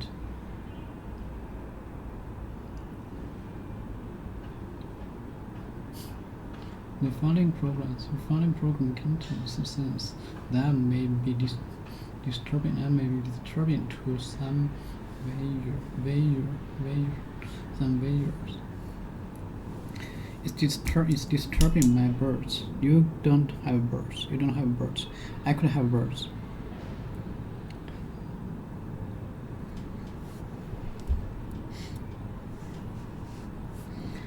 You're doing talking. You are not doing anything. You are stamping. It's disturbing my bird. It's disturbing my birds. You don't have birds. You don't have birds. I could have birds. I could have birds. Okay, Mr. Hiccups, we are trying to keep it down. Thank you. I'm going to rejoin my dinner party. Thank you. I'm going to rejoin my dinner party. All right. Bye bye. All right, bye bye. Okay, Janice, you gotta give me Janice. You gotta give me Janice. Okay, Janice, Now what about being picky? What about being picky? Someone who is picky is very careful. Okay, what about picking? That one about being picky. Now, you gotta give me Janice. That one about being picky. Yeah, we'll give you a Janice. Yeah, we will give you Janice. I miss Janice. I miss Janice. I miss Janice. Chandler Bing. Oh my God. Oh, Chandler. No, yeah, that's it.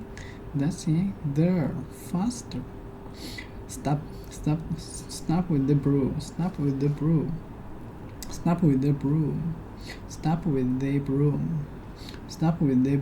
We're not making noise. We are not making noise. We won. We did.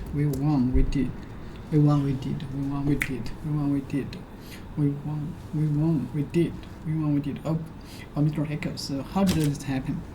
He must. Mr. Hiccups. How did this happen? He must have been sweeping.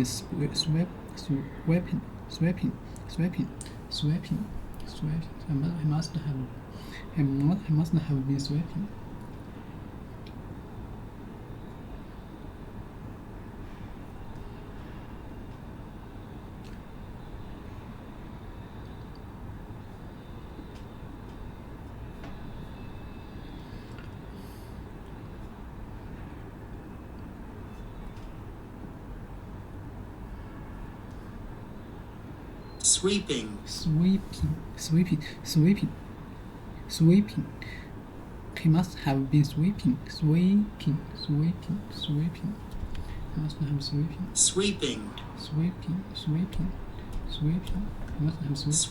sweeping. Sweeping. They found a broom in his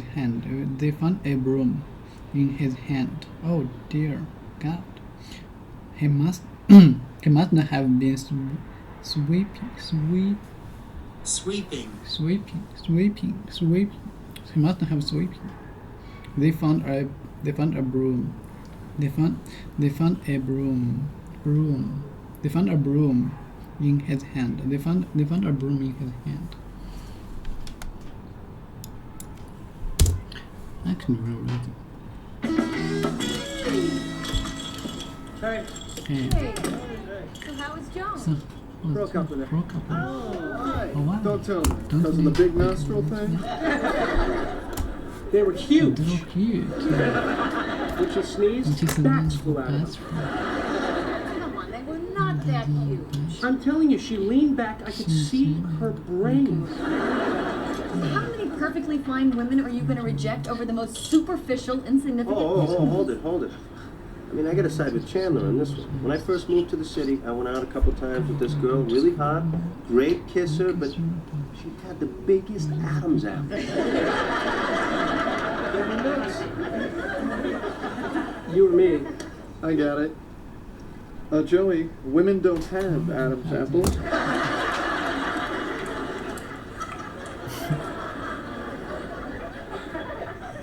You guys are messing with me, right? Yeah.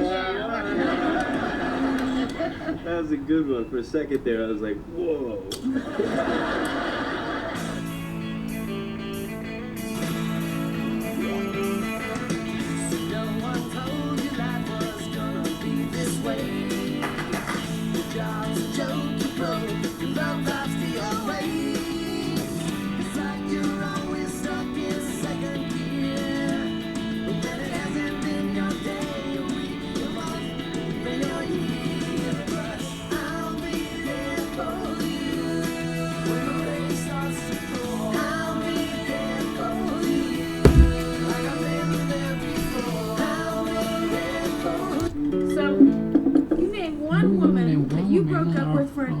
real reason. Actual real reason. Actual real reason. Marine must.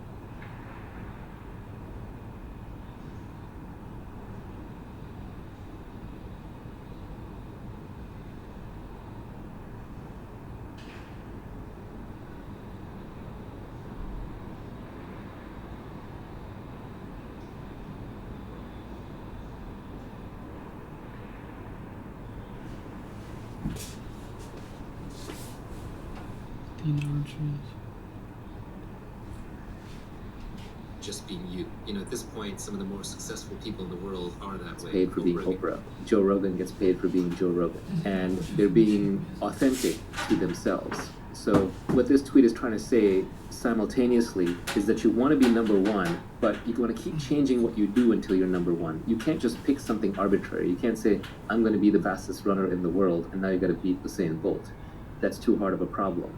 But what you can do is you can keep changing what your objective is until it arrives to your specific knowledge, your skill sets, your position, your capabilities, your location, your interests, and then converges to making you number one. So when you're searching for what to do, you actually have two different foci that you have to keep in mind at all points. And one of those is, I want to be the best at what I do. And the second is, what I do is flexible so that I am the best at it, until you arrive at a comfortable place where you're like, yes, this is something I can be amazing at while still being authentic to who I am. And this is not going to be an overnight discovery. It's going to be a long journey, but at least you know how to think about it. The most important thing for a company is to find product market fit. I would say the most important thing for an entrepreneur is to find founder product market fit, where you are naturally inclined to build the right product which has a market. And that's a three focus problem, which is you got to make all three of those work at once. If you want to be successful in life, you just have to get comfortable managing multivariate problems, multiple objective functions at once. And this is one of those cases where you have to map at least two or three at once. This reminds me of your tweet about escaping competition through authenticity. It sounds like part of this is a search for who you are.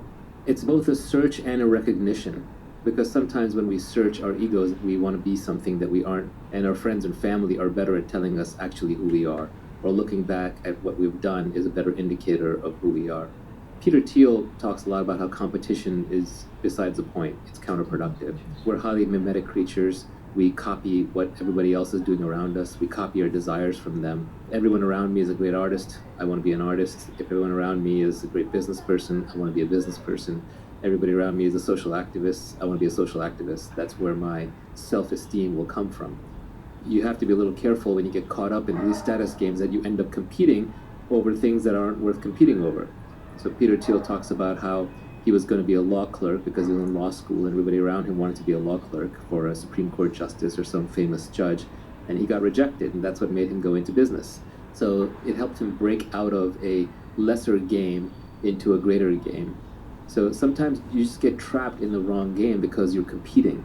And the best way to escape competition, to get away from the specter of competition, which is not just stressful and nerve-wracking, but will often drive you to just the wrong answer, the way to escape competition is to just be authentic to yourself. If you are fundamentally building and marketing something that is just an extension of who you are, no one can compete with you on that.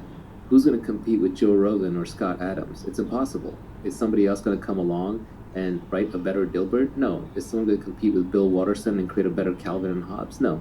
They're being authentic. This is easiest to see in art. Artists are by definition all naturally authentic.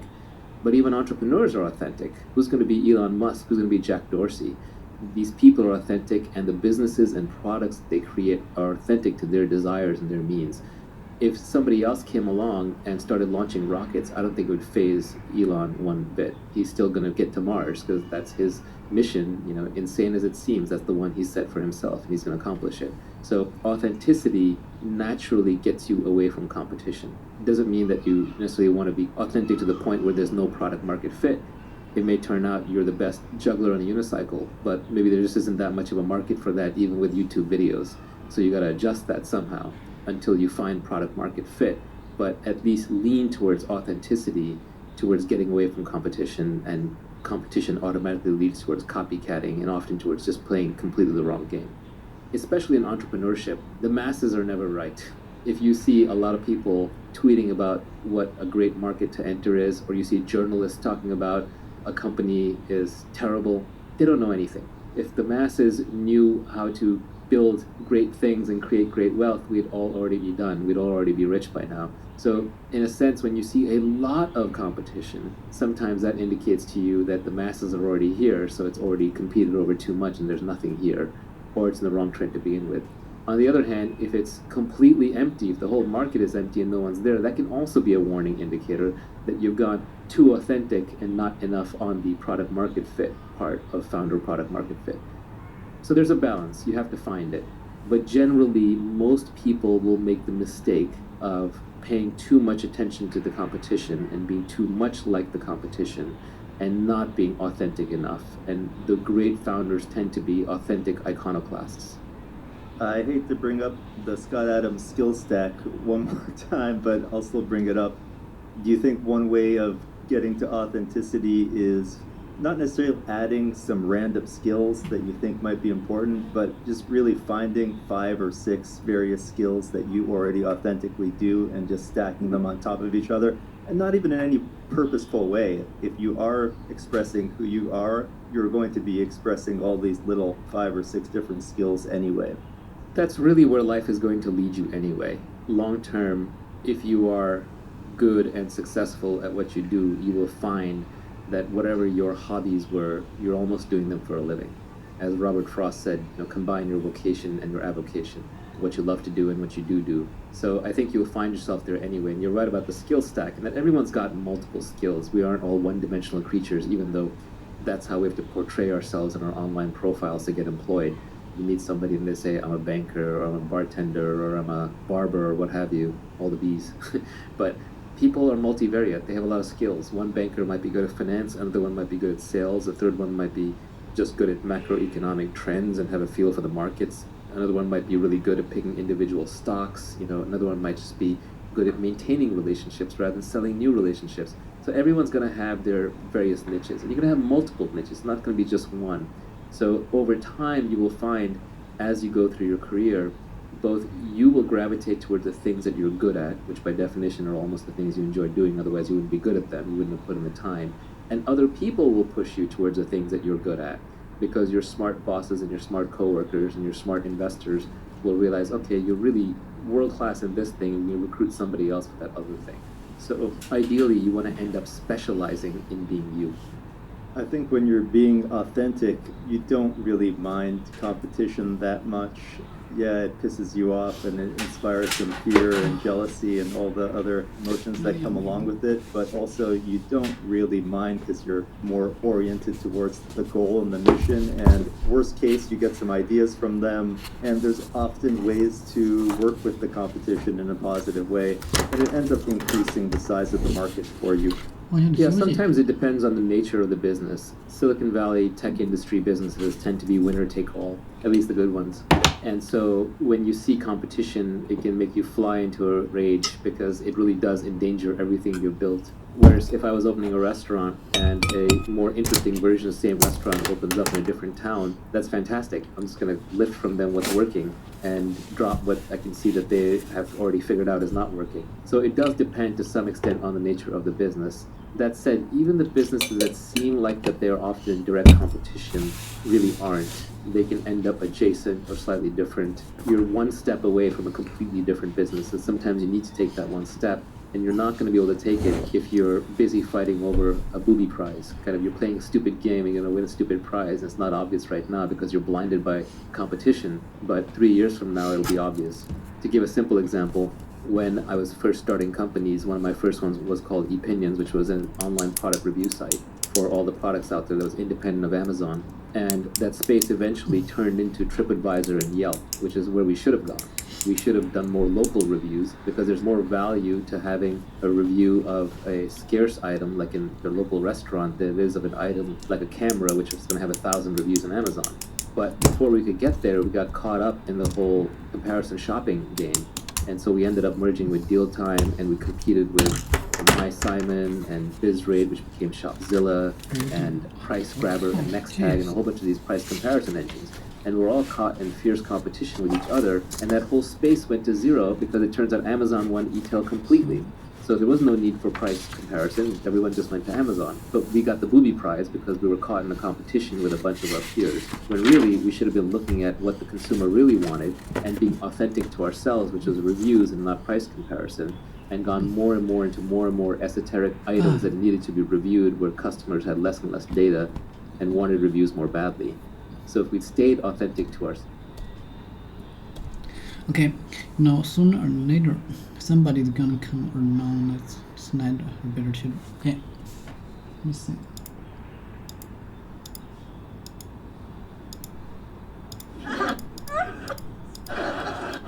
Tasted it. All right, say you do that. You know, sooner or later, somebody's going to come along that slices a better cheddar. And then where are you going to run?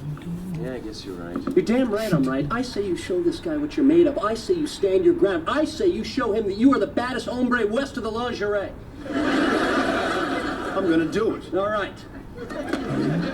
Now go see Miss Kitty and she'll fix you up with a nice hooker. I don't know what else to say. Oh, well, that works out good because I'm not listening. I feel terrible. I really do. Oh, I'm sorry. Did my back hurt your knife? Hey, Jordan. Say that I'm friends with her. We spend some time together. Is that so terrible? Yes. It's that terrible? Yes, Monica, you don't get it. It's bad enough that she stole the guy who might actually be the person that I am supposed to be with. But now, she's actually stealing you. Me? What are you talking about? Nobody could steal me from you. I mean, just because I'm friends with her doesn't make me any less friends with you. I mean, you're my... weird. Oh, I love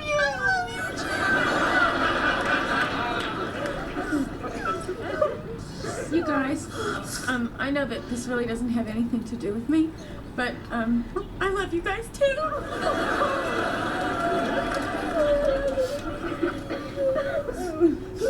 Ugh, I really needed that. Look, I know that you're in a place right now where you really need to hate Julie's guts, but she didn't do anything wrong.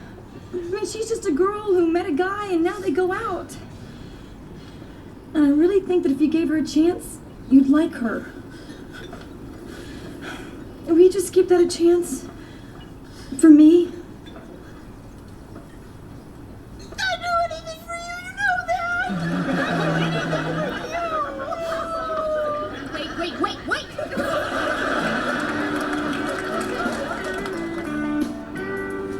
Okay.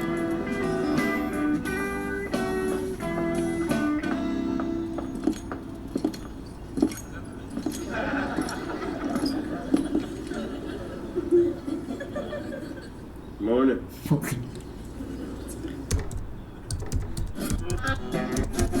You stupid cowboy! You blinded me! I'm sorry! Oh my god! Todd! What the hell did you do? I'm sorry, I'm such a doofus. I'm so sorry. I'm so sorry. My God, what happened? These new kids, they never last. Sooner or later, they all stop lasting. Listen, they say I'd buy you that cup of coffee now. Sure.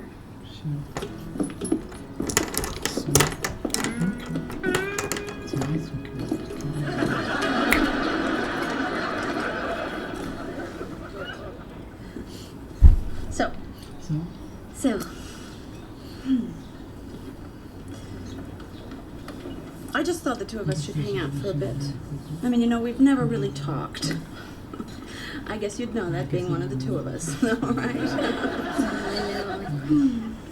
I probably shouldn't even tell you this, but I'm pretty much totally intimidated by you. Really? Me? Oh my God, are you kidding?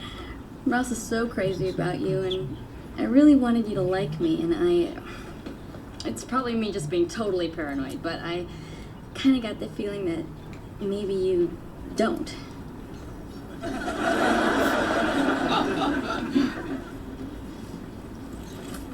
Well, you're not totally paranoid. Oy.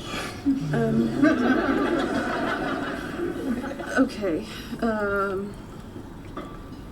God. When you and Ross first started going out, it was really hard for me. For many reasons, of which I'm not going to bore you with now. But, I see how happy he is, you know, and how good you guys are together. And, Monica's always saying how nice you are, and God, I hate it when she's right. Thanks. Hey, listen, would you like to go to a movie sometime or something? Yeah, that'd be great. Yeah? I'd love it. I'd love it too. Okay.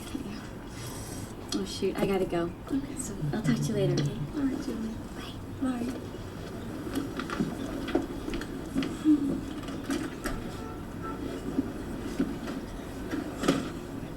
What a manipulative bitch.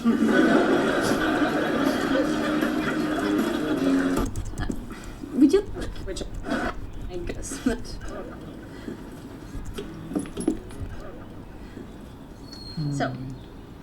So... I just thought the two of us should hang out for a bit. I mean, you know, we've never really talked. I guess you'd know that being one of the two of us, all right? I know. I probably shouldn't even tell you this, but I'm pretty much totally intimidated by you. Really? Oh my God, are you kidding? Ross is so crazy about you, and I really wanted you to like me, and it's probably me just being totally paranoid. Okay. You know,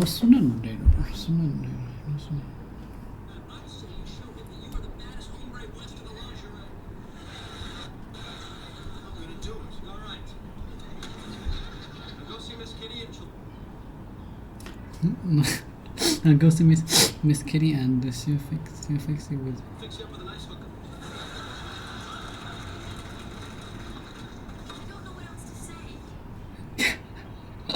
Yes, I don't know what he has to say. I'll go see Miss Kitty.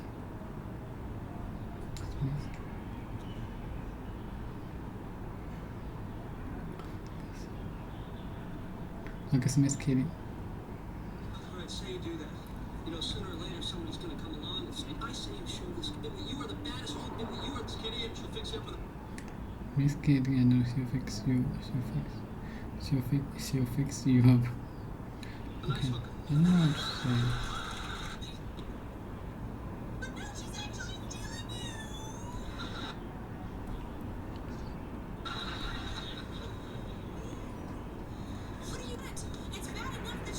It's bad enough, isn't it? She stole the guy who might actually be the person.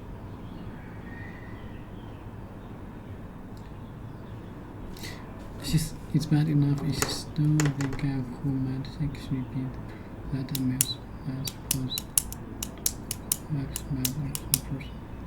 I stole the guy who might actually be the person that I am supposed to be with.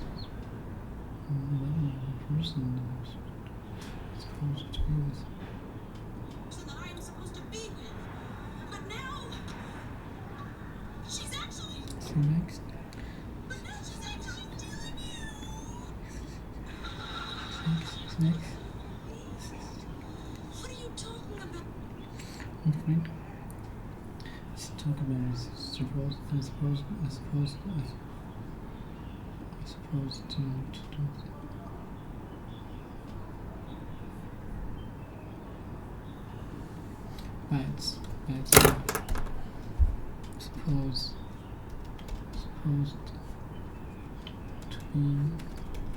Right.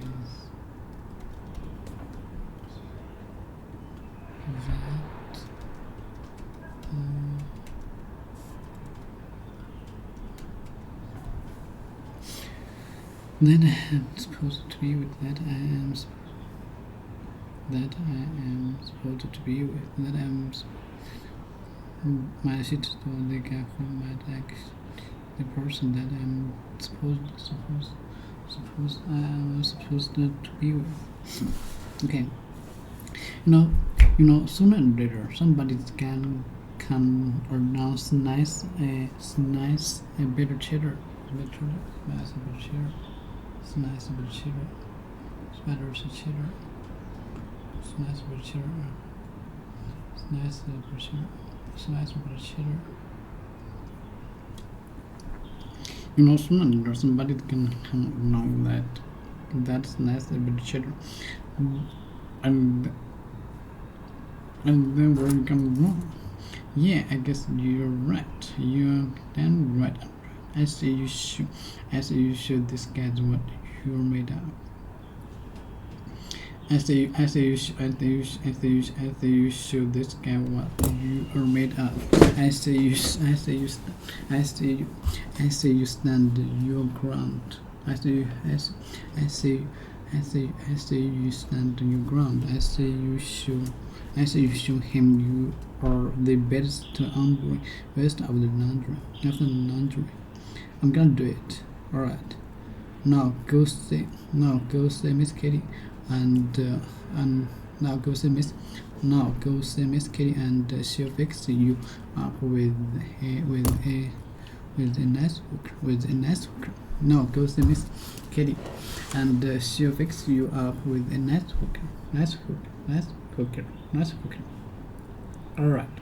Now go see Miss Kitty and she'll fix you up with a nice hooker. I don't know what else to say. Oh, that works out good because I'm not listening. Oh, that works out good. Oh, that works out good because I'm not listening. I feel terrible. I really do. Oh, sorry. Did my back hurt your knife? Did my back hurt? Oh, sorry. Did my back hurt your knife? Rachel. See that I'm friend with her. We spend time together. Is that so terrible? Yes. It's that terrible. Yes, Monica. You don't get it. You don't get it. You don't get it. You don't get it. You don't get it. You don't get it. You don't get it. You don't get it.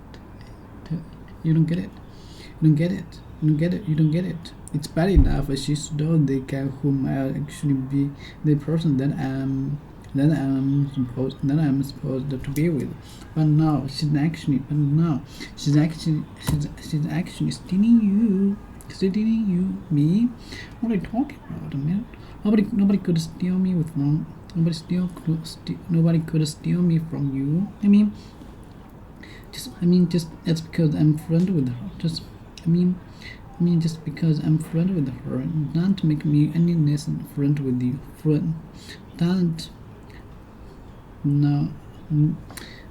Just because I'm friend with her, don't make me any less friend with you, honey.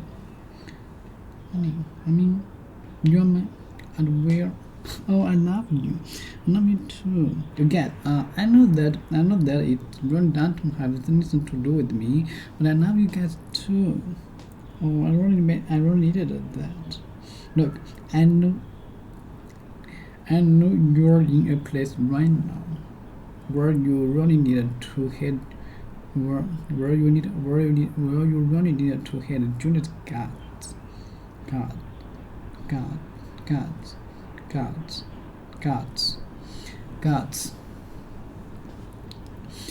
Really needed to head to Junie's guts. But she didn't do anything wrong. She's just a girl who met a guy and now they go out. I really think that if you gave her a chance, you'd like her. We'll just give that a chance for me. I'll do anything for you. You know that.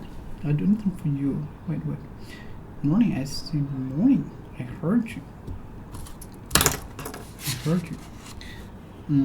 I suppose. Think like. Suppose. Think like to think that something is likely to be true. To think that something is likely to be true. To think that something is likely to be true. To think that something is likely to be true. To think that something is likely to be true. I am supposed to be with. I am supposed. Think. Supposed to think like it.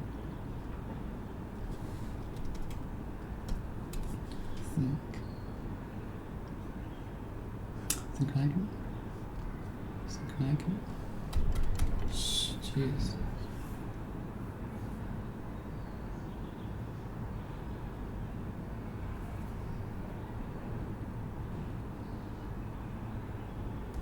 I'm supposed to think like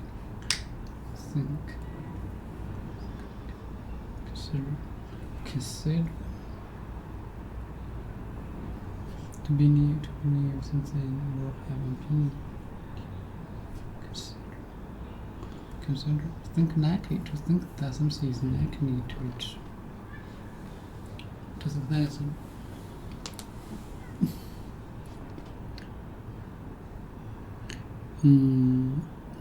I am supposed to be with. Okay, think, suppose, consider. Okay, think, consider,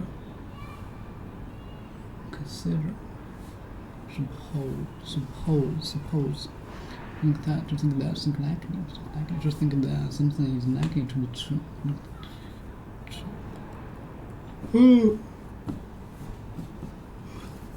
Morning. It's morning. Thank you. Alright.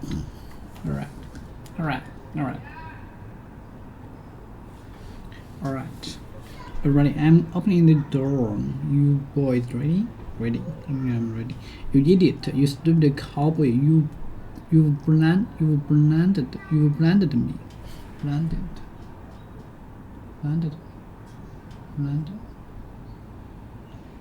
No, yes.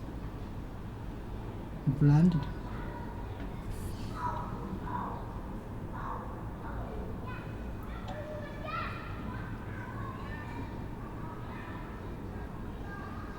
You blinded me. I'm able to. She's been blinded since birth. She's been blinded since birth. He started to land in his 60s. I'm able to say she's been blinded since birth. She's been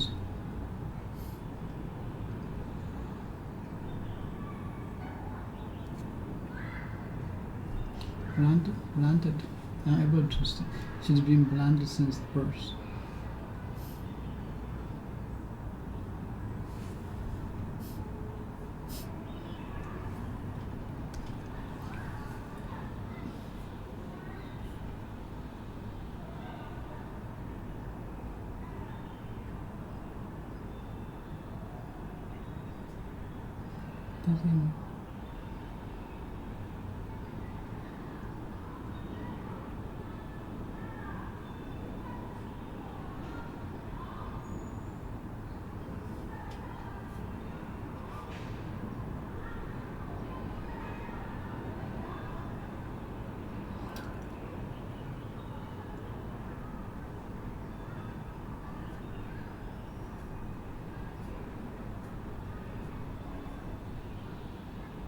I decided on the order for Portugal's country.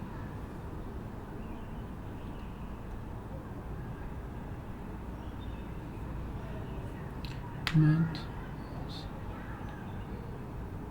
says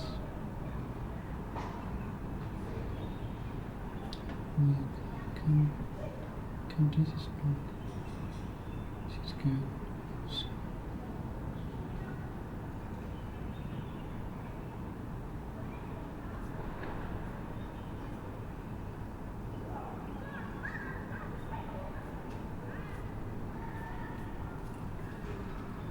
Needed.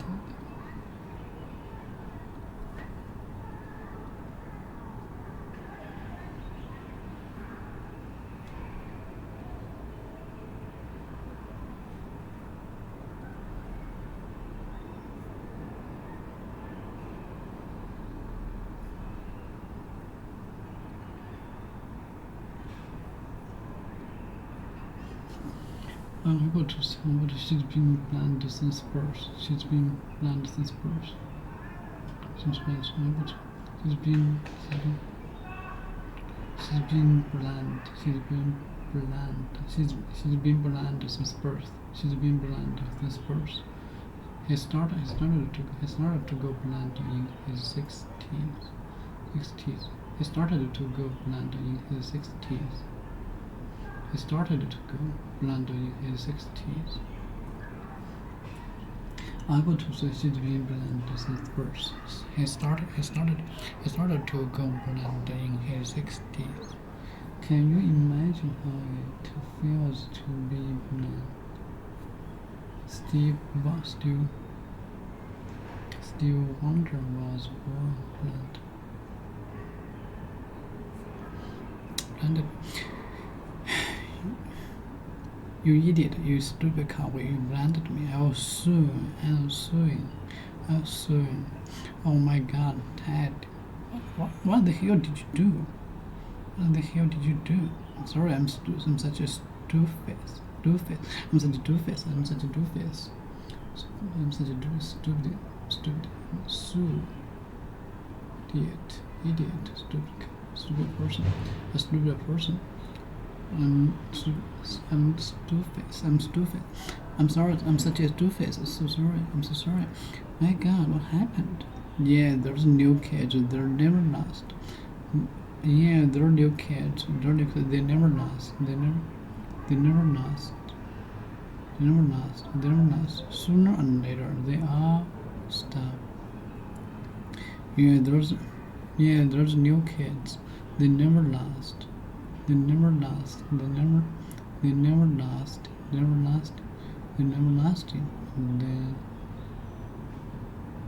Sooner or later, they all stop nesting.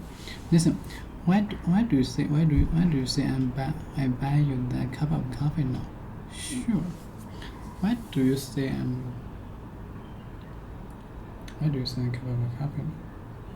Why do you say?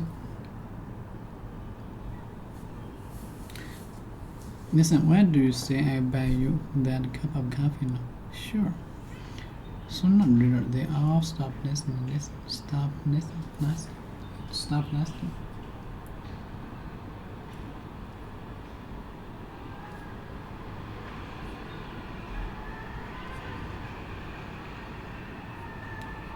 Competition started. Just go. So, go for it.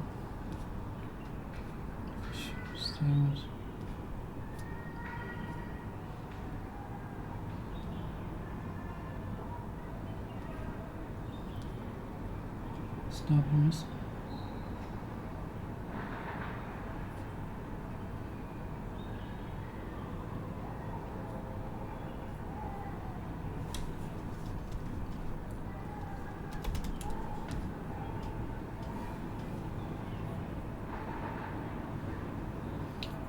Base.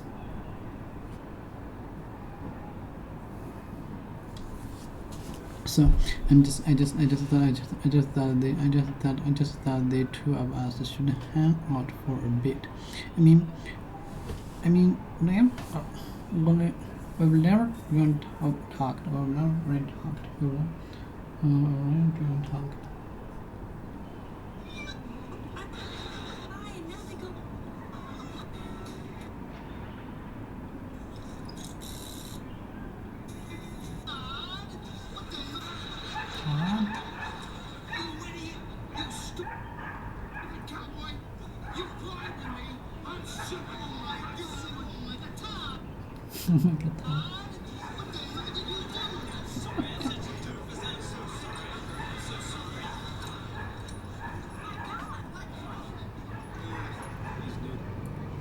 These new kids, they never last. These kids. Sooner or later, they all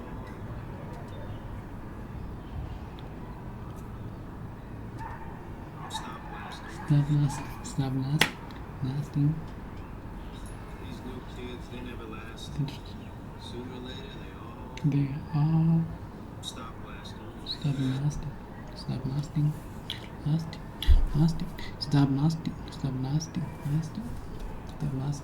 These new kids.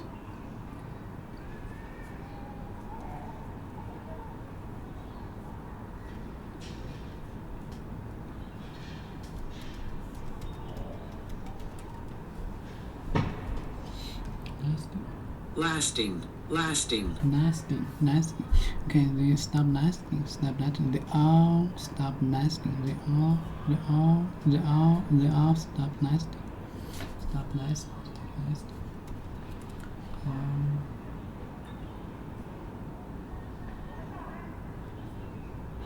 Stop nasty. Stop nasty. Oh.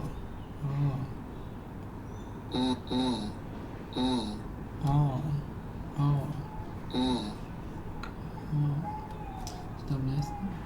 Thanks.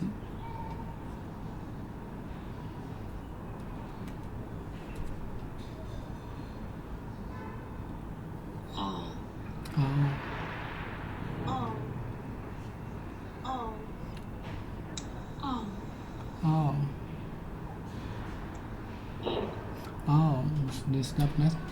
Sooner or later, they all stop nasty. Listen, what do you think? What do you say? I buy you that cup of coffee now? Sure. I just thought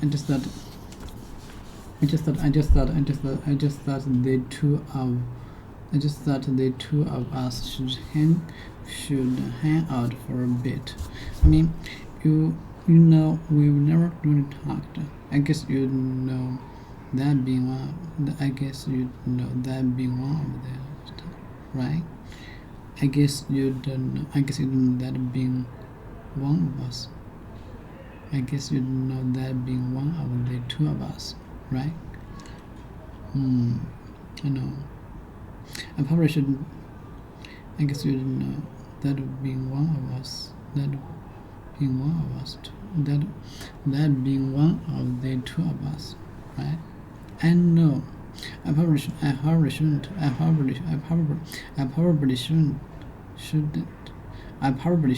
even tell you this. I probably shouldn't even tell you this. But I pretty much told you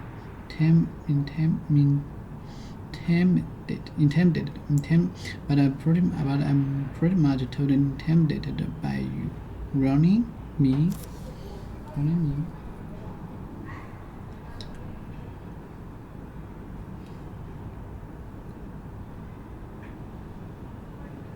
Intended. Fighting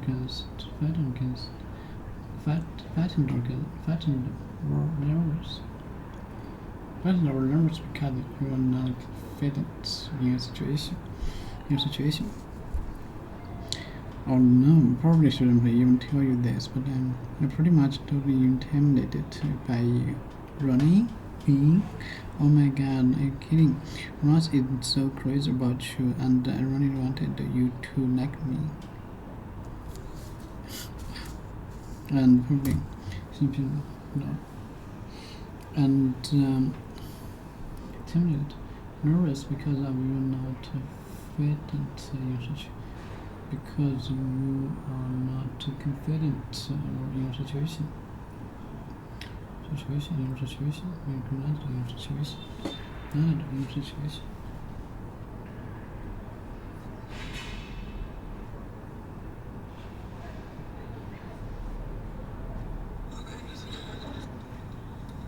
just thought the two of us should hang out.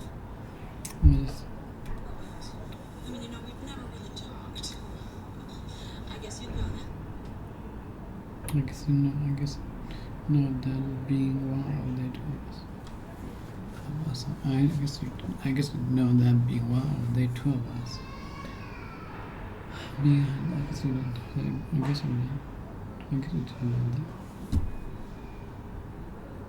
I guess you don't know that. I mean, you know, we've never really talked. I guess you'd know that being one of the... I guess you know that being one.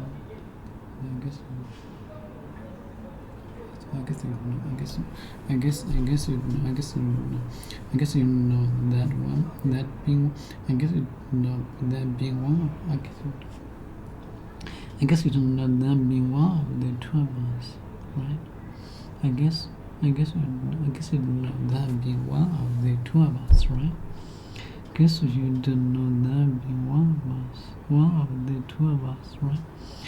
No, I probably shouldn't even tell you this, but I'm pretty much totally intimidated by you.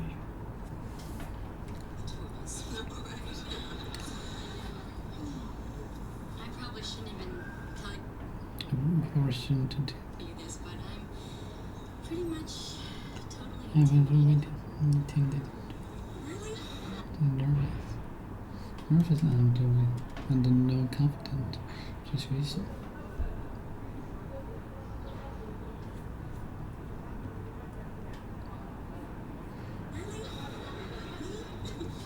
Oh my god, are you kidding? Ross is so crazy about you and... Really? Oh my god, are you kidding? Ross is so crazy about you. Ross is so crazy about you. And I really wanted you to like me. And it's probably me. It's probably me just being totally paranoid. Just paranoid.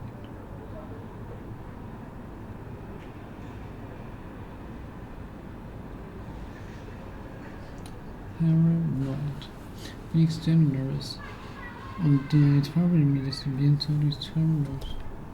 I really wanted you to like me, and it's probably me. It's probably to being paranoid because of other like me and trying to hurt you. Feeling extremely nervous on the world because you believe that other people. Feeling extremely nervous on the world because you believe that other people do not like you or are trying to harm you or are trying to harm you. He started feeling paranoid. He started feeling paranoid and wasn't convinced.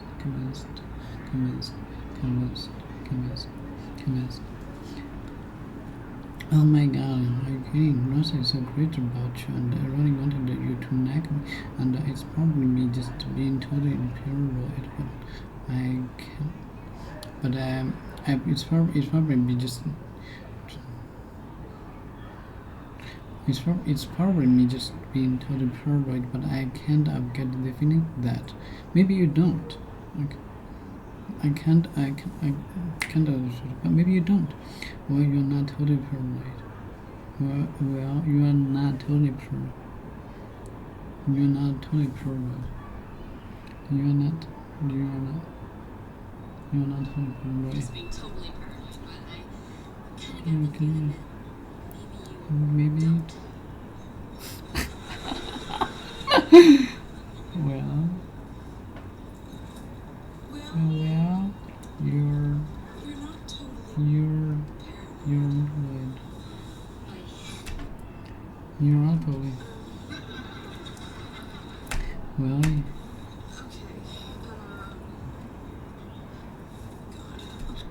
okay, you're not totally paranoid. Well, you're not totally paranoid. Alright. Okay, God. When you and Ross first started, when you and Ross first started going out, it was really hard for me, for many reasons, which I'm not, and which I'm not. When you and Ross first started going out, it was really hard for me, for many reasons, of which I'm going with now. I'm not going with you, but I'm going with me. Which not I'm not going with now. Which I'm really with and which I'm going with. It really hurt me. For many reasons, of which I'm not going to bore you with now. Okay, from the okay, it really was. I'm not worried. Okay, from the reasons of which I'm not gonna worry you with now. Just see happy how happy he is. You know, and how good you guys are together. And Monica was always saying how nice you are. Oh God, I hate it. Windshield right. I hate it. So windshield right. Thanks. Windshield right. I hate it. Windshield right. Thanks. Okay, Monica's always saying how nice you are. And God, I hate it when she's right. Thank you. Okay, listen. Would you like to go to a movie sometime or something?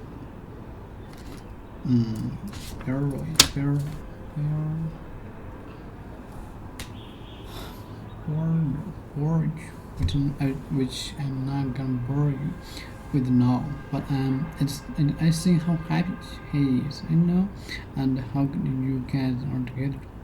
How good you guys are together. And Monica's always saying, how nice you are. God, I hate him. I hate it. So we should write. I hate it. We should write. Thank you. Hey, listen. Would you like to go to a movie sometimes or something? Go to a movie sometimes or something? Yeah, that would be great. Yeah, I love it. Yeah, I love it too. Okay. Oh shoot, I gotta go. Oh shoot, I gotta go. Oh shoot, I gotta go. So I'll talk to you later. Okay. All right, Judy. Bye bye. What native. What native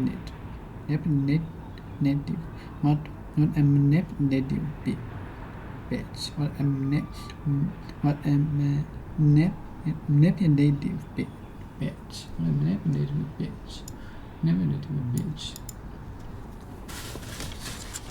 But I kind of got the feeling that maybe you don't.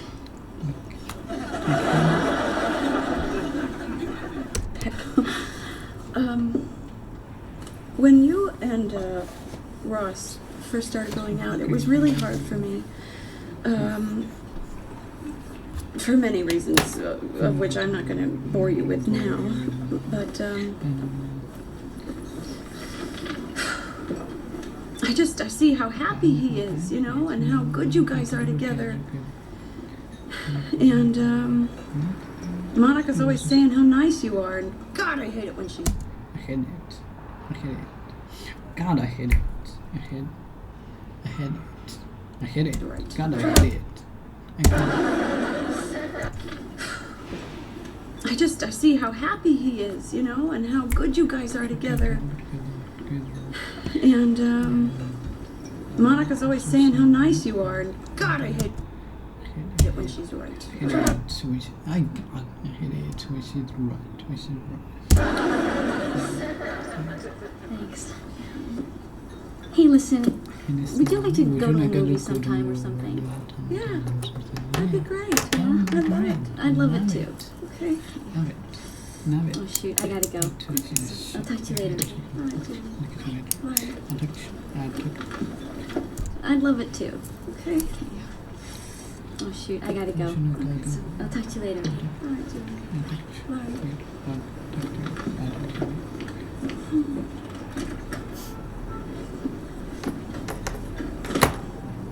What a manipulative bitch.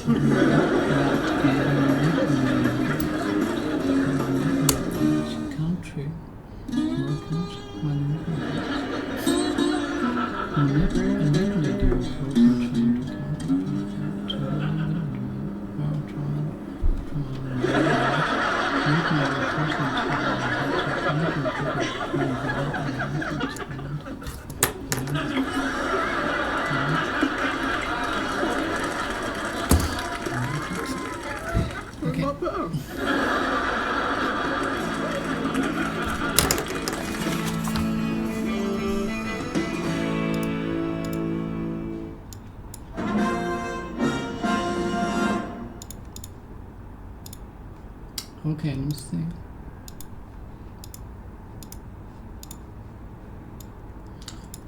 Let me think.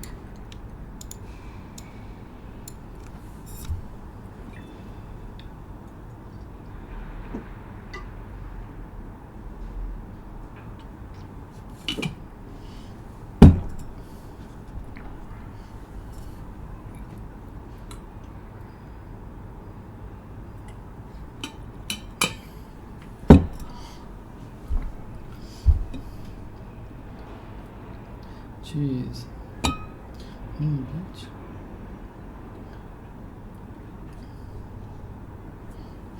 Classic. Maureen Rosillo. But she doesn't hate Yanni is not a real reason.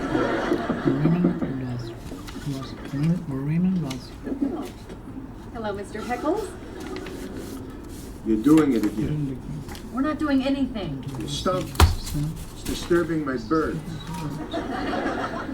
We don't have birds. I could have birds. Okay, Mr. Heckles, we'll try to keep it down. Thank you. I'm going to rejoin my dinner. All right, bye-bye. Okay, Janice. Janice, you gotta give me Janice. That wasn't about being picky. Yeah, We'll give you Janice. I miss Janice, though. Hello, Chandler thing. Oh, my God.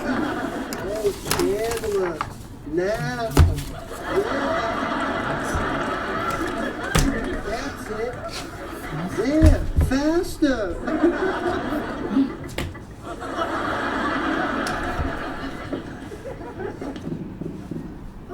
Stop with the broom. We're not making noise.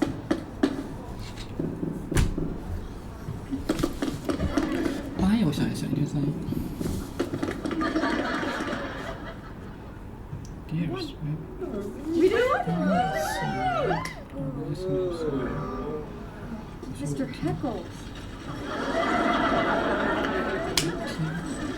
How did this happen? He must have been sweeping. He found a broom in his hand. Oh, that's terrible. I know. I was sweeping yesterday.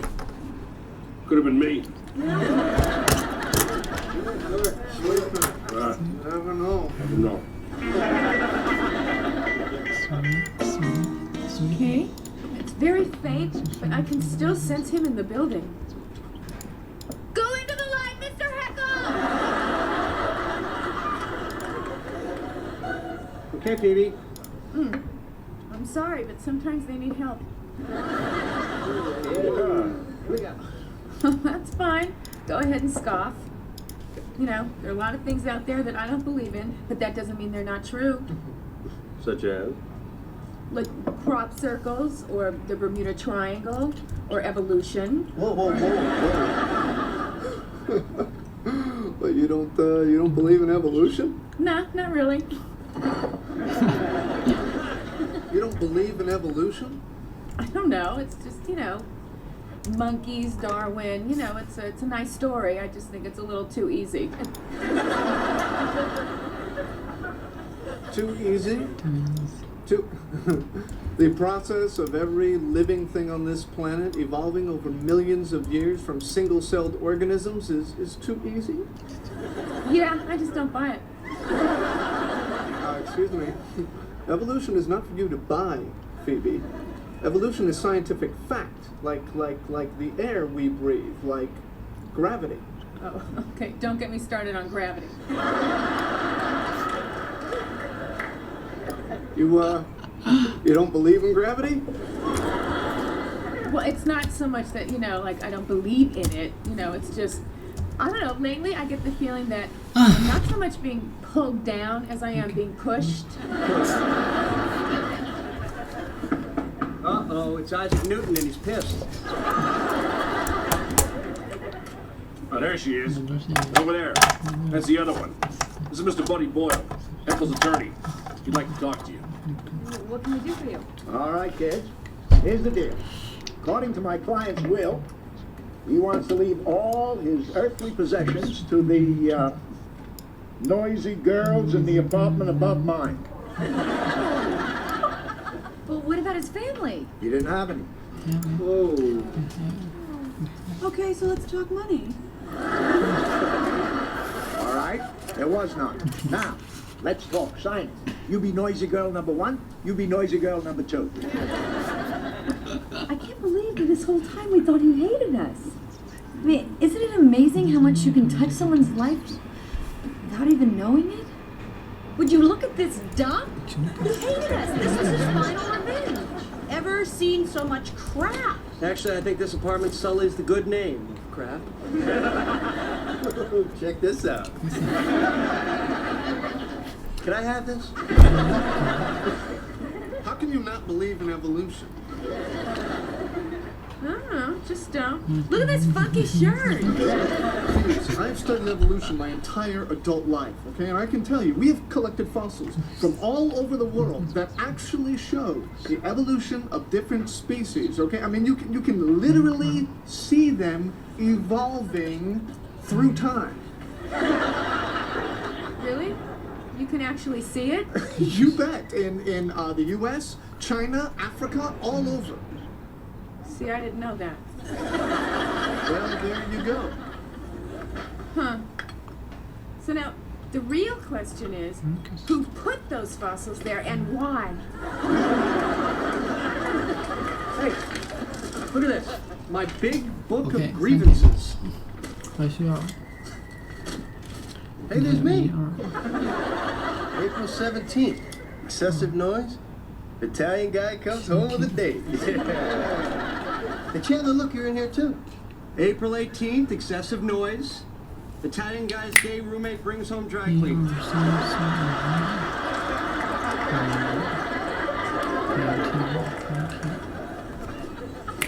Well, that's excellent. Monica, look at this lamp. Is this tacky or what? We have to have this. Rach, I think we have enough regular lamps. What? Oh, come on. I mean, it's not like I'm asking for this girly clock or anything. Which, by the way, I also think is really cool. It doesn't go with any of my stuff. Well, what about my stuff? You don't have any stuff. You still think of it as your apartment, don't you? No. Yes, you do. You think of it as your apartment, and I'm just someone who rents a room. Okay, well, you on that for a while. I'm gonna go find a place for my new land. Okay, Phoebes. See how I'm making these little toys move? Opposable thumbs. Without evolution, how do you explain opposable thumbs? Maybe the overlords needed them to steer their spacecrafts. Please tell me you're joking. Look, can't we just say that you believe in something and I don't? No, Phoebes, we can't. Okay? Why not? Because What is this obsessive need you have to make everybody agree with you? No, what's that all about? You know what? I think maybe it's time you put Ross under the microscope.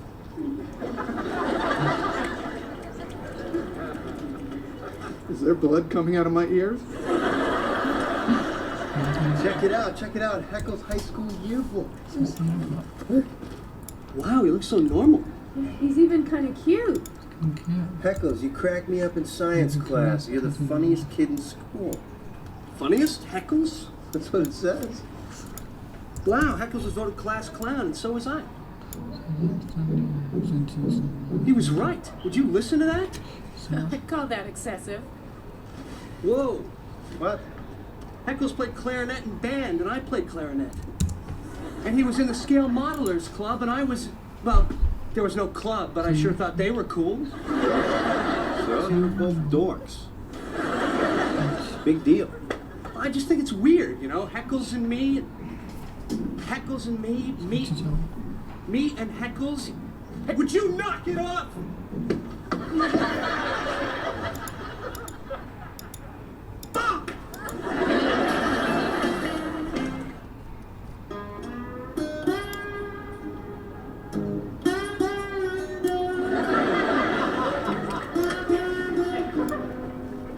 Have you been here all night? Look at this. Pictures of all the women that Heckles went out with. Look what he wrote on them. Vivian, too tall. Madge, big gums. Too loud. Too smart. Makes noise when she eats. This is me. This is what I do. I'm gonna end up alone just like he did. Chandler, Heckles was a nutcase. Our trains are on the same track, okay? Yeah, sure, I'm coming up 30 years behind him, but the stops are all the same. Bittertown, Aloneville, Hermit Junction. You know what we gotta do? We gotta get you out of here. Come on, I'll buy you breakfast. Let's go. Well, what if I never find somebody? Or even worse, what if I already found her, but I dumped her because she pronounces it supposedly? Chandler, come on. You're gonna find somebody. How do you know that? How? I don't know. I'm just trying to help you out. You'll see. You guys are all going to go off and get married, and I'm going to end up alone. Will you promise me something? When you're married, will you invite me over for holidays? I don't know what we're going to be doing. I mean, what if we're over at her folks' place? Yeah, I understand. You can come over and watch the Super Bowl. Every year, all right? You know what? I'm not going to end up like this. I'll see you, man.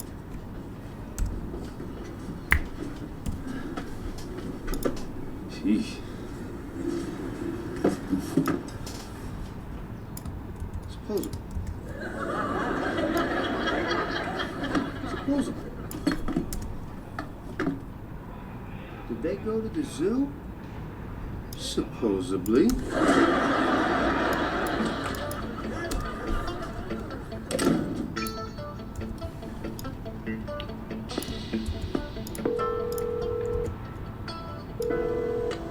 Hi. It's me. Oh my God. Janice? Janice? You called Janice? Yes, Janice. Why is that so difficult for you to comprehend? You remember Janice, right? Yes. She was smart, she was pretty, and she honestly cared about me. Janice is my last chance to have somebody. Hello. Oh my God. Jeez, look how fat she got. Hey, it's everybody. Yeah. Janice, you're... Yes, I am. Is it yours? Ha! You wish, Chandler Bing. You are looking at a married lady now. Oh, yeah. Congratulations. Oh, sweetie. To ourselves, we would have done better. We're The still next talking. tweet on that topic is apply specific knowledge with leverage, and eventually you will get what you deserve. I would also add to that, apply judgment, apply accountability, and apply the skill of reading. This one is just a glib way of saying that it takes time. Even once you have all of these pieces in place, there is an indeterminate amount of time that you're going to have to put in. And if you're counting, you will run out of patience before it actually arrives. So you just have to make sure that you give these things a proper time. Life is long. Charlie Munger had some line on this. Somebody asked him about making money, and he reinterpreted that, and he said what the questioner is actually asking is, how do I get rich like you but faster before I end up as a really old guy? And everybody wants it immediately, but the world is an efficient place. Immediate doesn't work. You do have to put in the time, you do have to put in the hours. And so I think you just have to put yourself in the position with the specific knowledge, with the accountability, with the leverage, with the authentic skill set that you have to be the best in the world at what you do. And then you have to enjoy it and just keep doing it and keep doing it and keep doing it, and don't keep track and don't keep count. Because if you do, you will run out of time. I can look back at my career and the people 2 decades ago that I had identified as brilliant and hardworking but hadn't thought much more about it, they're all successful now, almost without exception. On a long enough time scale, you do get paid, but it can easily be 10 or 20 years. Sometimes it's 5, and if it's 5 or 3 and a friend of yours got there, it can drive you insane. But those are exceptions, and for every winner, there's multiple failures. One thing that's important in entrepreneurship is you just have to be right once. You get many, many shots on goal. You can take a shot on goal every 3 to 5 years, maybe every 10 at the slowest, or once every year at the fastest, depending on how you're iterating with startups. But you really only have to be right once. My little equation is that your eventual outcome will be equal to something like the distinctiveness of your specific knowledge times how much leverage you can apply to that knowledge times how often your judgment is correct times how singularly accountable you are for the outcome times how much society values what you're doing, and then you compound all of that with how long you can keep doing it and how long you can keep improving it through reading and learning. That's actually a really good way to summarize it. It's probably worth even trying to sketch that equation out.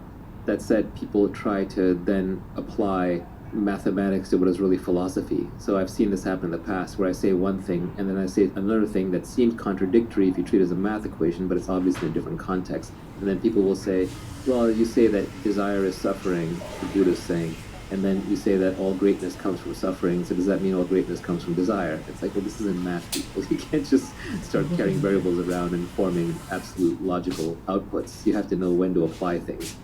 So I think that is very useful to understand, but at the same time, one can't get too analytical about it. It's what a physicist would call false precision. When you take two made-up estimates and you multiply them together and you get 4 degrees of precision, those decimal points don't actually count. You don't have that data, you don't have that knowledge.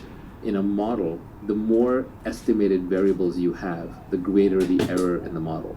So just adding more and more complexity to your decision-making process actually gets you a worse answer. You're better off just picking the single biggest thing or two. For example, what am I really good at according to observation and according to people that I trust, that the market values? Like that alone, those 2 variables alone are probably good enough. Because if you're good at it, you'll keep it up.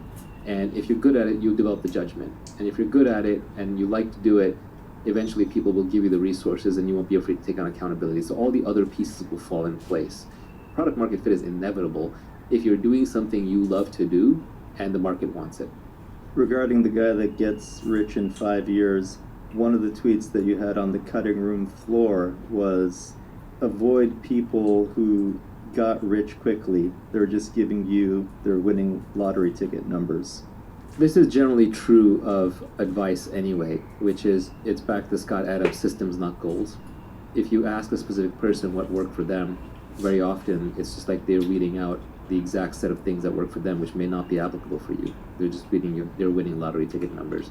It's a little glib. There is something to be learned from them, but you can't just take their exact circumstance and map it onto yours. The best founders I know, they listen and read to everyone, but then they ignore everybody and they make up their own mind. They have their own internal model of how to apply things to their situation, and they do not hesitate to discard information. If you survey enough people, all the advice will cancel to zero. So you do have to have your own point of view, and when something is sent your way, you have to very quickly decide, is that true? Is that true outside of the context of what that person applied it in? Is it true in my context? And then, do I want to apply it? You have to reject most advice, but you have to listen to and read enough of it to know what to reject and what to accept. Even in this podcast, you should examine everything. If something does not feel true to you, put it down, set it aside. If too many things seem untrue, delete this podcast. I think the most dangerous part of taking advice is that the person that gave it to you is not going to be around to tell you when it doesn't apply any longer. Yeah, I view the purpose of advice as a little different than most people. I just view it as helping me have anecdotes and maxims that I can then later recall when I have my own direct experience and say, that's what that person meant.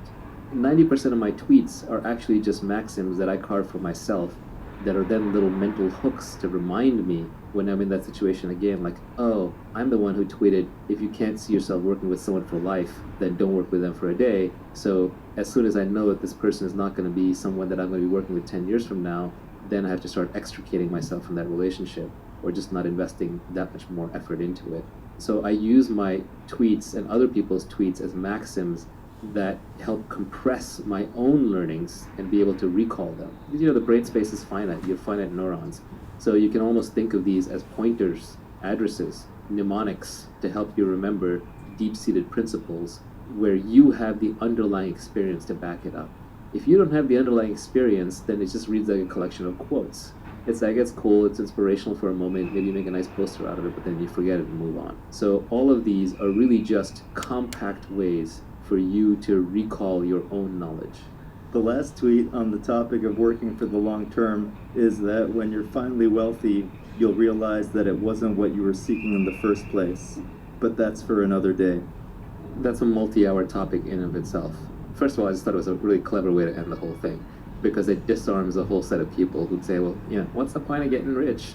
Because there are a lot of people who just like the status signal, virtue signal against the idea of wealth creation or making money. So it was just a good way to disarm all of them.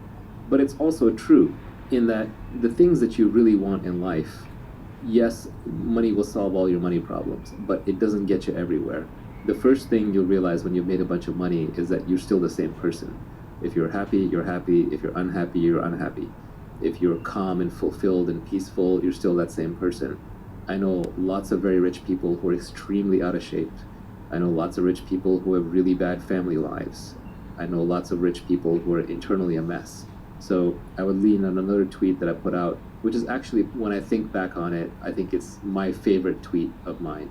It's not necessarily the most insightful, it's not necessarily the most helpful, it's not even the one I think about the most, but when I look at it, there's just such a certain truth in there that it just resonates. And that is that a calm mind, a fit body, and a house full of love. These things cannot be bought, they must be earned. Even if you have all the money in the world, you can't have those three things. Jeff Bezos still has to work out, he still has to work in his marriage or whatever his next relationship is, and his internal mental state is still going to be very much not controlled by external events. It's going to be based on how calm and peaceful he's inside. So I think those three things, your health, your mental health, and your close relationships, are things that you have to cultivate and can probably bring you a lot more peace and happiness than any amount of money ever will. So that's what I meant. Now, how to get there is actually a tweet storm that I still need to put out. I've been working on it. I have probably 100 tweets on it. It's just very hard to say anything on the topic without getting attacked from 50 different directions, especially these days on Twitter. So I've been hesitant to do it because I want to target it for a very specific kind of person. There's a bunch of people who don't believe that working on your internal state is useful. They're too focused on the external. And that's fine. There's nothing wrong with that. They should do that, and that's who How to Get Rich Tweetstorm is for. There's a bunch of people who believe that the only thing worth working on is complete liberation, like you become the Buddha, and they'll attack anything in the middle as being useless. That's fine too, but most people aren't there. So what I want to do is to create a tweetstorm that is just very practical advice for everyday people who want to have a calmer internal state. Just a set of understandings, realizations, half-truths and truths that if you were to imbibe them properly, and again, these are just pointers to ideas that you already have and experiences that you already have, that if you keep these top of mind, slowly but steadily, it will help you with certain realizations that will lead you to a calmer internal state. That's what I want to work on. Fitness is another big one. I'm just not the expert there. There are plenty of good people on Twitter who are better at fitness than me. And I think loving household and relationships actually automatically falls out of the other things. If you have a calm mind, and if you've already made money, you should have good relationship. There's no reason why you shouldn't. A lot of divorces actually happen over money. Unfortunately, that's just the reality of it. So having money removes that part of it. A lot of external battles happen because your internal state is not good. When you're naturally internally peaceful, you're going to pick less fights. You're going to be more loving without expecting anything in return, and that will take care of things on the external relationship front. So money solves your money problems. Money buys you freedom in the material world. I think that was a tweet from your cutting room floor. And money lets you not do the things that you don't want to do. Yeah, to me, the ultimate purpose of money is so that you do not have to be in a specific place at a specific time doing anything you don't want to do. We skipped one tweet because I wanted to cover all of the tweets on the topic of the long term. And the tweet that we skipped was, "There are no get-rich-quick schemes. That's just someone else getting rich off you." This goes back to the world being an efficient place. If there's an easy way to get rich, it's already been exploited. And there are a lot of people who will sell you ideas and schemes on how to make money, but they're just always selling you some $79.95 course or some audiobook or some seminar, which is fine. Everyone needs to eat. People need to make a living. They might actually have really good tips. But if they're giving you actionable, high-quality advice that acknowledges that it's a difficult journey and will take a lot of time, then I think that's realistic. But if they're selling you some get-rich-quick scheme, whether it's crypto or whether it's an online business or seminar, they're just making money off you. That's their get-rich-quick scheme. It's not going to necessarily work for you. One of the things about this whole Tweetstorm and podcast is that we don't have ads on here. We don't charge for anything. We don't sell anything. Not because I don't want to make more money. It's always nice to make more money. We're doing work here. But because it would completely destroy the credibility of the enterprise. If I'm saying, hey, I know how to get rich and I'm going to sell that to you, it ruins it. When I was young and I was kind of studying up on the topic, one of my favorite books on the topic was actually called How to Get Rich by Felix Dennis, the founder of Maxim magazine, billionaire who passed away. And he had a lot of crazy stuff in there, but he had some really good insights too. But whenever I read something by him or by the GoDaddy founder, Bob Parsons, or say Andrew Carnegie, you read stuff by people who are already very wealthy and they've clearly made their wealth in other fields, not by selling the how to get rich line. They have credibility. You just trust them. And they're not trying to make money off of you. They are obviously trying to win some status and some ego, right? You always have to have a motivation for doing something. But at least that is a cleaner reason why they're probably not lying. They're probably not fooling you. They're not snowing you. At some level, every founder has to lie to every employee of the company that they have, where they have to convince them that it's better for you to work for me than it is to do what I did and go work for yourself. So I've always had a hard time with that, which is why the only honest way in my companies, I've recruited entrepreneurs. And I tell them, you're going to get to be entrepreneurial in this company. And the day you're ready to go start your own next thing, I'm going to support you. I'm never going to get in the way of you starting a company, but this can be a good place for you to learn how to build a good team and build a good culture, how to find product market fit, to perfect your skills and meet some amazing people while you figure out exactly what it is you're going to do, because positioning, timing, deliberation are very important when starting a company. But what I've never been able to do is look them in the face and say, you must be at your desk by 8 a.m. because I'm not going to be at my desk by 8 a.m. I want my freedom. Or say to them that you're great at being a director today and you'll be a VP tomorrow, putting them into that career path track, because I don't believe in it myself.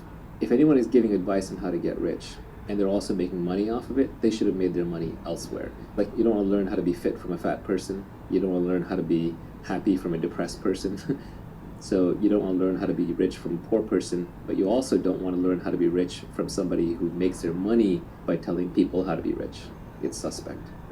Anytime you see somebody who's actually gotten rich following some guru's advice on getting rich, just remember that in any random process, if you run it long enough and if enough people participate in it, you will always get every single possible outcome with probability 1. There's a lot of random error in there, and then also this is why you have to absolutely and completely ignore business journalists and economists, academics, when they talk about private companies. I wouldn't even name names, but like when a famous economist rails on Bitcoin, or when a business journalist attacks the latest company that's IPOing, it's complete nonsense. Those people have never built anything. They're professional critics. They don't know anything about making money. All they know is how to criticize and get page views, and you're literally becoming dumber by reading them. You're burning neurons. I'll leave you with a quote from Nassim Taleb that I liked, where he said, if you want to be a philosopher king, first become a king and then become a philosopher, not first become a philosopher and then become a king. I'm glad you brought up Taleb, because I was going to finish this by saying just remember the title of his first book, which is Fooled by Randomness. One of the reasons why we're a little vague in this podcast is because we're trying to lay down principles that are timeless, as opposed to just giving you the winning lottery ticket numbers from yesterday. You summarized this entire tweet storm with 2 words: productize yourself. Productize and yourself. Yourself has uniqueness. Productize has leverage. Yourself has accountability. Productize has specific knowledge. Yourself also has specific knowledge in there. So all of these pieces, you can combine them into these 2 words. Whenever you're doing anything in business, if you're looking towards the long term of getting wealthy, you should ask yourself, is this authentic to me? Is it myself that I'm projecting? And then am I productizing it? Am I scaling it? Am I scaling with labor, or with capital, or with code, or with media? So it's a very handy, simple mnemonic. I mean, what is this podcast? This is a podcast called Naval. I'm literally productizing myself with a podcast. You want to figure out what you're uniquely good at, or what you uniquely are, and apply as much leverage as possible. So making money isn't even something you do. It's not a skill. It's who you are stamped out a million times. Making money should be a function of your identity and what you like to do. Another tweet that I really liked was, this was not mine, somebody else put this up. They said, find 3 hobbies one that makes you money, one that keeps you fit, and one that makes you creative. I would change that slightly. So I would say one that makes you money, one that makes you fit, and one that makes you smarter. So in my case, my hobbies would be reading, making money. I love working with startups, either investing in them, brainstorming them, starting them. I just love that ideation and initial creation phase around startups. And then on the hobby that keeps you fit, I don't really have one. Closest thing I have is yoga, but that's where I fell apart. And I think people who early in life discover something like surfing or swimming or tennis or some sport that they continue doing throughout most of their life are very lucky because they found a hobby that will make them fit. We finished discussing the tweet storm, and we're going to spend some time on Q&A and discussing some of the tweets on the cutting room floor that didn't make it into the tweet storm. My first question is, do you think there are some common failure modes or typical things that people do wrong when they're trying to apply this advice? A lot of people don't understand what specific knowledge really is or how to quote-unquote obtain it. People don't understand what accountability really entails. They think that accountability means being successfully accountable. No, it means that you have to stick your neck out and fail with your name out there publicly and be willing to let people hate on you. One of the reasons I'm less active on Twitter lately is because every tweet summons an army of nitpickers and haters, and it gets exhausting. But on the other hand, you have to learn how to ignore them, otherwise you can't survive on Twitter. A lot of people try to reconcile it with, like, should I quit my 9-to-5 job or not? That can be a very hard decision. I don't think you need to go that extreme. You can start applying accountability and leverage and specific knowledge even within your existing career. It doesn't have to necessarily be fork off and do something else completely. A lot of people will use it as a way to agree and disagree with their existing biases. They'll say, oh yeah, I agree with that part, or that part you're completely wrong. The most interesting parts should be the ones that you disagree with. Because clearly I've proven that I know a few things. So if you disagree with it, then maybe that is an area where you can improve your thinking. I've definitely improved my thinking all the time, but I will tell you that in this tweet storm, I put down the minimum viable principles. I did not put down the whole universe of what I know about how to make money, because 90% of it is suspect. I put down the bedrock, the stuff that I'm pretty solidly sure about. And I have not yet seen a tweet that has successfully contradicted anything in this tweet storm that would cause me to say, oh yeah, I got that one wrong. I think another place where people get a little bit off is they look at this and they say, well, this only applies to tech entrepreneurs. I disagree. The example that I gave about real estate was a good one in that regard. It's just the nature of leverage that technology drives leverage. So I'm going to push you in a tech direction to get the free leverage that is available in tech. And obviously this message is being delivered through the internet, so it's going to have a pro-internet bias. There are also people who believe that it is unfair to the people who don't have these opportunities to do anything with the opportunities that they do have. With that defeatist attitude, why even get out of bed in the morning? 90% of people are dead. There's a lot of people who are living on $1 a day. Do you live on $1 a day? No, it's up to you to play the hand that you're dealt to the best of your ability, and then you can take the winnings, the pot from that hand, and do whatever you want with it to fix the world. But saying that you should not do things just because others can't do things is living in denial. It's an excuse to not do anything. There are also people who believe that wealth creation is fundamentally at odds with an environmentally safe and healthy planet. And they view the whole thing as a giant zero-sum game. That's a false narrative as well. Elon Musk is not playing a zero-sum game with the environment, and there are plenty of entrepreneurs who are not. If anything, there is a word that environmentalists love, which is sustainability, and for-profit businesses are at least financially sustainable, if nothing else. You can do a B Corp, which has a dual mission. A lot of non-profit efforts would actually be better served by for-profit companies, because then they wouldn't have to go begging for grants all the time. They would be financially sustainable. Some great founders realize their philanthropic visions by running a business. Who is this advice targeted to? Is it for my Lyft driver? Is it for an internet entrepreneur? Is it for somebody who wants to start a YouTube channel? Because it comes from someone who's steeped in Silicon Valley and tech companies, it's always going to have a bias towards that. But I think it's good for anybody who wants to be entrepreneurial, anybody who wants to control their own life, anybody who wants to deterministically and reliably improve their ability to create wealth over time, is patient and looking at it for the long haul. Certainly if you're 80 years old, retired, running out of energy, you should probably just stay retired. But there are 80-year-olds who have a lot of energy and want to do new things and live for the future. It can obviously apply very easily to a young person, I would say 9, 10 years old and up. The most difficult one is probably middle-aged, because when we're in our 30s, 40s, 50s, we already have a lot invested. We have a lot of obligations because those are the years where we're earning and people are relying upon us. We don't want to change because we don't want to admit defeat in what we've been doing to date. But that's where it can actually be the most fruitful. It may be the most difficult pivot. You have a 9-to-5 job, you have a family relying upon you.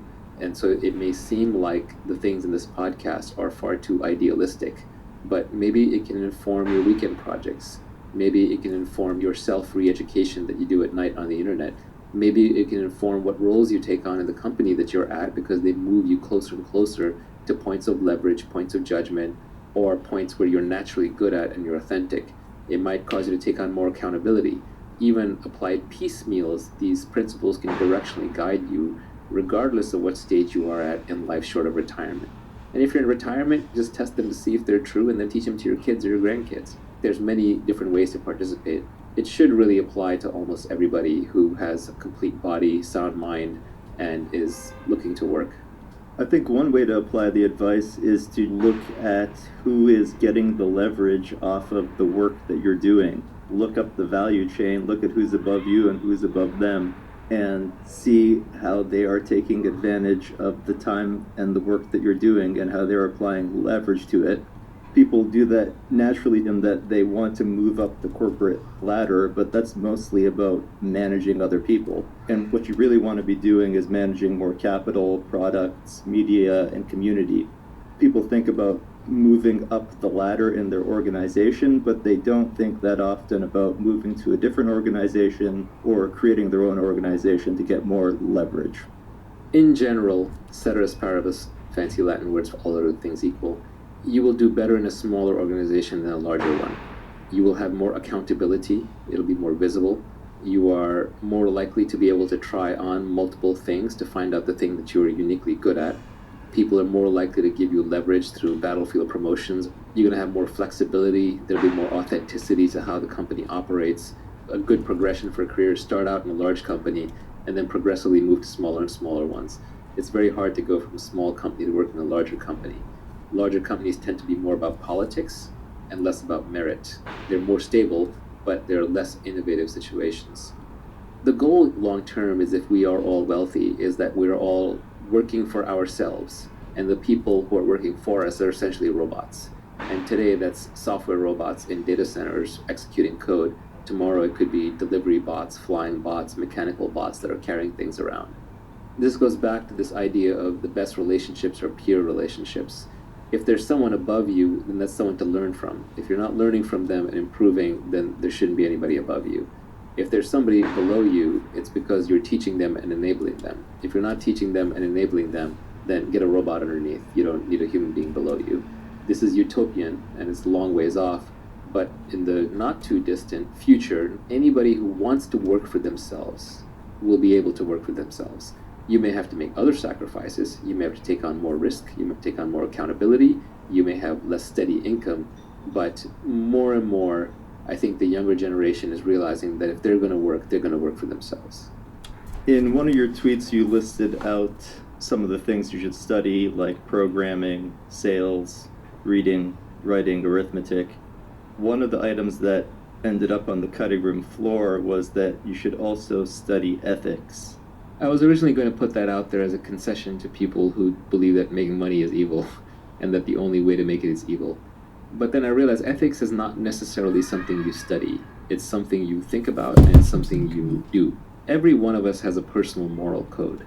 And where you got that moral code from is different for everybody. It's not like I can point you to a textbook. Sure, I could point you to some Roman and Greek text, but that's not going to suddenly make you ethical. There's the golden rule, right? Do unto others as you would have them do unto you. Or there's Nassim Taleb's silver rule, which is don't do unto others what you don't want them doing unto you. Once you've been in business long enough, you will realize how much of business is about trust. And it's about trust because you want to compound interest. You want to be able to work for long periods of time with trustworthy people without having to reevaluate every discussion, without having to rethink each time, and without having to constantly look over your shoulder. And so over time, you gravitate towards working with certain kinds of people. And similarly, those people will gravitate towards working with other ethical, quote unquote, people. So being ethical turns out to be a selfish imperative. You want to be ethical because it attracts the other long-term players in the network, and then they want to do business with you. And if you build a good enough reputation for being ethical, eventually people will pay you just to do deals through you, because you're the one who will validate and ensure the deals by your presence, because you wouldn't be involved with low-quality stuff. So being ethical actually pays off in the long run, but it's the very long run. In the short run, being unethical pays off, which is why so many people go for it. It's a greedy algorithm. But you can be ethical simply because you're long-term greedy. And I can even outline a framework for different parts of so-called ethics just based on the idea of long-term selfishness. For example, you want to be honest because it leaves you with a clear mind. You don't have two threads running in your head. One is the lies that you told you to keep track of, and the other one is what you're saying. You just have to think about one thing at a time, so you have more energy to think about that thing, so you're a clearer thinker.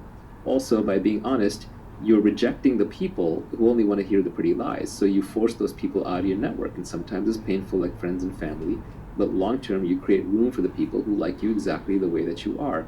So that is a selfish reason to be honest. For example, in negotiations, if you're the kind of person who always tries to get the best deal for yourself, you will win a lot of very early deals and it'll feel very good. But on the other hand, there are a few people who will recognize that you're always scrabbling and not acting fairly, and they will tend to avoid you. Over time, those people end up being the deal makers in the network because people go to them for a fair shake or to figure out what's fair. And so if you are cutting people fair deals, you don't get paid in the short term, but in the long term, everybody wants to deal with you, and you end up being a market hub. You have more information, you have trust, you have reputation, and people end up doing deals through you. A lot of wisdom is just realizing the long-term consequences of your actions. And so the longer term you're willing to look, the wiser that you're going to seem to everybody around you. Do you want to tell us about some of the jobs that you had as a youth and the specific job that kicked off your fanatical obsession with creating wealth? This gets a little personal, and I don't want to do the humble brag thing. There was some thread going around on Twitter about, like, name 5 jobs you've held, and every rich person on there was trying to signal how they held, like, normal jobs. So I don't want to play that game. I've held a bunch of menial jobs. There are people who have had it worse than me, people who had it better than me. There was one point where I was washing dishes in the school cafeteria, and I said, F this, I hate this, I can't do this anymore. And I sweet-talked my way to a computer science prof of helping TA his CS class in algorithms when I myself was completely unqualified for that. And so it forced me to learn computer science algorithms so I could TA the rest of the course. But that desire came out of the suffering of washing dishes in the college cafeteria, which is not to say there's anything wrong with that. There's nothing wrong with anything, really. But it was just not for me. I did not enjoy it. I had an active mind, and I wanted to make my money and earn my living through mental activities, not through physical activities. But sometimes it takes the suffering of doing the wrong thing to motivate you enough to do the right thing. I worked at a law firm for a while, a big prestigious law firm in New York City. I had a big internship there, and I basically got fired for surfing Usenet back in the day. This is before the internet was a big thing. Usenet was the news groups, and it was the only way for me to stay from being completely bored. And I was an overpaid guy wearing a tie and a suit, and I had to hang out in the conference room when the lawyers needed photocopies. I would make photocopies. And in the meantime, I would be bored out of my skull. This is pre-iPhone. Thank God to Steve Jobs for saving us all from unending boredom. But I used to read the Wall Street Journal, or anything that I could get my hands on. I would have read the back of a brochure just to keep from going insane, because listening to a bunch of corporate lawyers discuss how to optimize minute details in a big contract is really dull. And they got mad at me because they wanted me to sit there quietly and not read the Wall Street Journal. They said that's rude, that's misbehavior. So I got called up and reprimanded a bunch of times, and then I was finally terminated. And I was sent home in shame early from my very prestigious internship, destroying my chance of going to law school. And I was unhappy for all of an hour. But ultimately, it's one of the best things that ever happened to me, because then I would have ended up as a lawyer. Not that I have anything against lawyers, but it's not what I was meant to do. You mentioned the catering job that you had a while back that really kicked off the whole obsession. That was an envy thing. When I was in high school, I had to make some money to pay for my first semester at college, and I had to get a job. It was the summer of 1990, 1991 time frame. So this was the Bush senior recession. If anyone who's alive back then remembers it. So it was actually really hard to get a job. So I ended up working for an Indian food catering company. And I ended up having to serve at a birthday party for a kid who was actually in my school. So I saw my classmates and I was out there serving food and drinks to them. And that was incredibly embarrassing. I wanted to hide away and die right there. But you know what? It's all part of the plan. It's all part of the motivation. If I hadn't had that happen, I probably wouldn't be as motivated and I wouldn't be as successful. So it's all fine. But it was definitely a very strong motivator. In that sense, envy can be useful. Envy can also eat you alive if you let it follow you your entire life. But there are points in your life where it can be a very powerful booster rocket. We spoke earlier about picking a business model that has leverage, from scale economies, network effects, zero marginal cost of replication. There were a few other ideas on the cutting room floor that I want to go through with you. The first one was the principal agent problem. So mental models are all the rage. Everyone's trying to become smarter by adopting mental models. I think mental models are interesting, but I don't think explicitly in terms of a mental model checklist. I know Charlie Munger does, but that's just not how I think. Instead, I tend to focus on the few lessons that I've learned in life over and over that I think are incredibly important and seem to apply almost universally. One that keeps coming up from microeconomics, because as we've established, macroeconomics is not really worth spending time on, is what's called the principal agent problem. Principal in this case is principal with a P-A-L, not P-L-E, so it's not a principal that you follow. It's a principal who is a person. A principal is an owner, and an agent is the person who works for the owner. So you can think of it as an employee, the difference between a founder and an employee. I can summarize this by a famous quote that either was said by Napoleon or by Julius Caesar. It's generally attributed to either one. But he said, if you want it done, then go. If not, then send. Which is saying, if you want to do something right, do it yourself, because other people just don't care enough. Now, the principal agent problem pops up everywhere. In microeconomics, the way that they try to characterize it is that the principal's incentives are different than the agent's incentives. So the owner of the business wants what is best for the business and will make the most money. The agent generally wants whatever will look good to the principal, or might make them the most friends in the neighborhood or in the business, or might make them personally the most money. You see this a lot with hired gun CEOs running public companies, where the ownership of the public company is distributed so widely that there's no principal remaining. So nobody owns more than 1% of the company. The CEO takes charge, stuffs the board with their buddies, and then starts issuing themselves low-price stock options or doing a lot of stock buybacks because their compensation is based directly tied to the stock price. So agents have a way of hacking systems. This is what makes incentive design so difficult. As Charlie Munger says, if you can be working on incentives, don't work on anything else. Almost all human behavior can be